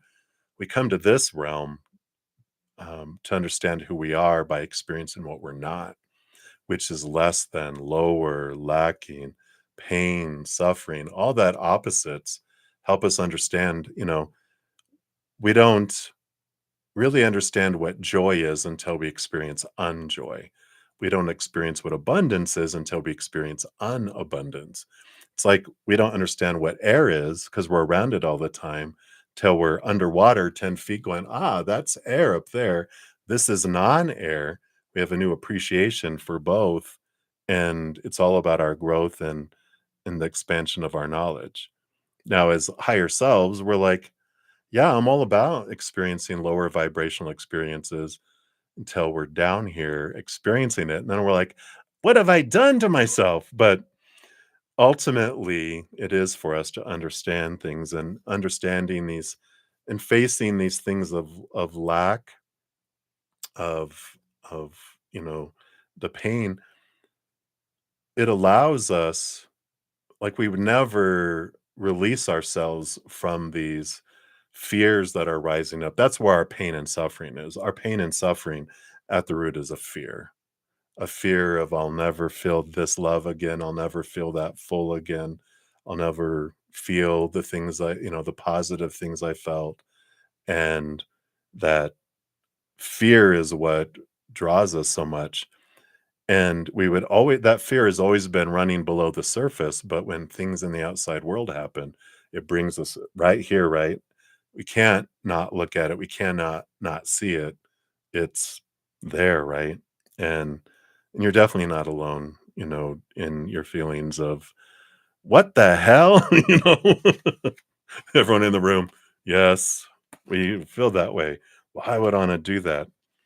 Especially when we're in it. But having almost ended my own life when I was like 22, um, choosing to live another day, another moment, eventually looking back, going, that was, let's see, I just turned 58. So what is that, 36 years ago? Yeah. Um, more than double the lifetime that I've lived. I'm I'm grateful now, not then, now, for what I've gone through, because it's helped set me free from the fears and the stuff that was keeping me feeling trapped and restricted, and the fears that held me back, and I wouldn't be who I am today if I hadn't experienced that. And so sometimes it's the not knowing while we're going through it, going, my human has a hard time right now grasping why the hell I would want to go through this, but I'm going to trust that somehow, some way, this is for me. There's a gift in it that I will see sometime, maybe not today, maybe not tomorrow, maybe not 6 months from now, but I'm just going to take a moment, every moment, and realize that, when we lose someone, and someone's, two wonderful beings in your life, that they are around me, and they may not, they tell us I'm not gone, I'm just not there physically. It's dealing with that and reaching out with our hearts, going, can I feel you around me? I'm going to close my eyes, and can I feel your presence? Can you give me signs? Can you show me you're there? It'll help me know that you're not gone. If you can give me signs, synchronicities, just inundate me with that, please. I just need that right now. And they will. They're around you. They're giving you love already. And they will do everything possible they can to show you that they're still around you and that you're not alone, ever, ever, ever alone. Um, and that it will get better moment by moment by moment. Not big leaps all the time. It'll be a little better, a little better, a little better, a little better. And then there might be days where it's like, I feel horrible. Cry, let it out. But know that there's purpose for everything. Um, and that we'll see it someday, even if it's when we're on the other side and like, the rest of my life, I never really got it, but oh, now I see the big picture. I see like this tapestry. You have no idea how one thread is weaved and what it creates in lives of others. You might even with how you are able to get through the grief and heal over time, you might be able to help so many people with their own grief in the future. Like your story can be a page in other people's survival manuals for their own life too. And we don't know the big picture of all that because we're down here walking amongst the forest. So hopefully that helps a little bit there, Tracy, but hang in there and much love to you there. Hey, Faith and Love. Yes, you're just in time. You are, so I have Victoria and then you. So you're just in time. Baby shower. Hope you had fun. All right. So sending you much, much love, Tracy. Um, I know it's not an easy thing for us. So hang in there. If you ever want messages from them, please, feel free to ask. You can ask every single session if you want. And I love connecting to the beautiful, loving energy on the other side. All right. So, Victoria Hubert Ramirez, will you be getting a new used car this weekend? All right. Let's take a look here. Based on your current energies, what is coming here? All right. Wow. Well, you got action cards here with the Knight of Wands and the Knight of Cups. So this would be an affirmative. There is action and movement, emotional movement and energetic movement with that. So this would very much support a yes for that because knights horses were transportation back in the day. So I love that you got two. You might even have an opportunity to choose between two. That's funny. One that really you're like, oh, I love that car. The other is like, ooh, that's a fast car. So I feel like you have a choice between two, but you definitely can choose one. So I like that. All right. Easy breezy, short and easy, Victoria. That's what they have for you. So many blessings. And then faith and love. So welcome, welcome. Hello, hello. You want to know, will C overcome his fears and get out of his head and take a long-term romantic actions towards you? All right. Well, let's take a look here. Based on current energies, What are we looking at here with C? Will they overcome their fears and get out of the head and make a movement? Long-term romantic action. All right, and that one. All right, let's take a look here.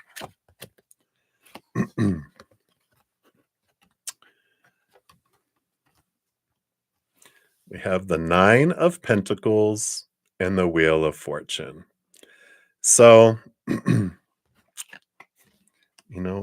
based on current energies, it doesn't mean that it can't change, but based on where they're at right now, the Nine of Pentacles is about being a hermit, being alone, which would tell me that that's not about that. But the Ten of the Wheel of Fortune is the tuna for you, where I feel like your human will be okay with that in the long run. They eventually will be okay with this, which tells me that if C doesn't do that, that that's okay, because who comes in after that is an upgrade. You think that C is wonderful, and I know you love them very much, but um, when you meet whoever would come after that, you're like, I'm okay with that. Which means it's someone that is very healthy emotionally, mentally, energetically, you know, grounded in the outside world. It feels like abundance, that independence, that Nine of Pentacles that leads you to this Wheel of Fortune. It feels like this is for me. It was for me. Sometimes, there's an old country song, I thank God for unanswered prayers, because when they realize who they would have ended up with and then who they ended up with, they're just like, wow, you know, 'cause that's the country song. They love somebody. They really were like, oh my God, I love them. I want to be with them. But they chose someone else and they ended up with someone else. And then they love who they're with. And then they bumped into who they chose with them. And they see the kind of person and relationship they didn't realize. And they're like, wow, I thank God for unanswered prayers. So hopefully that helps a little bit there, faith and love. But that's just their current energy, where they're headed. You know, people can have change and have things that hit them and, don't hit them, but things in their life that can happen that trigger huge change. But I don't, with the energy right now, it doesn't look like they're doing that. So, all right. So that's what they have there for you. Many blessings. And then my blessing is here, 1111. Hello, hello. So I do have time for a question, but I don't see a question here, blessing. So I will continue down the chat. If you have one down further, I will hit it then. I didn't read that before I did that. All right. So Melissa Hodzik, hello, hello. You say you're so confused.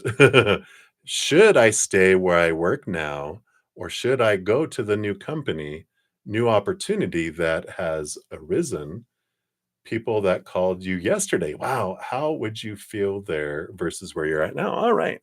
Yeah, with spirit, there's no should. There's just different choices, different experiences, different outcomes. So we'll pull a card for if you go and a card if you stay, and you can see what energy you feel with that. So if you go, what kind of energy and environment, what do they want you to know? Okay, thank you. Then if you stay, it's like that old song, right? Should I stay or should I go? If I stay, there will be trouble. If I go, will there be double? I don't know. Let's take a look here. So if you go, you do have the Eight of Swords, which it does help free you from a lot of thoughts and beliefs and mindsets that have blinded you, made you feel restricted and trapped and behind. And it's like you're fleeing a cage by going to this new company here. Um, and if you stay, you've got the Two of Cups, which is this emotional choice energy here. And it does tell me here that it's like, does it, you know, it's like I get to choose how I feel if I stay. Um, and I feel like you learn a lot about emotional choice if you stay where you're at, which means like you go to work and you're like, okay, am I going to let that bother me, or am I going to choose to feel okay about this and do that? You know, so it kind of feels like neither is like big abundantly a huge like woo big shift, but I feel like if you stay, it's going to be an emotional roller coaster. If you go, there is this sense of freedom and freeing of your mind and free from fears and expansion. So I feel like with the Eight of Swords, you're not making a decision like for forever. Like I don't feel like either place you will be at for forever. It's not your lifelong, you know, um, employment. These are stepping stones to get you to where you're going. And you can continue to step on that one stone you're at now. But the other one, I feels like you expand your mindsets and freedom. So I feel like they're kind of leaving it up to you, but I kind of feel like they're nudging for the new company, the new opportunity to go do that because it gets you out of the cage you're in now.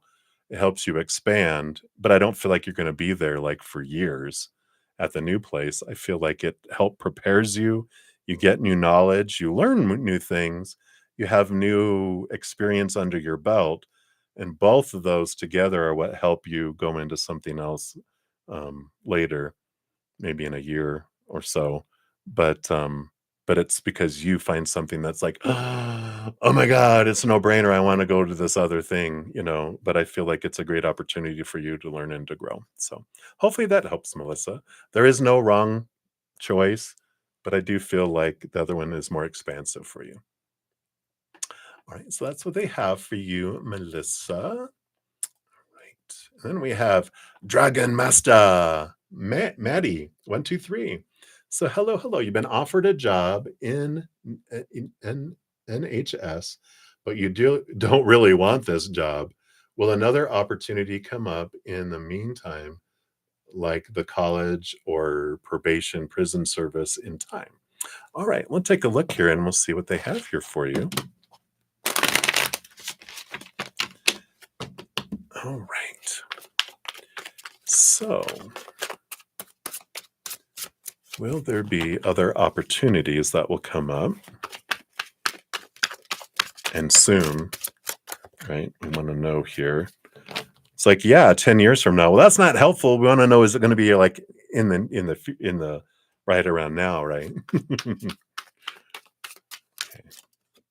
Okay, I feel like those are going to be timing here. Yeah, you have the lovers card, the power of emotional choice coming in here. And yeah, new beginning, page of pentacles, new opportunities. And I feel like you're going to have a choice between some other jobs coming up here. So the full card is like a whole new journey, a new adventure that opens up a new beginning, and the Page of Pentacles, new opportunity opening up. So I do feel like this does say you will have opportunities that will be coming up here in the near future, new beginnings, new opportunities, new possibilities. So um, uh, that answers your question, right?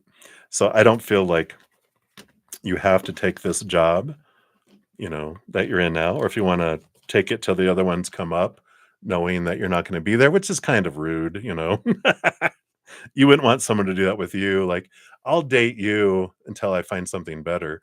You're like, yeah, I'm going to let them, you know, find someone else for that job because I have something else that's more in alignment with me that is coming up. So I like that for you. Hopefully that helps for you, Dragon Master. So many blessings to you. And then Star Seed A, hello, hello. It's Anshul. So you want to know Spirit's messages and guidance for you right now. All right, let's take a look here.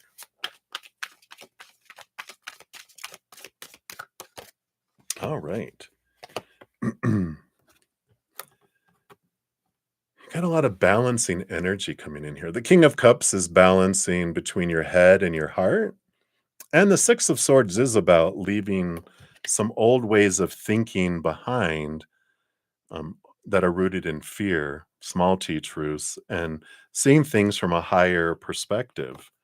So it's like, in fact, there's this message as things aren't as they seem. So seek a different perspective, seek a balanced perspective from a higher place, realizing that we can see things happening in the human world, but that doesn't mean that's why they're happening. We can see things from that high perspective, behind the scenes, below the surface, and that there's so much more that's unfolding than we realize.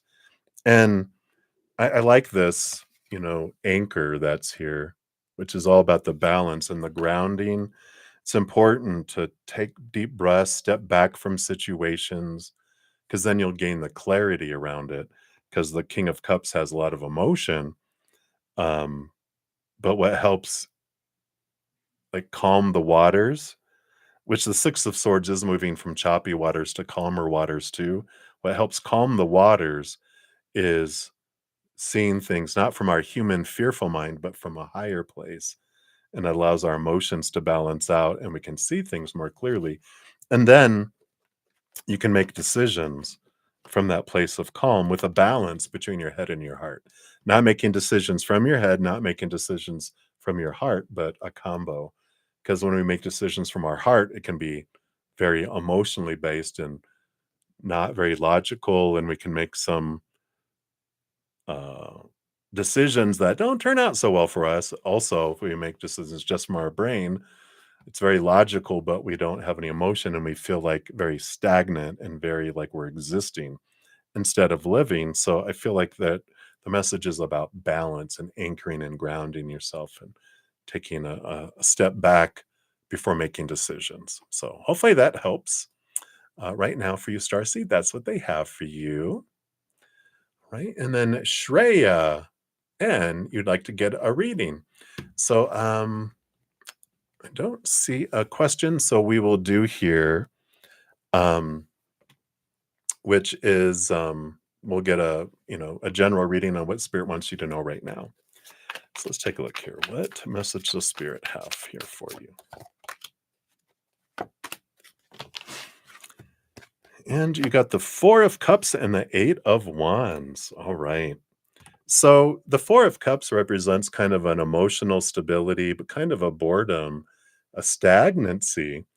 But buckle up because with this Eight of Wands, it's like out of nowhere, a lot of this passionate energy, this exciting energy is coming. So you're about to go from like 0 miles an hour to 60 miles an hour or 60 kilometers per hour, wherever you may live.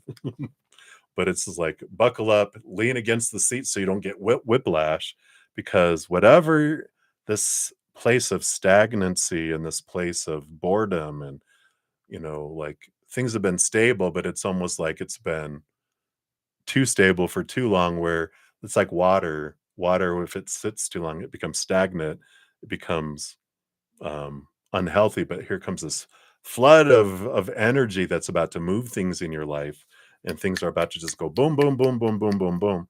So just know that whatever feels like it's not moving, it's about to pick up speed, and you're about to see action around that area. So hopefully that helps with whatever you're going through right now, and that's what they have for you right now. So many blessings to you. Right, and then Stoned Epiphany Tarot. Wow, I love that.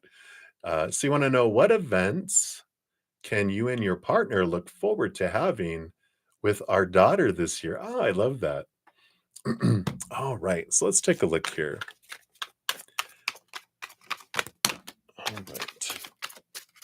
Okay, that's a lot of cards. Let me shuffle these up here and take a sip.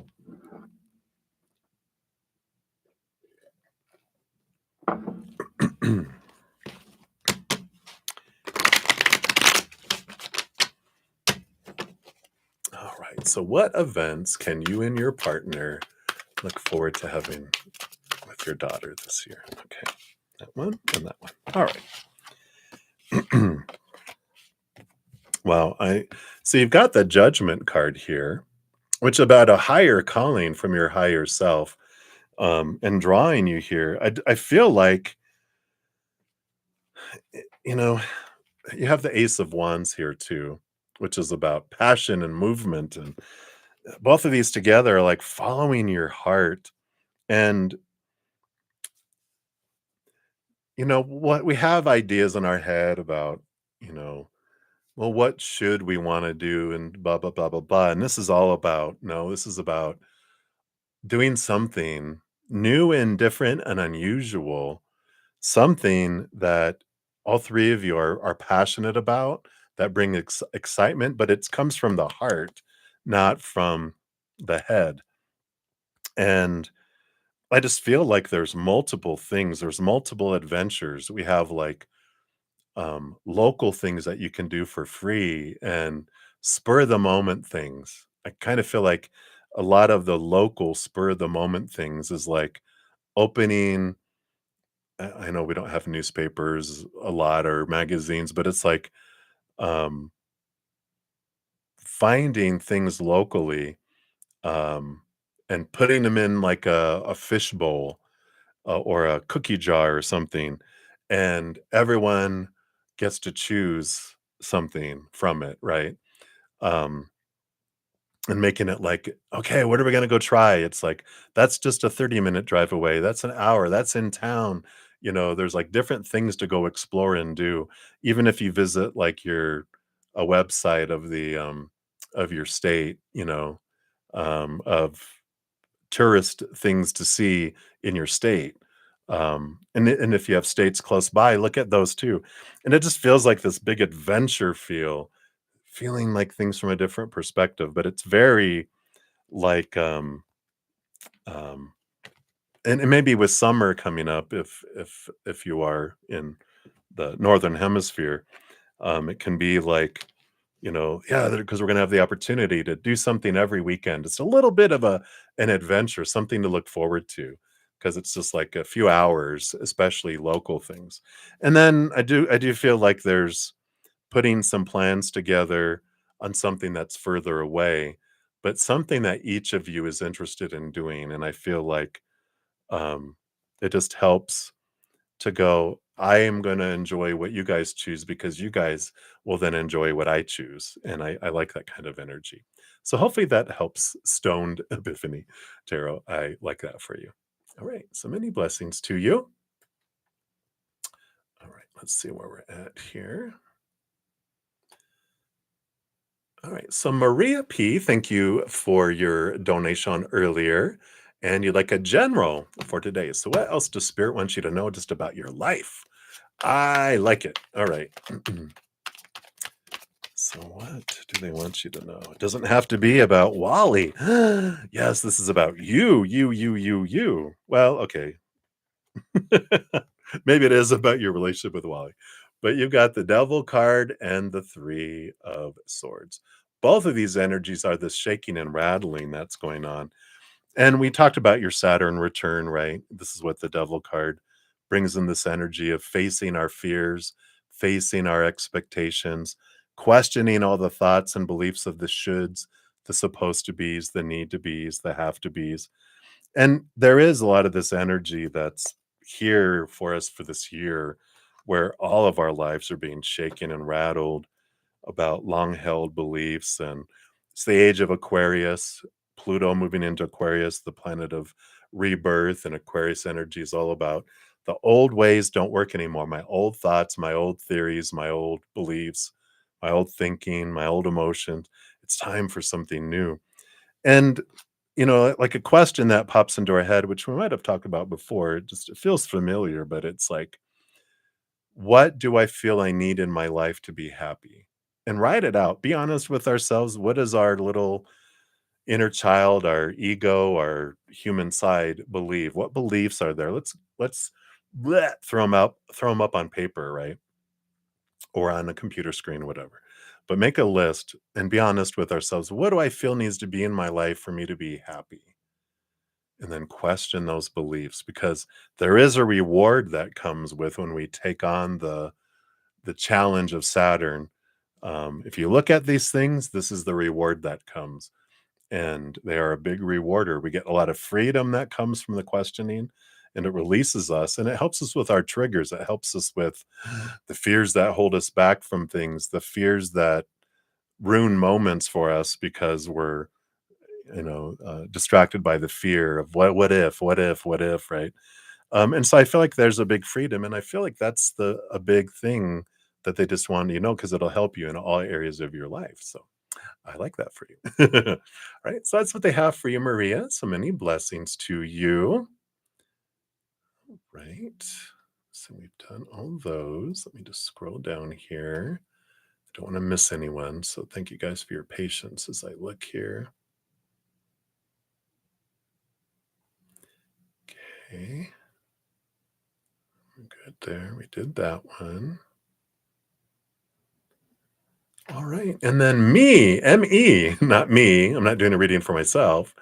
You want to know what does Spirit want you to know? What do they see for you right now? All right. Let's take a look here. All right.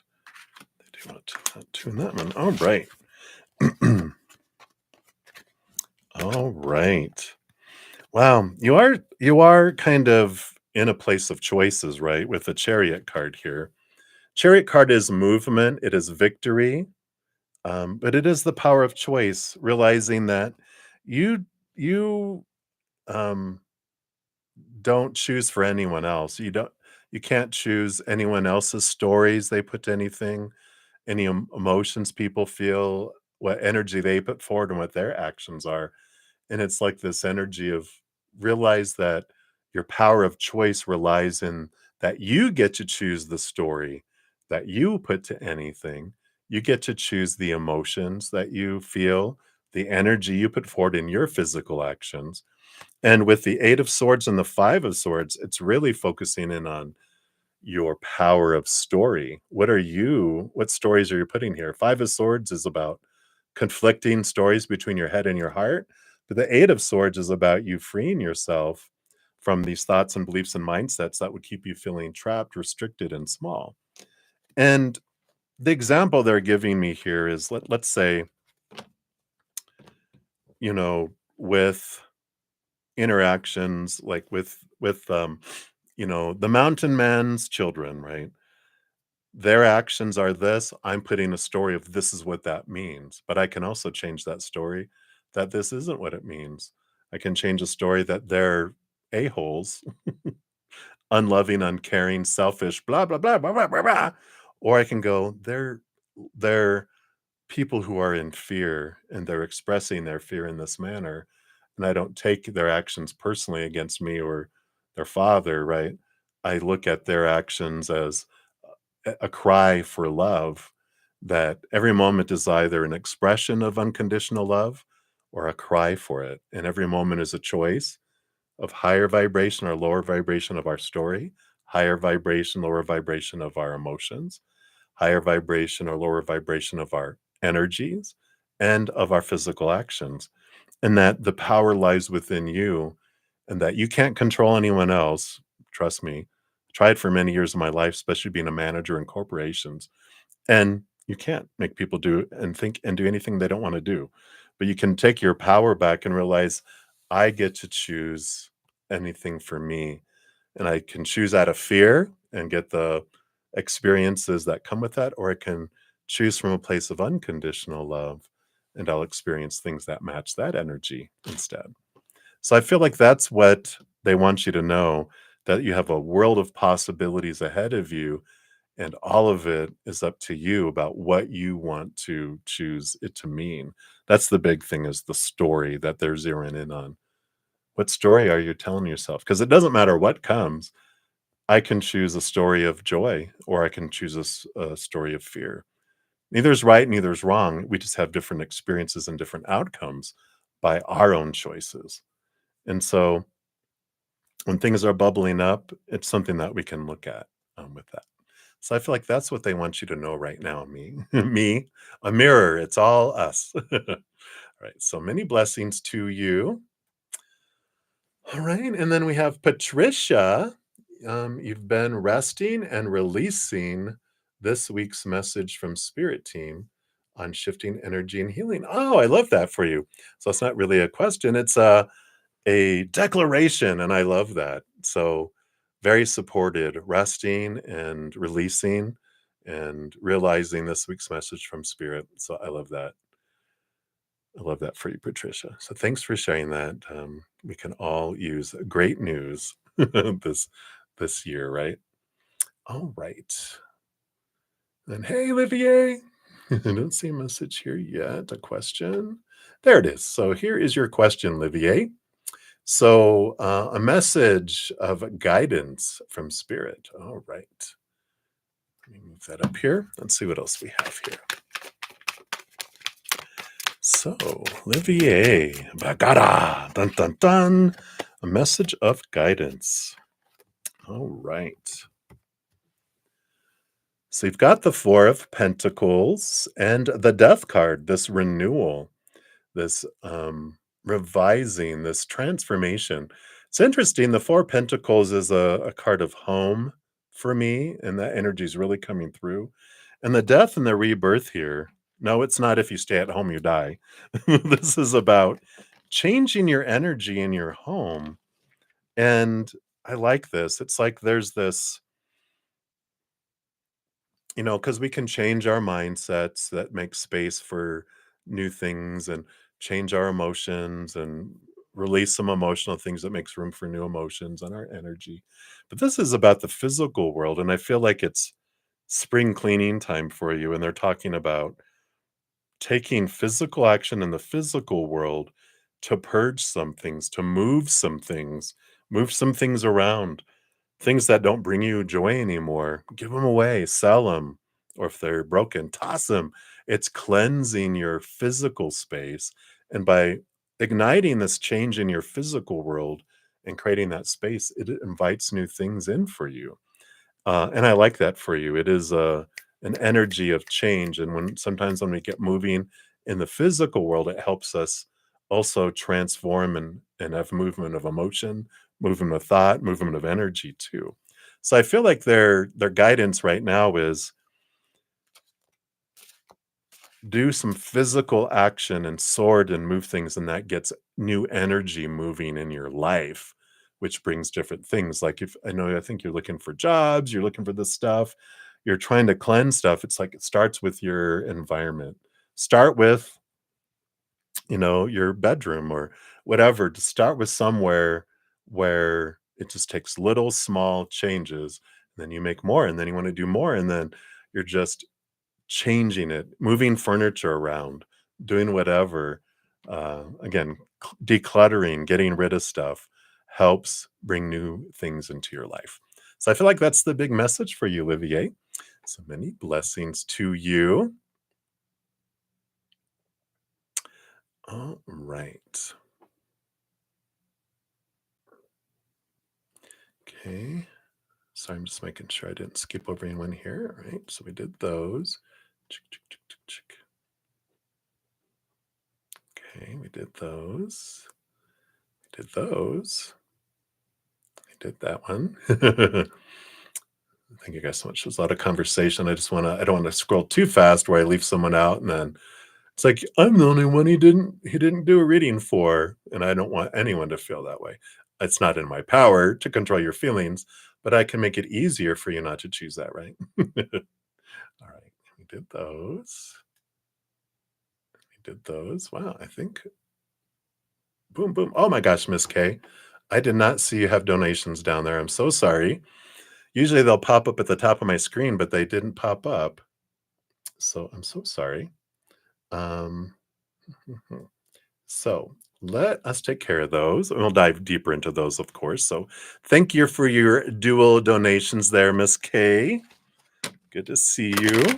Let's shuffle these up. And then I do see yours, Tanya Hikes. You'll probably be my last free reading here. I'm on the verge of 4.5 hours. I'm getting hungry. So we will return this evening as well at 6 p.m. Mountain Time for more readings. Let's give your first donation a love and a like there, Miss Kate. And do you see you getting your own living place soon? All right. So based on current energies, Will you be new living place? I feel like that's your card there. They want these two. It's underlying energy, and this is the progression. Okay. So, bottom of the deck, you've got the Tower card, which don't be afraid of that. I like this for you when we're asking a question like this because the Tower card is that it's about sudden change, sudden movement, uh, lightning bolt that's bringing like sorry, that was my stomach growling. The illumination in the darkness, right? When it's dark and it's storm at night and lightning goes, you like you can see things for a moment and then right. But it also is about sudden movement, sudden removal of something out of your life to make space, right? Like which would be creating your own space for you. So I do feel like this is an affirmative for this that you will be able to find your own living place soon and but it comes suddenly. So it's like, well, I'm looking like, oh, there it is. It's that kind of energy that comes in. Let's see what else they want you to know here. Yeah, right. It's been feeling like it's been taking forever with the Seven of Pentacles. And that's the last thing that grows on the fruit tree is the fruit. But I also feel like this delay that's been happening has been given an opportunity for you to realize what you really want and what you don't want in a place of your own. And it's also creating the ability and more so availability of something opening up. So like had you try to find a place and it would open up like say 3 weeks ago even, this place wouldn't be available for you and but when the delay is happening so you can get into this place that you're like, "Ah, I love this," right? Let's see the underlying energy here too. Yeah, 2 7, 7 of Pentacles, 7 of Cups. It's almost like a dream come true kind of card. It's like, "Ah, I have these different things I want, but this is the one I want, and this is what comes available because of that." But it suddenly becomes available. So I like this. You might even, if you've been kind of like having your eye on a specific place, keep your eye on it because it's like, "Oh, no, no, there's no availability," and you're like, "Oh," but then when you had asked, um, someone hadn't told them they were gonna move out, and now there's availability.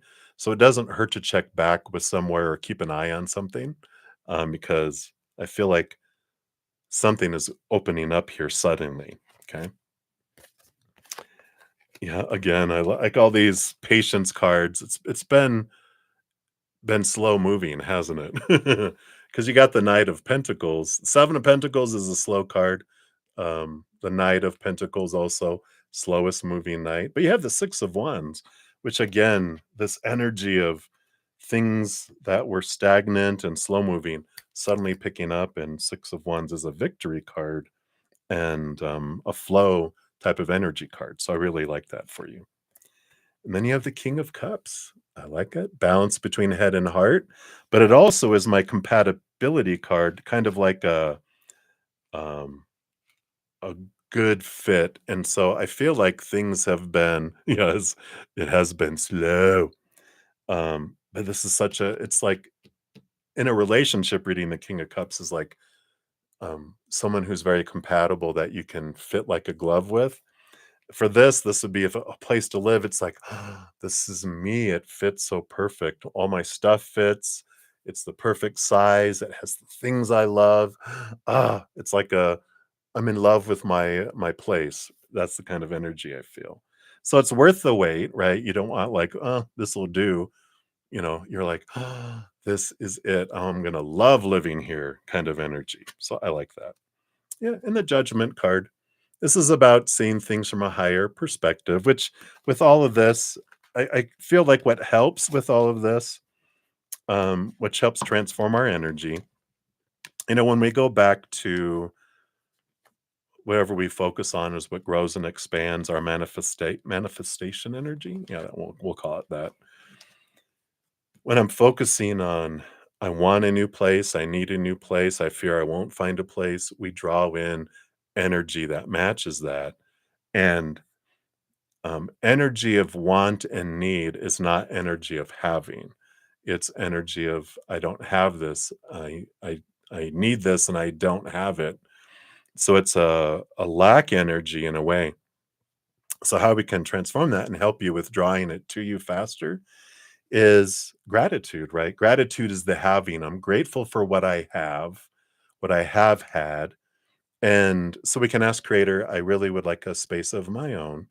And so here's my gratitude list of the things that I've loved about where I live and where I have lived.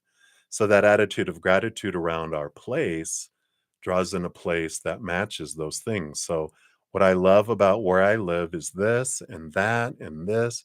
And what I've loved about that place I lived, I loved that. I love that. It's that energy of joy and appreciation and gratitude that aligns us to receive. And that actually speeds up the energy and it brings it sooner to us. When I'm focusing on wanting and having, then it actually my energy is saying I enjoy having. I mean, needing and wanting is what I meant. When I'm focusing on needing, my energy is like I enjoy needing, which I can't have because then I'll stop needing. So it actually pushes it away. If I focus on what I'm wanting, that wanting energy is not having energy. It's I like wanting, but not having. So our wanting energy pushes the things away. So if we transform that, it can really bring in some great things for you quickly. So I like that for you. And then we have the path of the soul destiny cards. These are what I'm using for the fortune cookies today. They are fractal art, fractal imaging art. I call them the spiritual ink blot test. So whatever you see in the picture is a special message for you, and then I'll read the little channeling from the book too. So here we go. 3, 2, 1. There we go. Kind of have it where you can see it. So whatever you saw is that message. And this is called footprints. There's definitely feet here. You have beautiful intentions of doing well in this world and have a lasting and positive effect on the planet. This was part of the divine plan you created for yourself before you came here. Those inner aspirations you feel and the daydreams associated with them are the whisperings of your soul calling you to purpose. This is all part of your journey. The time has come to take the steps necessary to set this dream in motion. So start taking the steps. Do that, the list of the gratitude in that, but also start preparing your physical environment. One of my mom, I talk about her a lot about um and I don't even know. I never verified it if it says it in the actual Christian Bible, but one of her favorite passages is Moses when they're at the Red Sea. We've always heard about the parting of the waters, right? Well, he raised his staff and did all this, but the story she told me is when it wasn't until Moses stuck his toe in the water that it didn't start to part. And so it's like we start to take action in the physical world.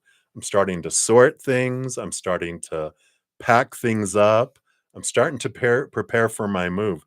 And by me taking physical action in my physical environment, it is putting the energy forward also to bring things forward to you. So I love that. Right. So hopefully that helps for that, Miss K. So thank you for that donation and thank you for your second one. Let's give that a love and a like. And then do you see you dating someone in the future? All right. Take a quick sip here.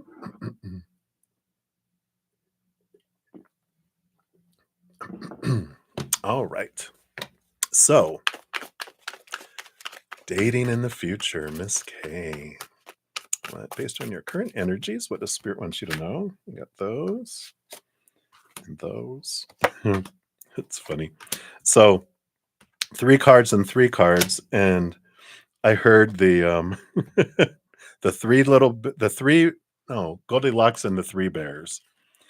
There's actually 4 for the second one, but the 3 cards that came out, it's like, this one's to this one's not enough of that. This one's just right. So I feel like you will be dating and I feel like there's gonna be 2 I'm gonna call them sparklers. Um, so, I like this, like a sparkler, like 4th of July kind of things, like, you light it and it's all "psst," and then and that's like it starts off like, "Well, this one seems interesting." Um, and so the first 2 you don't, like, date, but I feel like you go on a date or you go have a coffee or something with them, and, like, one of them, it's reminding me of my mom when she went on a date with her 2nd husband before she divorced him. And I knew right when she told me this, I'm like, "I don't like him for you, mom," because she goes, she got home, like, at 1 a.m., because she had gone to church and met him, and they went out to have coffee, and she said, "I met this guy, and we were at, this restaurant, and we had coffee and everything, and he talked about himself for 4 hours," and I'm like, red flag, mom." But I feel like that's the first one is kinda, like, all about them, and you're like, "Okay." And they're like, after 4 hours, "Well, tell me about you," and you're like, "I'm, kind of exhausted, I gotta go." And the second one, it's like it seemed like it, but then you like, the more time you spend, you're like, the energy doesn't match, but number 3, I feel unfolds. Bottom of the deck, you do have the High Priestess. And this is about trusting your energy, trusting your intuition, trust what you're picking up. They might be presenting this blah, blah, blah, but you're going to know. You're going to be like, no, trust that is what I feel with this energy on the bottom of the deck. So let's look at the 3 little bears. Oh no, it was the 3 little pigs. Yeah, the first one, 7 of swords. You're going to pick up on these feelings of lies, boasting, presenting themselves, because you're gonna pick up on that energy going, "Yeah, no, this is the energy of a betrayer, of a thief, of someone who makes stuff up." No, no, right? So that's number 1. Number 2, oh my gosh, yep, 9 of swords. Someone who has a lot of fears, um, a lot of rules, and that you're gonna pick up on there. You're just gonna be like, you have a lot of you're not gonna tell them this unless you want to. You don't have anything to lose. But yeah, it's like they have a lot of expectations, a lot of things need to be this, things need to be that, and you're gonna pick up on how they're treating waiters and how they're treating things. "Oh, no, no, we need to do this. No, no, no, we need to do that." And you're like, no. Control freak. Nope, nope, thank you, right? And then I love it. Number 3, yes, the 8 of Pentacles. What a difference, right? Between betrayer and this nightmare to someone who has put in the blood, the sweat, the tears, someone who's grounded, someone who is not a caterpillar, but has transformed into a butterfly. They've done their inner work and they've done that. And I love that for you. So just 2, we'll we'll call them sparklers instead of duds. Sparklers, because they do sparkle for a minute, but then it's done, and you're like, "Oh, done. Throw it in the trash." On to the next adventure, but number 3 is really the transformative one here. Let's see what else they have here for you. Wow, yeah, 3 major arcana. Again, trust with the judgment card, your higher self guiding you. Um, it's gonna be very obvious. You have the chariot, movement and victory, power of choice. You don't have to settle for anyone and don't, because that's what allows you to get past those other 2. And the moon card, again, trusting your intuition. Chariot is also Cancer energy, which is Mother Luna. So trust that there. Are you do you have Cancer sign, or what's your moon sign? I just feel like there's a lot of moon energy here, which helps you trust with the high priestess. Trust your intuition. It won't guide you wrong. You're going to be just like spidey sense going off, alarms going off, that come in here. So I like it. You have the 10 of wands.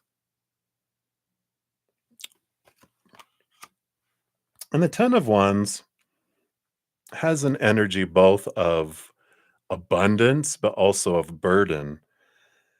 And the difference between the two is like when we're wanting love in our life, we can approach it two ways, right?